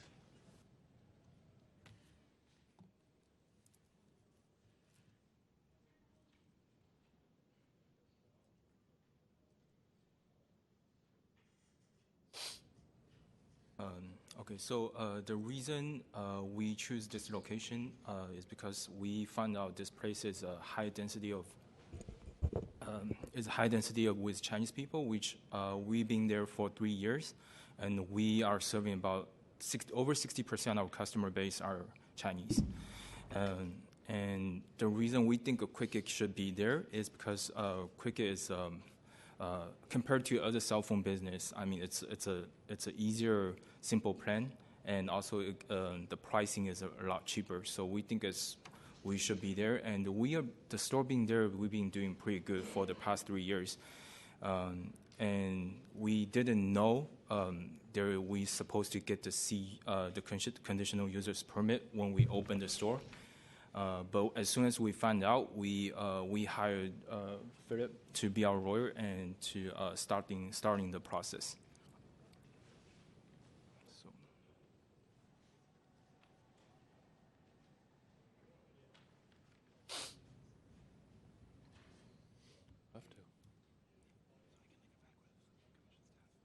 Hey guys, I'm Lawrence. I'm sales of the Cricket store. Hi, my name is Kayling. I'm the store manager. And basically, I've been working at the store for over 3 years now, and it's really been provided a really nice experience for myself, especially just getting out of high school. I was able to develop really good communication and leadership skills, especially working on my bilingual language. And I'm the store manager of the Clement store. Just pull down the mic there so we can hear you better. Sorry, kind of short. I'm the store manager for Clement store. It's been a great place to work at.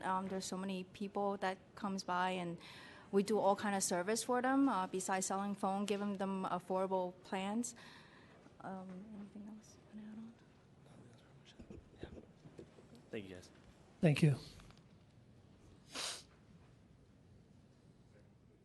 All right, great, thanks. So we'll open this item up for public comment in the organized opposition. They have 10 minutes, right, Jonas? Was at least You three have 10 speakers? minutes with a minimum of 3 speakers. Yes, please.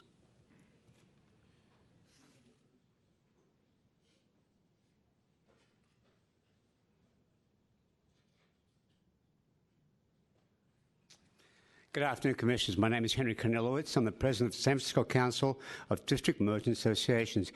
I think Supervisor Fewer spoke very eloquently about what formal retail is and how it affects small business and our special little commercial corridors that we have. You think of places like Glen Park, Noe Valley, the Castro, West Portal, and there's so many other places around town that if we were to go ahead and just have these stores just everywhere, not only that they sort of take away from that feel of a new place, something different that you don't get anywhere else in the city, but also it's the fact that when people come visiting, they want to see something like that. They don't want to just see the same thing over and over and over again. And the other thing is too, of small businesses, we want local people who will go in there and start up their own rather than a chain. There are places in the city already that formal retail is not allowed anymore. So, again, we wouldn't be doing this if it was such a great idea to allow formal retail everywhere in town. So I urge you to not to approve this formal retail that is going into on Clement Street. And again, I think it's very important that we'll look at our little gems that we have out there, our independent stores and shops and so forth. So thank you. Hi, Commissioners. My name is Pete Malvahill. I'm a co-owner of Green Apple Books, a legacy business on Clement Street since 1967. First, thank you for your service. You guys are in the crucible of the city's growing pains, and I thank you for your careful consideration of these issues. 30 months ago, the formula retailer Cricket Wireless opened next door to us. As you've been hearing, the sponsor is attempting to shrink the code's multiple criteria for evaluating a conditional use down to one single test, the number of formula retailers on the street. He argues that if the percentage of formula retailers in Inner Clement is less than a certain number, then the CU should be permitted. In doing so, the sponsor ignores at least 4 additional criteria that are stated in code sections 303.1a and 303.1d. Clearly, I spend my time reading code, not books. The first criterion he disregards is the character of the Clement Street area between Arguello and Funston. The second criterion is the general plan's priority policy that existing neighborhood serving retail uses be preserved and enhanced. The third major criterion states that the formula retail businesses can detract from the distinctive aesthetics of certain neighborhood commercial districts. And the fourth vital criterion he chooses to overlook is, quote, the uniqueness of San Francisco's neighborhoods is based on a combination of unique physical characteristics and a sense of community fostered by small merchants and resident relationships. Several of the presenters that follow shall demonstrate that with the application of these 4 criteria, Cricket Wireless should not be granted a conditional use on Inner Clement. Finally, I'd like to add that the voters, government, and planners created these formula retail restrictions with a clear intent to preserve a diverse economy, vibrant neighborhood corridors, and a city streetscape that can't be mistaken for any other place in the world. To that end, San Francisco has voted with their ballots, and city officials and planners created these codes to support the vision of the voters. I mention this because Green Apple is turning 50 this year. Most people who walk through our door know that they can buy whatever we sell cheaper online, but they vote with their wallets with every purchase to keep us here. When they shop online, it's a tacit vote for empty retail corridors. But when they shop at Green Apple and other locally owned independent businesses like the one speaking before you today, their purchases are another vote for a diverse economy, quality jobs and working conditions, the very same vision of San Francisco that they voted for at the ballot box. So I humbly ask that you respect the intent and letter of these formula retail restrictions. They were voted in at the ballot box and created by election officials and planners. And the same voters who support formula retail restrictions have also voted with their wallets to keep Green Apple a healthy and profitable bookstore for 50 years. So I hope their wishes are honored, and I thank you for your consideration.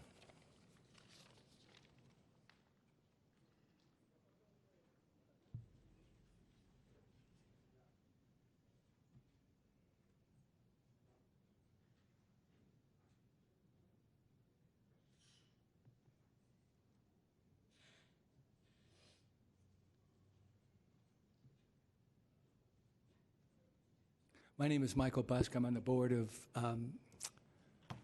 Clement Street Merchants Association, as my father Ernest was 50 years ago. Actually, both my father and my mother. I am speaking to the statement on page 3 of Cricket Wireless's application. The project would not displace any existing tenant. My topic is, how does a formula retailer like Cricket Wireless not get caught pushing out a unique, independent Taiwanese bookstore from a small space at 524 Clement? First, they make a deal with the landlord to rent the space. Then the rent is raised high enough on the current tenant, Pacific Books and Arts, or perhaps the shop owner is told that his space is already leased or re-rented, and so the tenant has to leave the space. Then a month or so later, Cricket Wireless moves in, and now this is the important part of the deception. The formula retail tenant waits 2 years before he finally is pressured by neighborhood complaints to submit a conditional use application. By the time the hearing occurs 6 months later, that's today, which is 30 months after the tenant who was forced out has left, the aggrieved former tenant no longer can be located. Hence, Cricket Wireless's sponsor can claim that the space was vacant when they rented it, but fortunately, in the news article I've put there, David Lee, a reporter from Boom, an independent journalism initiative, documented in July 2014 the plight of Mr. Lee, the owner of Pacific Books and Arts.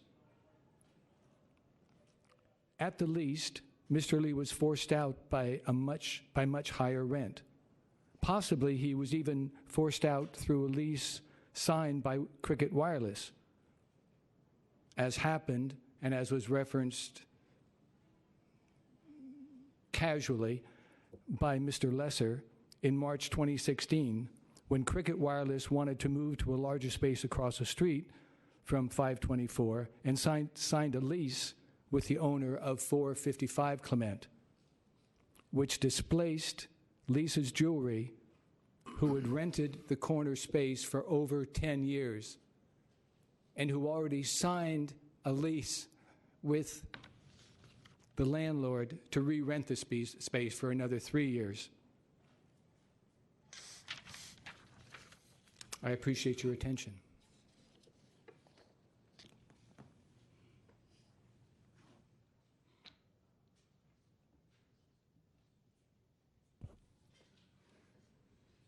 Thank you for your time here. My name is Alyssa Anderson. I'm a 13-year resident of the Inner Richmond. I own a shop called Foggy Notion, which I opened in 2011 on 6th Avenue near Clement Street on the same block as Cricket. We sell local goods. I'm a board member of the Clement Street Merchants Association, SF Made, and also SF Loma, locally owned merchants association. My shop is actually closed today, so I could be here because I care about this issue so deeply. My comment is related to Code Section 3031A 1 and 6. I'm concerned not only about the negative impact that Cricket currently has on the character of the Inner Clement neighborhood, including its gigantic sign but also on the proven negative that threatens going into the future. Before Cricket opened at their location on Clement Street, there were no Formula retail cell phone stores there. Within 18 months of Cricket opening, 3 additional Formula retail cell phone stores have opened, including Verizon, Sprint, and AT&T on the street, which is the parent company of Cricket. In other words, if conditional use authorization is granted to Cricket Wireless, then the floodgates will be opened even wider to more Formula retail cell phone stores, as they already have. Sponsor's argument will surely be that if you grant it to Cricket, how could you discriminate against our store? We'd like to open a Formula retail cell phone stores too on Clement Street. We currently have many cell phone stores on Clement, most of which are operating without a conditional use authorization. Well, there are many, many vacant spaces on Geary Boulevard nearby that their customers could go to. And Geary Boulevard does not have Formula retail rules. I'm encouraging you to please, as a small business owner, many cell phone stores occupy many small spaces that small business owners can go into. We'd like you to please close down this Cricket store and preserve the Inner Richmond's unique character. These billion-dollar corporations, they basically abuse and use our neighborhood for the character that it already has. And Inner Richmond's character is so valuable to the homeowners, the renters, and visitors from all over. And it's so valuable to our small businesses, which are struggling to survive. And those small businesses on Clement overwhelmingly oppose Cricket. Thank you. I think we only have a short time left for you're welcome, for the organized opposition. There's only about 15 seconds left. But Yeah, okay, we'll open it up to general public comment. Yeah, who's not? Okay. I just took it as the first 3 speakers were part Oh, of you your did. list. Okay, I apologize then. So, all right. So you have 3 minutes, sir. Am I still on? Okay. Yeah. My name is Jesse Fink. I've been on Clement Street. I have a cafe, Toy Boat Dessert Cafe, for 34 years. I was president of the Merchants Association for several years. I know Clement Street. I know San Francisco. It seems like what the issue here is formula retail. Cricket should not be on Clement Street. It's as simple as that. They snuck in, they stayed in, very involved. Residents found out what they did. Quickly had done that too, at a time when Starbucks was kept off. It was the first case where it was the formula retail was really tested. Quickly snuck right in, and they got away with it, and no one called them on it.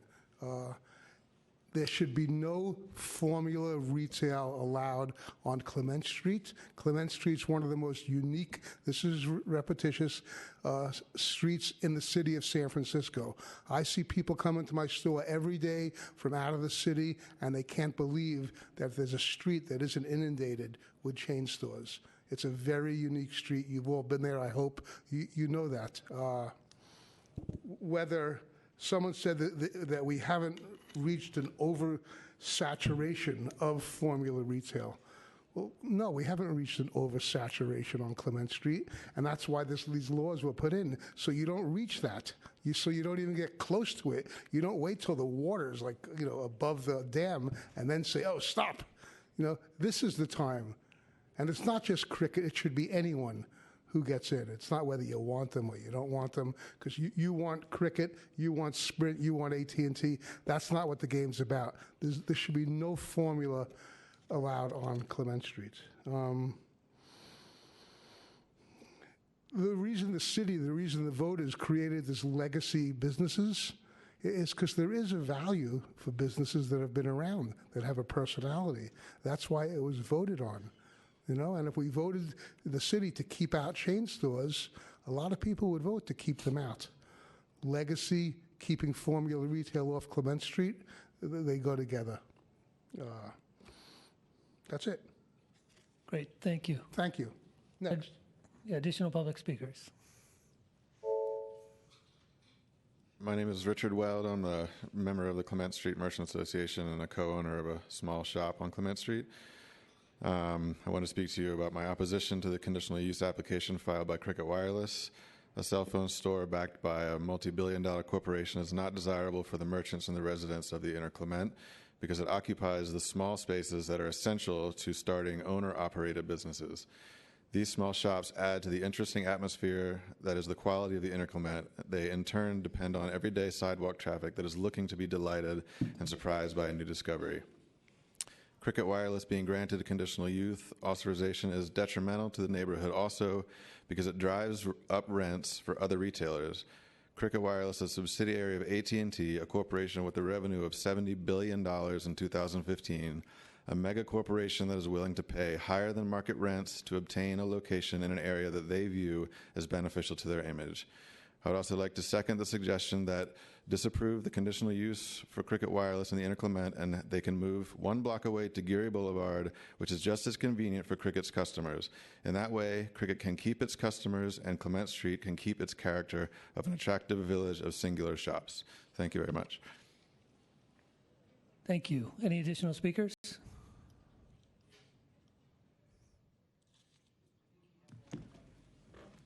Okay. I just kind of lost track of cards because we had the public speakers too, but everybody's welcome to speak. And if you want to speak too, it may make it quicker if folks line up if there are a lot more kind of on the screen side of the room. And everybody's got 3 minutes. Hello. Welcome. Is this okay? Okay. Hi, good afternoon, everyone. My name is Karen Wong. I am the manager of Burma Superstar in Clement and 4th Avenue. On page 3 of Cricket Wireless executive summary, the consultant states in position that the project is necessary, desirable for, and compatible with the surrounding neighborhood. This statement is inaccurate in all 3 points. 1, Cricket Wireless is not necessary for the neighborhood because it could open its business in what the sponsors call as a thriving commercial district on Geary Boulevard. This is only a block away from Clement and in an area where Merchants Association not just accepts formula retailers but encourages them. 2, Cricket Wireless is not desirable for the neighborhood, as is clear from the letters to the Planning Commission from 28 well-known merchants in the Inner Clement who oppose Cricket Wireless being given a commercial use. Compare this with the number of Inner Clement merchants who have written a letter to support the Cricket Wireless. Although the sponsor typically includes in the packet for his clients, sorry, I'm so nervous speaking in public.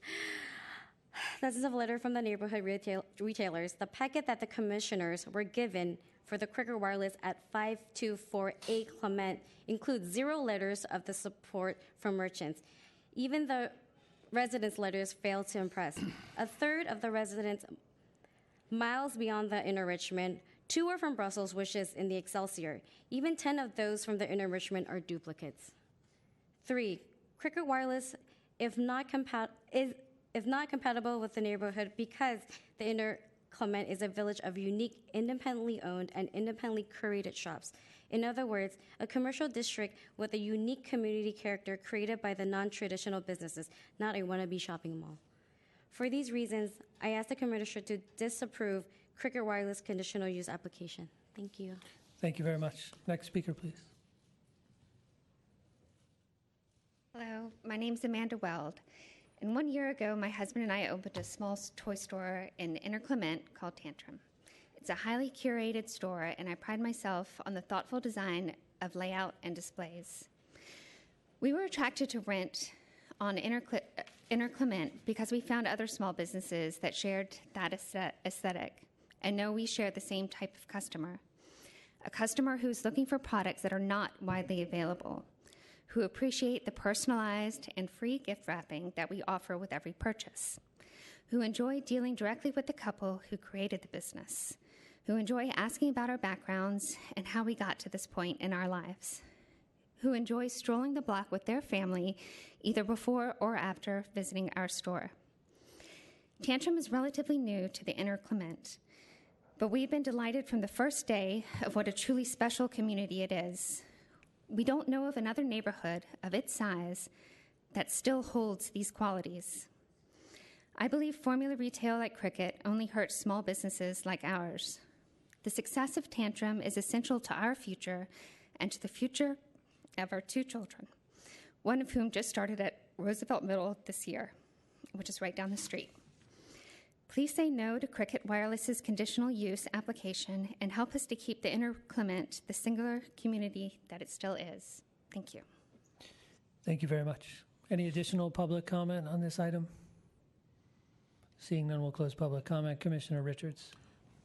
Interestingly enough, I've been on that side of the railing in my neighborhood arguing against Walgreens, Chipotle, and Starbucks when they tried to move into the neighborhood, and we won unanimously at the Planning Commission because we put up a good argument like the community is doing today.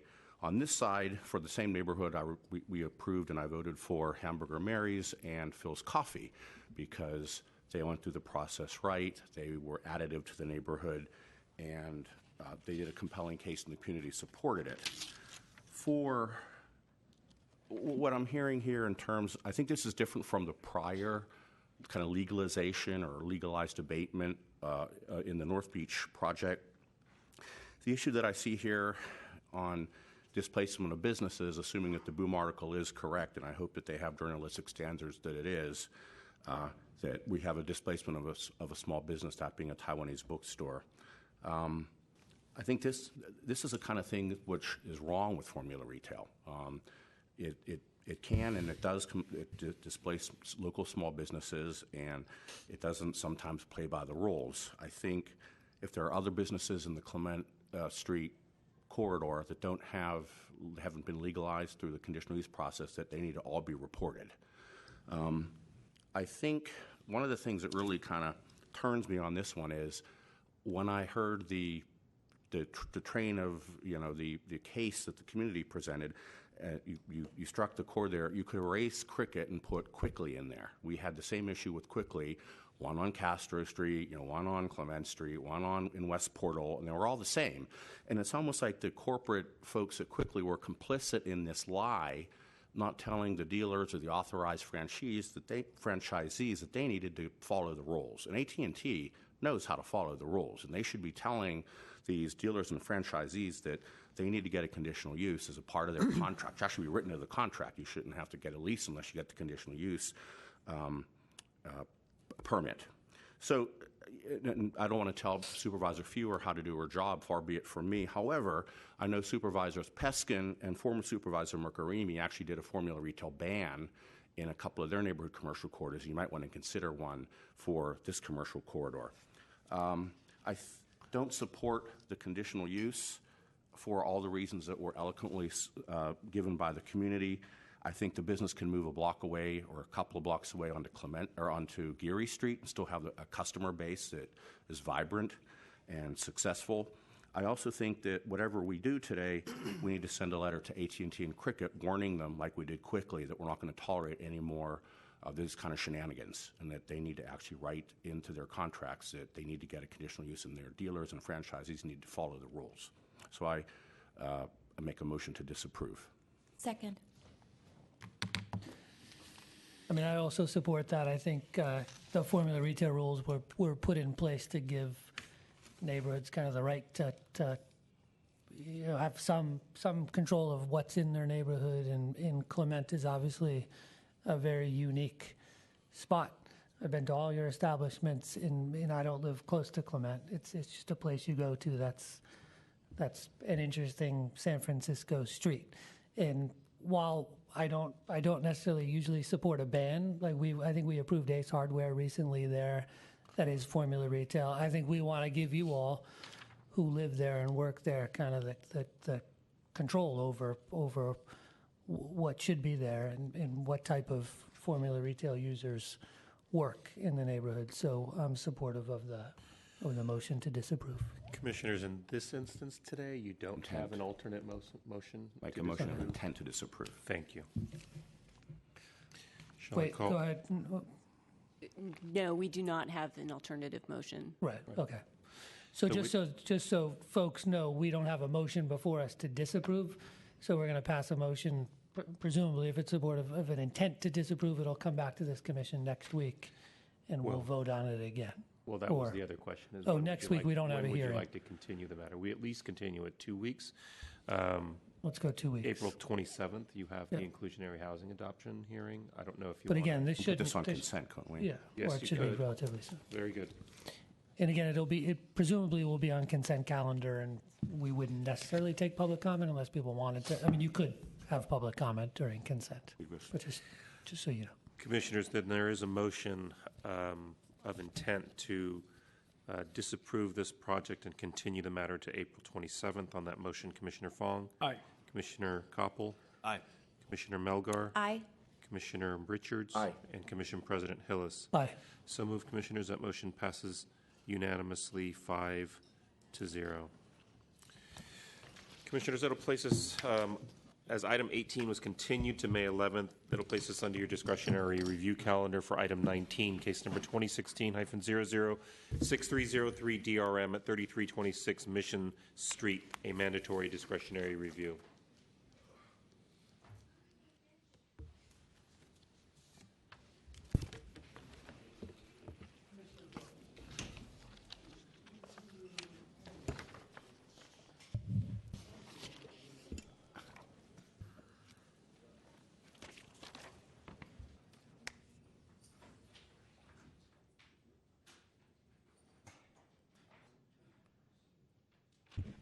Good evening, Commissioners. The item before you is an application for mandatory discretionary review of a building permit application for change of use from bar to medical cannabis dispensary at 3326 Mission Street. The project site is located within the NC3 Neighborhood Commercial Moderate Scale Zoning District and a 40X Height and Bulk District. The project site is bounded by Mission Street to the east and by retail sales and service uses on all other sides. Residential uses are also in the surrounding area, including directly above the space where the use is proposed. Staff is generally supportive of the overall design of the use, which places a reception and waiting area at the front of the building and increases the amount of clear glazing as required by the planning code.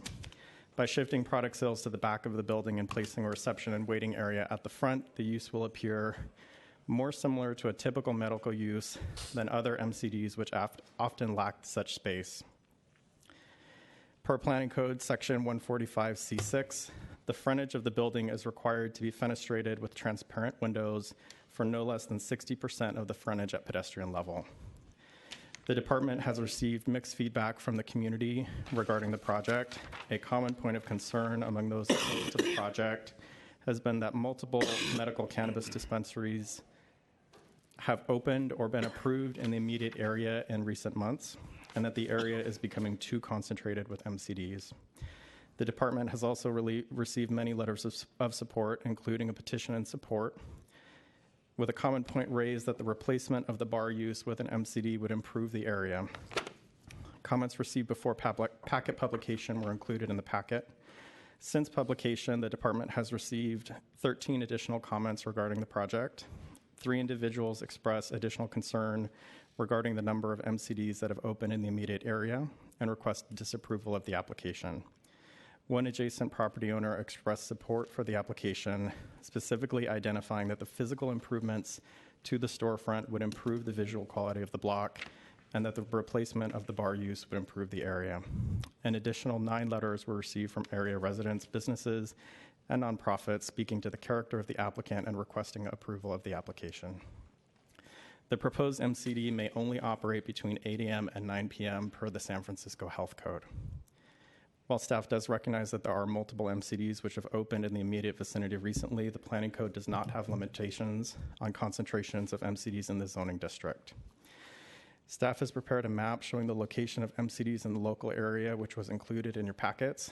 An additional map was prepared, which is showing the locations of MCDs over a much larger area to show where clustering is occurring. And that was provided to you today. No additional MCDs are currently under review in the immediate vicinity. As the project meets the requirements of the Planning Code, staff recommends that the Commission take DR and approve the project with the recommended conditions of approval. The recommendation conditions of approval are standard, except for an additional condition to clarify that the bar use must be completely vacated as part of the project, as alcohol sales are not permitted in conjunction with MCDs. This concludes with my presentation, and I am available for questions. The project sponsor also has a brief presentation. Great. Thank you very much. Project sponsor, you have a 5-minute presentation.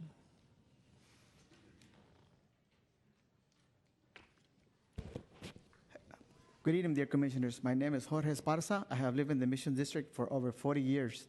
I have owned and operated Coronita's Bar and Grill in the Mission Bernal corridor with my family for almost 26 years. I believe that makes me a true Mission resident and a real San Franciscan. If you grant us the use permit, we will be the first Latino co-owned dispensary in the Mission Street corridor. I know that we will be able to serve our community in a unique and culturally sensitive manner. As we stated in our application, we will provide support to under-resourced patients and engage in workforce development efforts that will provide the industry entry opportunities to local residents. We have a vision for reviving our block that includes clear design, a discreet presence, and more customers for all our business neighbors, many of them who are suffering from the effects of the recent fire on the Mission Corridor transit policies. I appreciate your support and our efforts to help improve and serve our community. Hi, everyone. I'm Brian Mitchell. I'm Jorge's partner.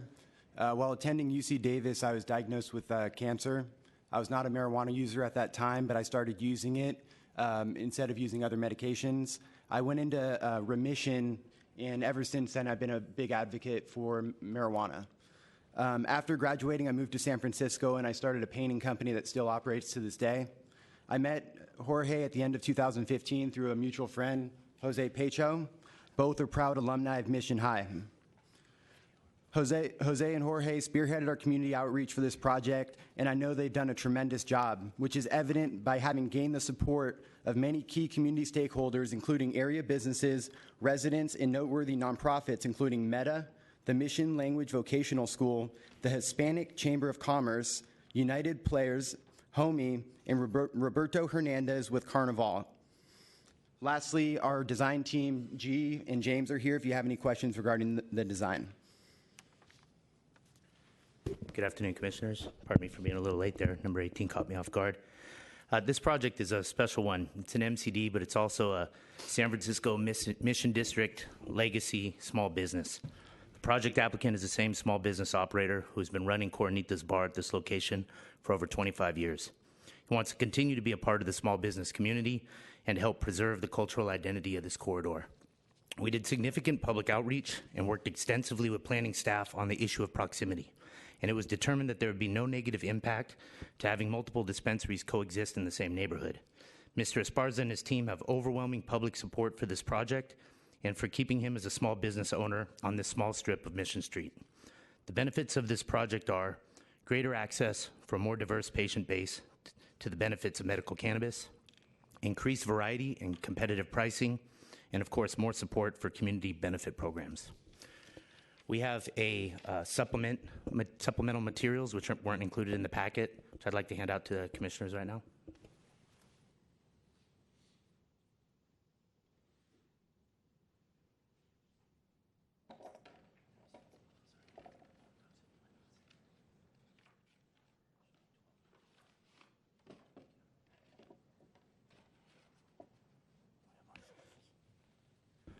We're available for any questions that the commission may have about this project.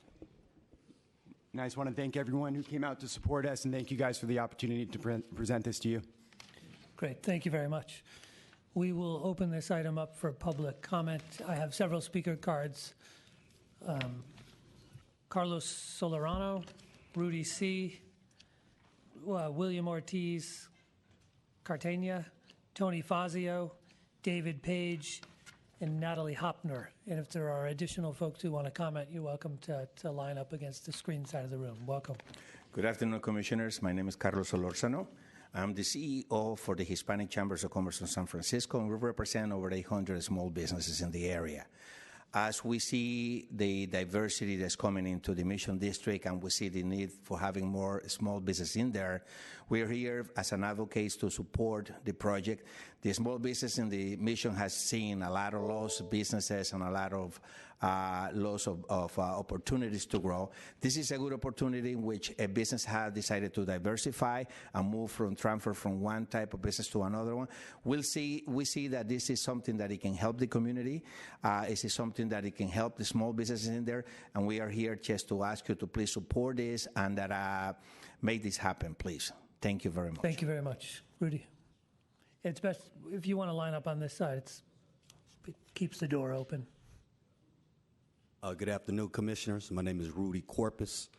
I'm Executive Director of a violence prevention program that's been serving the Bay Area for the last 23 years. I'm humbly here to voice my opinion and support for this business. Sometimes people wonder what's the correlation between medical marijuana and youth. Our violence prevention program has got a lot of support for medical marijuana for the gun buybacks that got hundreds and hundreds of guns off the streets. And so we want to continue to support this process so we can get these guns off the streets to save lives, which has been a very effective method with the city and county of San Francisco, the police department, mothers who allow sons to gun violence, and people who's losing their lives to senseless gun violence. In no way I'm against the Second Amendment. I'm a victim of gun violence myself, but I want to make sure we eradicate violence, period, in San Francisco. And one of the methods, I believe, is with building relationships. So thank you. Thank you, Mr. Corpus. Next speaker.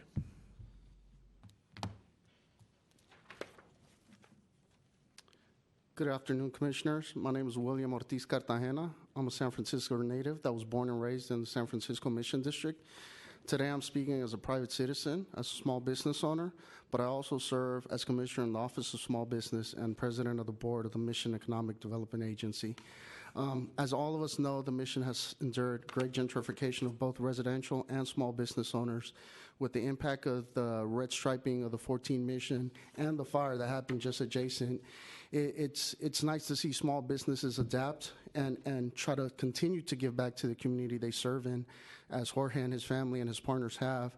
I definitely recommend for you guys to move forward and approve this, as this will continue a legacy of small business owned by Latinos in the San Francisco Mission District that have a positive impact in our community. Thank you for your consideration. Thank you very much. Next speaker, please.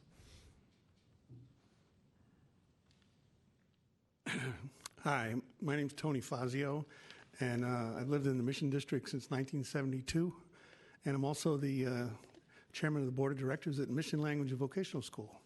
Mr. Pecho and the La Corona Wellness Center came to us and talked to us about their marijuana locating in the Mission, and we passed it unanimously after they presented it to us. Mr. Pecho was a great friend of Rosario Anaya, who was our past executive director, and so we discussed it thoroughly and looked at it very carefully, and we vetted it, and we took it seriously, and we voted on it, and it was unanimous. So we'd like you to approve it as well. Thank you very much. Yeah, thank you, Mr. Fazio. Next speaker, please.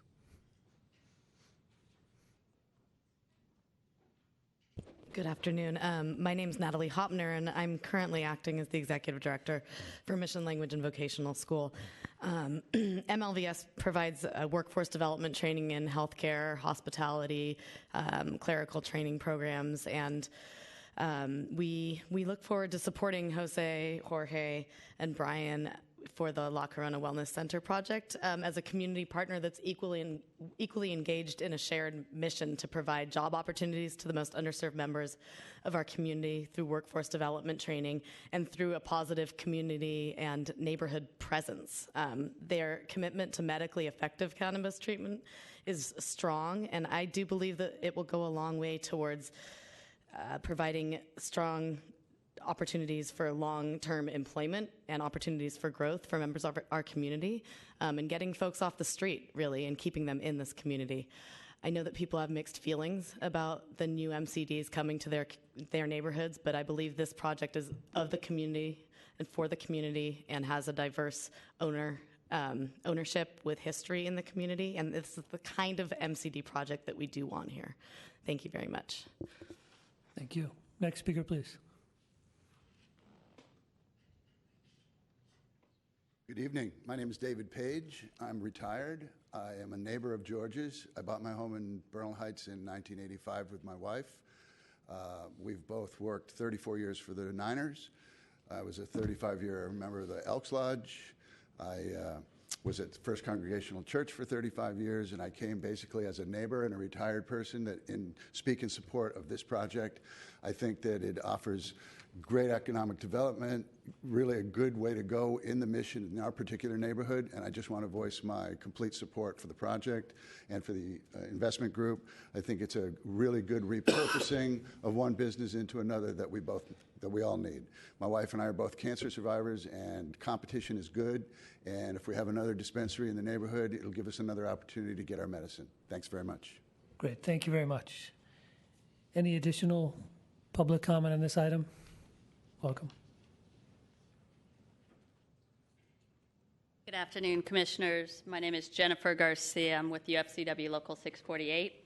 I am also a member of the San Francisco Legalization Task Force as a co-chair, but I'm here today as a UFCW organizer and representative of cannabis workers.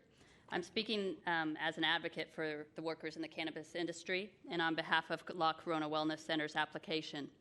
UFCW Local 648 and La Corona Wellness Center have recently signed a labor peace agreement, allowing their workers the freedom to choose a union without employer interference. La Corona Wellness Center knows that work sites benefit when workers have standardized training and education, and with this understanding, La Corona Wellness Center is interested in participating in any training program implemented to ensure their workers have and maintain the knowledge necessary to provide the safest medicines to their patients. La Corona has long been an integral part of their community, and this change in business provides an opportunity for La Corona to continue as a minority-owned business in this location. Local 648 looks forward to working with La Corona Wellness Center. We strongly encourage the Planning Commission to grant a permit to the La Corona Wellness Center and allow them to be a fair employer to the San Francisco workers and a good citizen to the community. I thank you for your time and consideration in this matter. Thank you. Any additional public comment? Seeing none, public comment is closed. Commissioner Malgar? Sure.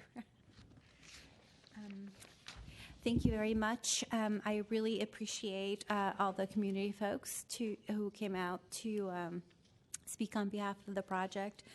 I unfortunately will not be supporting this project, and I think it's consistent with the position that I've taken on this commission, in that I think the mission overwhelmingly has been the site of medical marijuana dispensaries, and now under Prop 64, I think that we before we institute clear guidelines and controls, will be overrun by this use, and that will be, I think, to the detriment of other uses. I think this block in particular is one that I spend a lot of time on since I work in the neighborhood.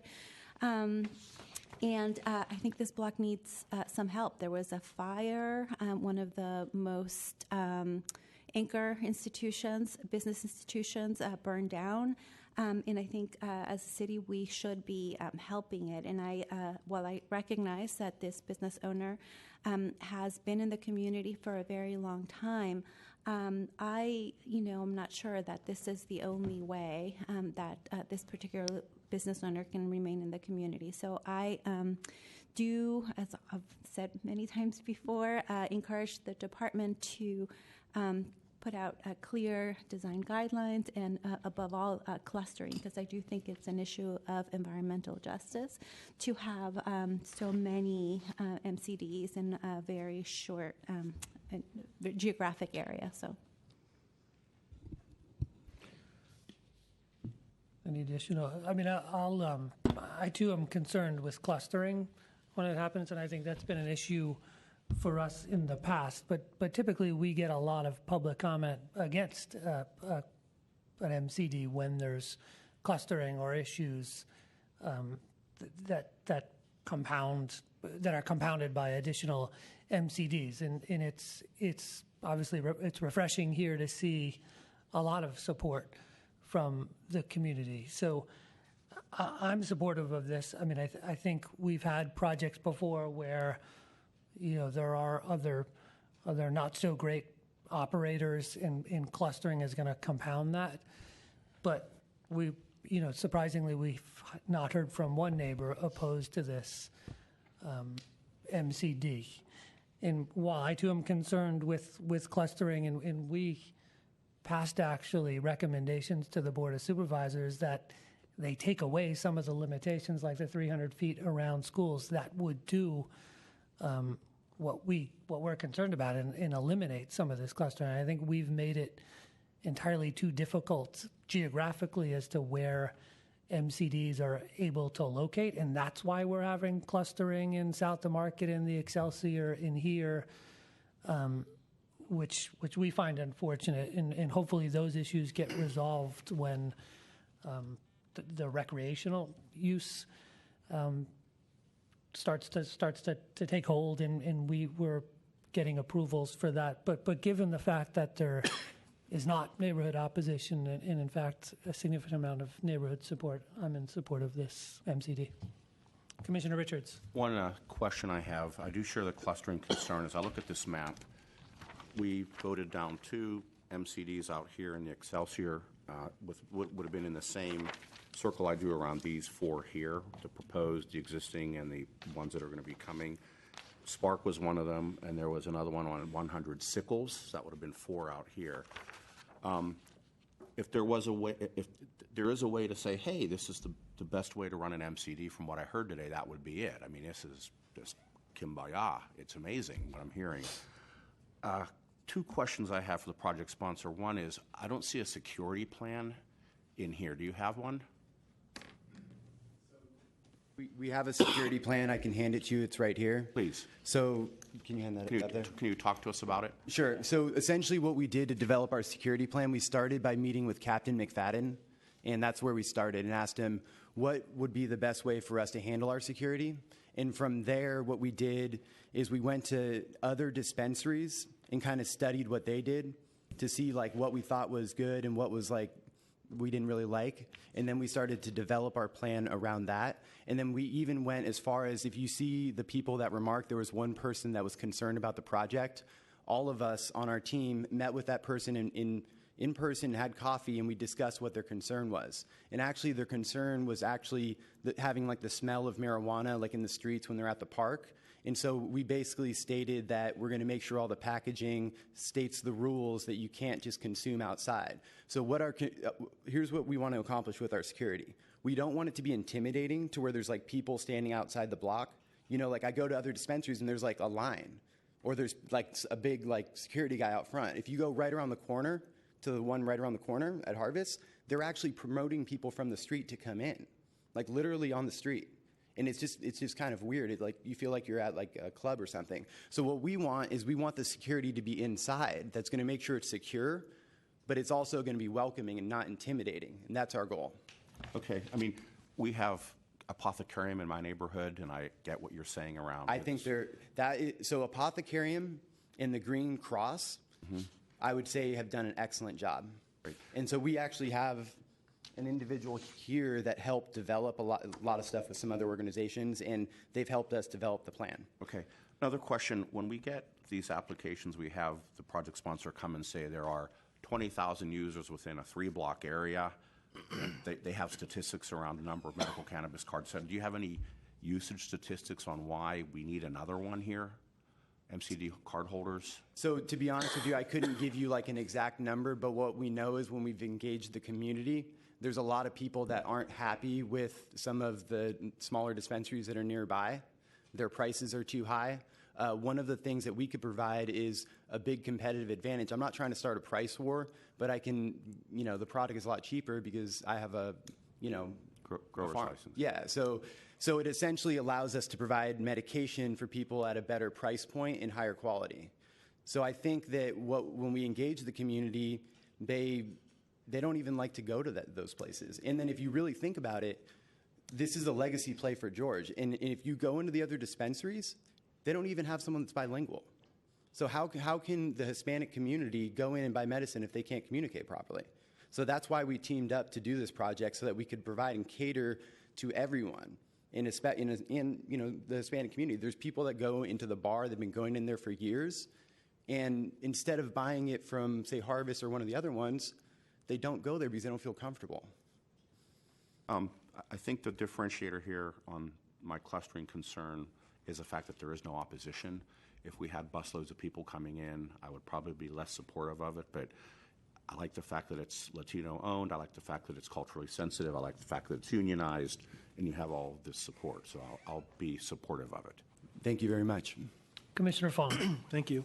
I'll say that I'm still waiting the task force to come back with its recommendation. I think it'll be a lot easier for us in these kind of decisions. I'm also supportive of widening the green zone. Per some of the discussion before, this is why we're getting potentially clustering is the narrow scope of the green zone.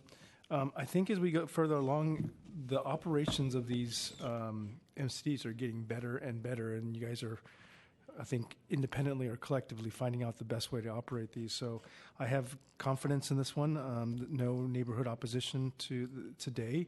I think that probably says a lot to the outreach and you guys understanding in other locations what the problems have been in addressing security issues, addressing labor issues. So I am supportive of this particular one. Is there a motion? I'll make a motion to approve. Take DR. No, not take DR. And approve. Not take DR. Well, you are taking DR because you're attaching conditions. Oh, Make a sorry. motion to take DR and approve the project as proposed. Second. Very good, Commissioners, and there's a motion that has been seconded to take DR and approve this matter with conditions on that motion.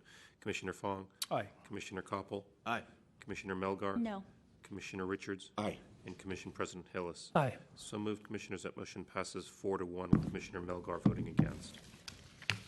Commissioners, that leaves us to public comment, for which I have no speaker cards. Is there any general public comment on items that weren't on the agenda today? Seeing none, the commission meeting is adjourned. Thank you.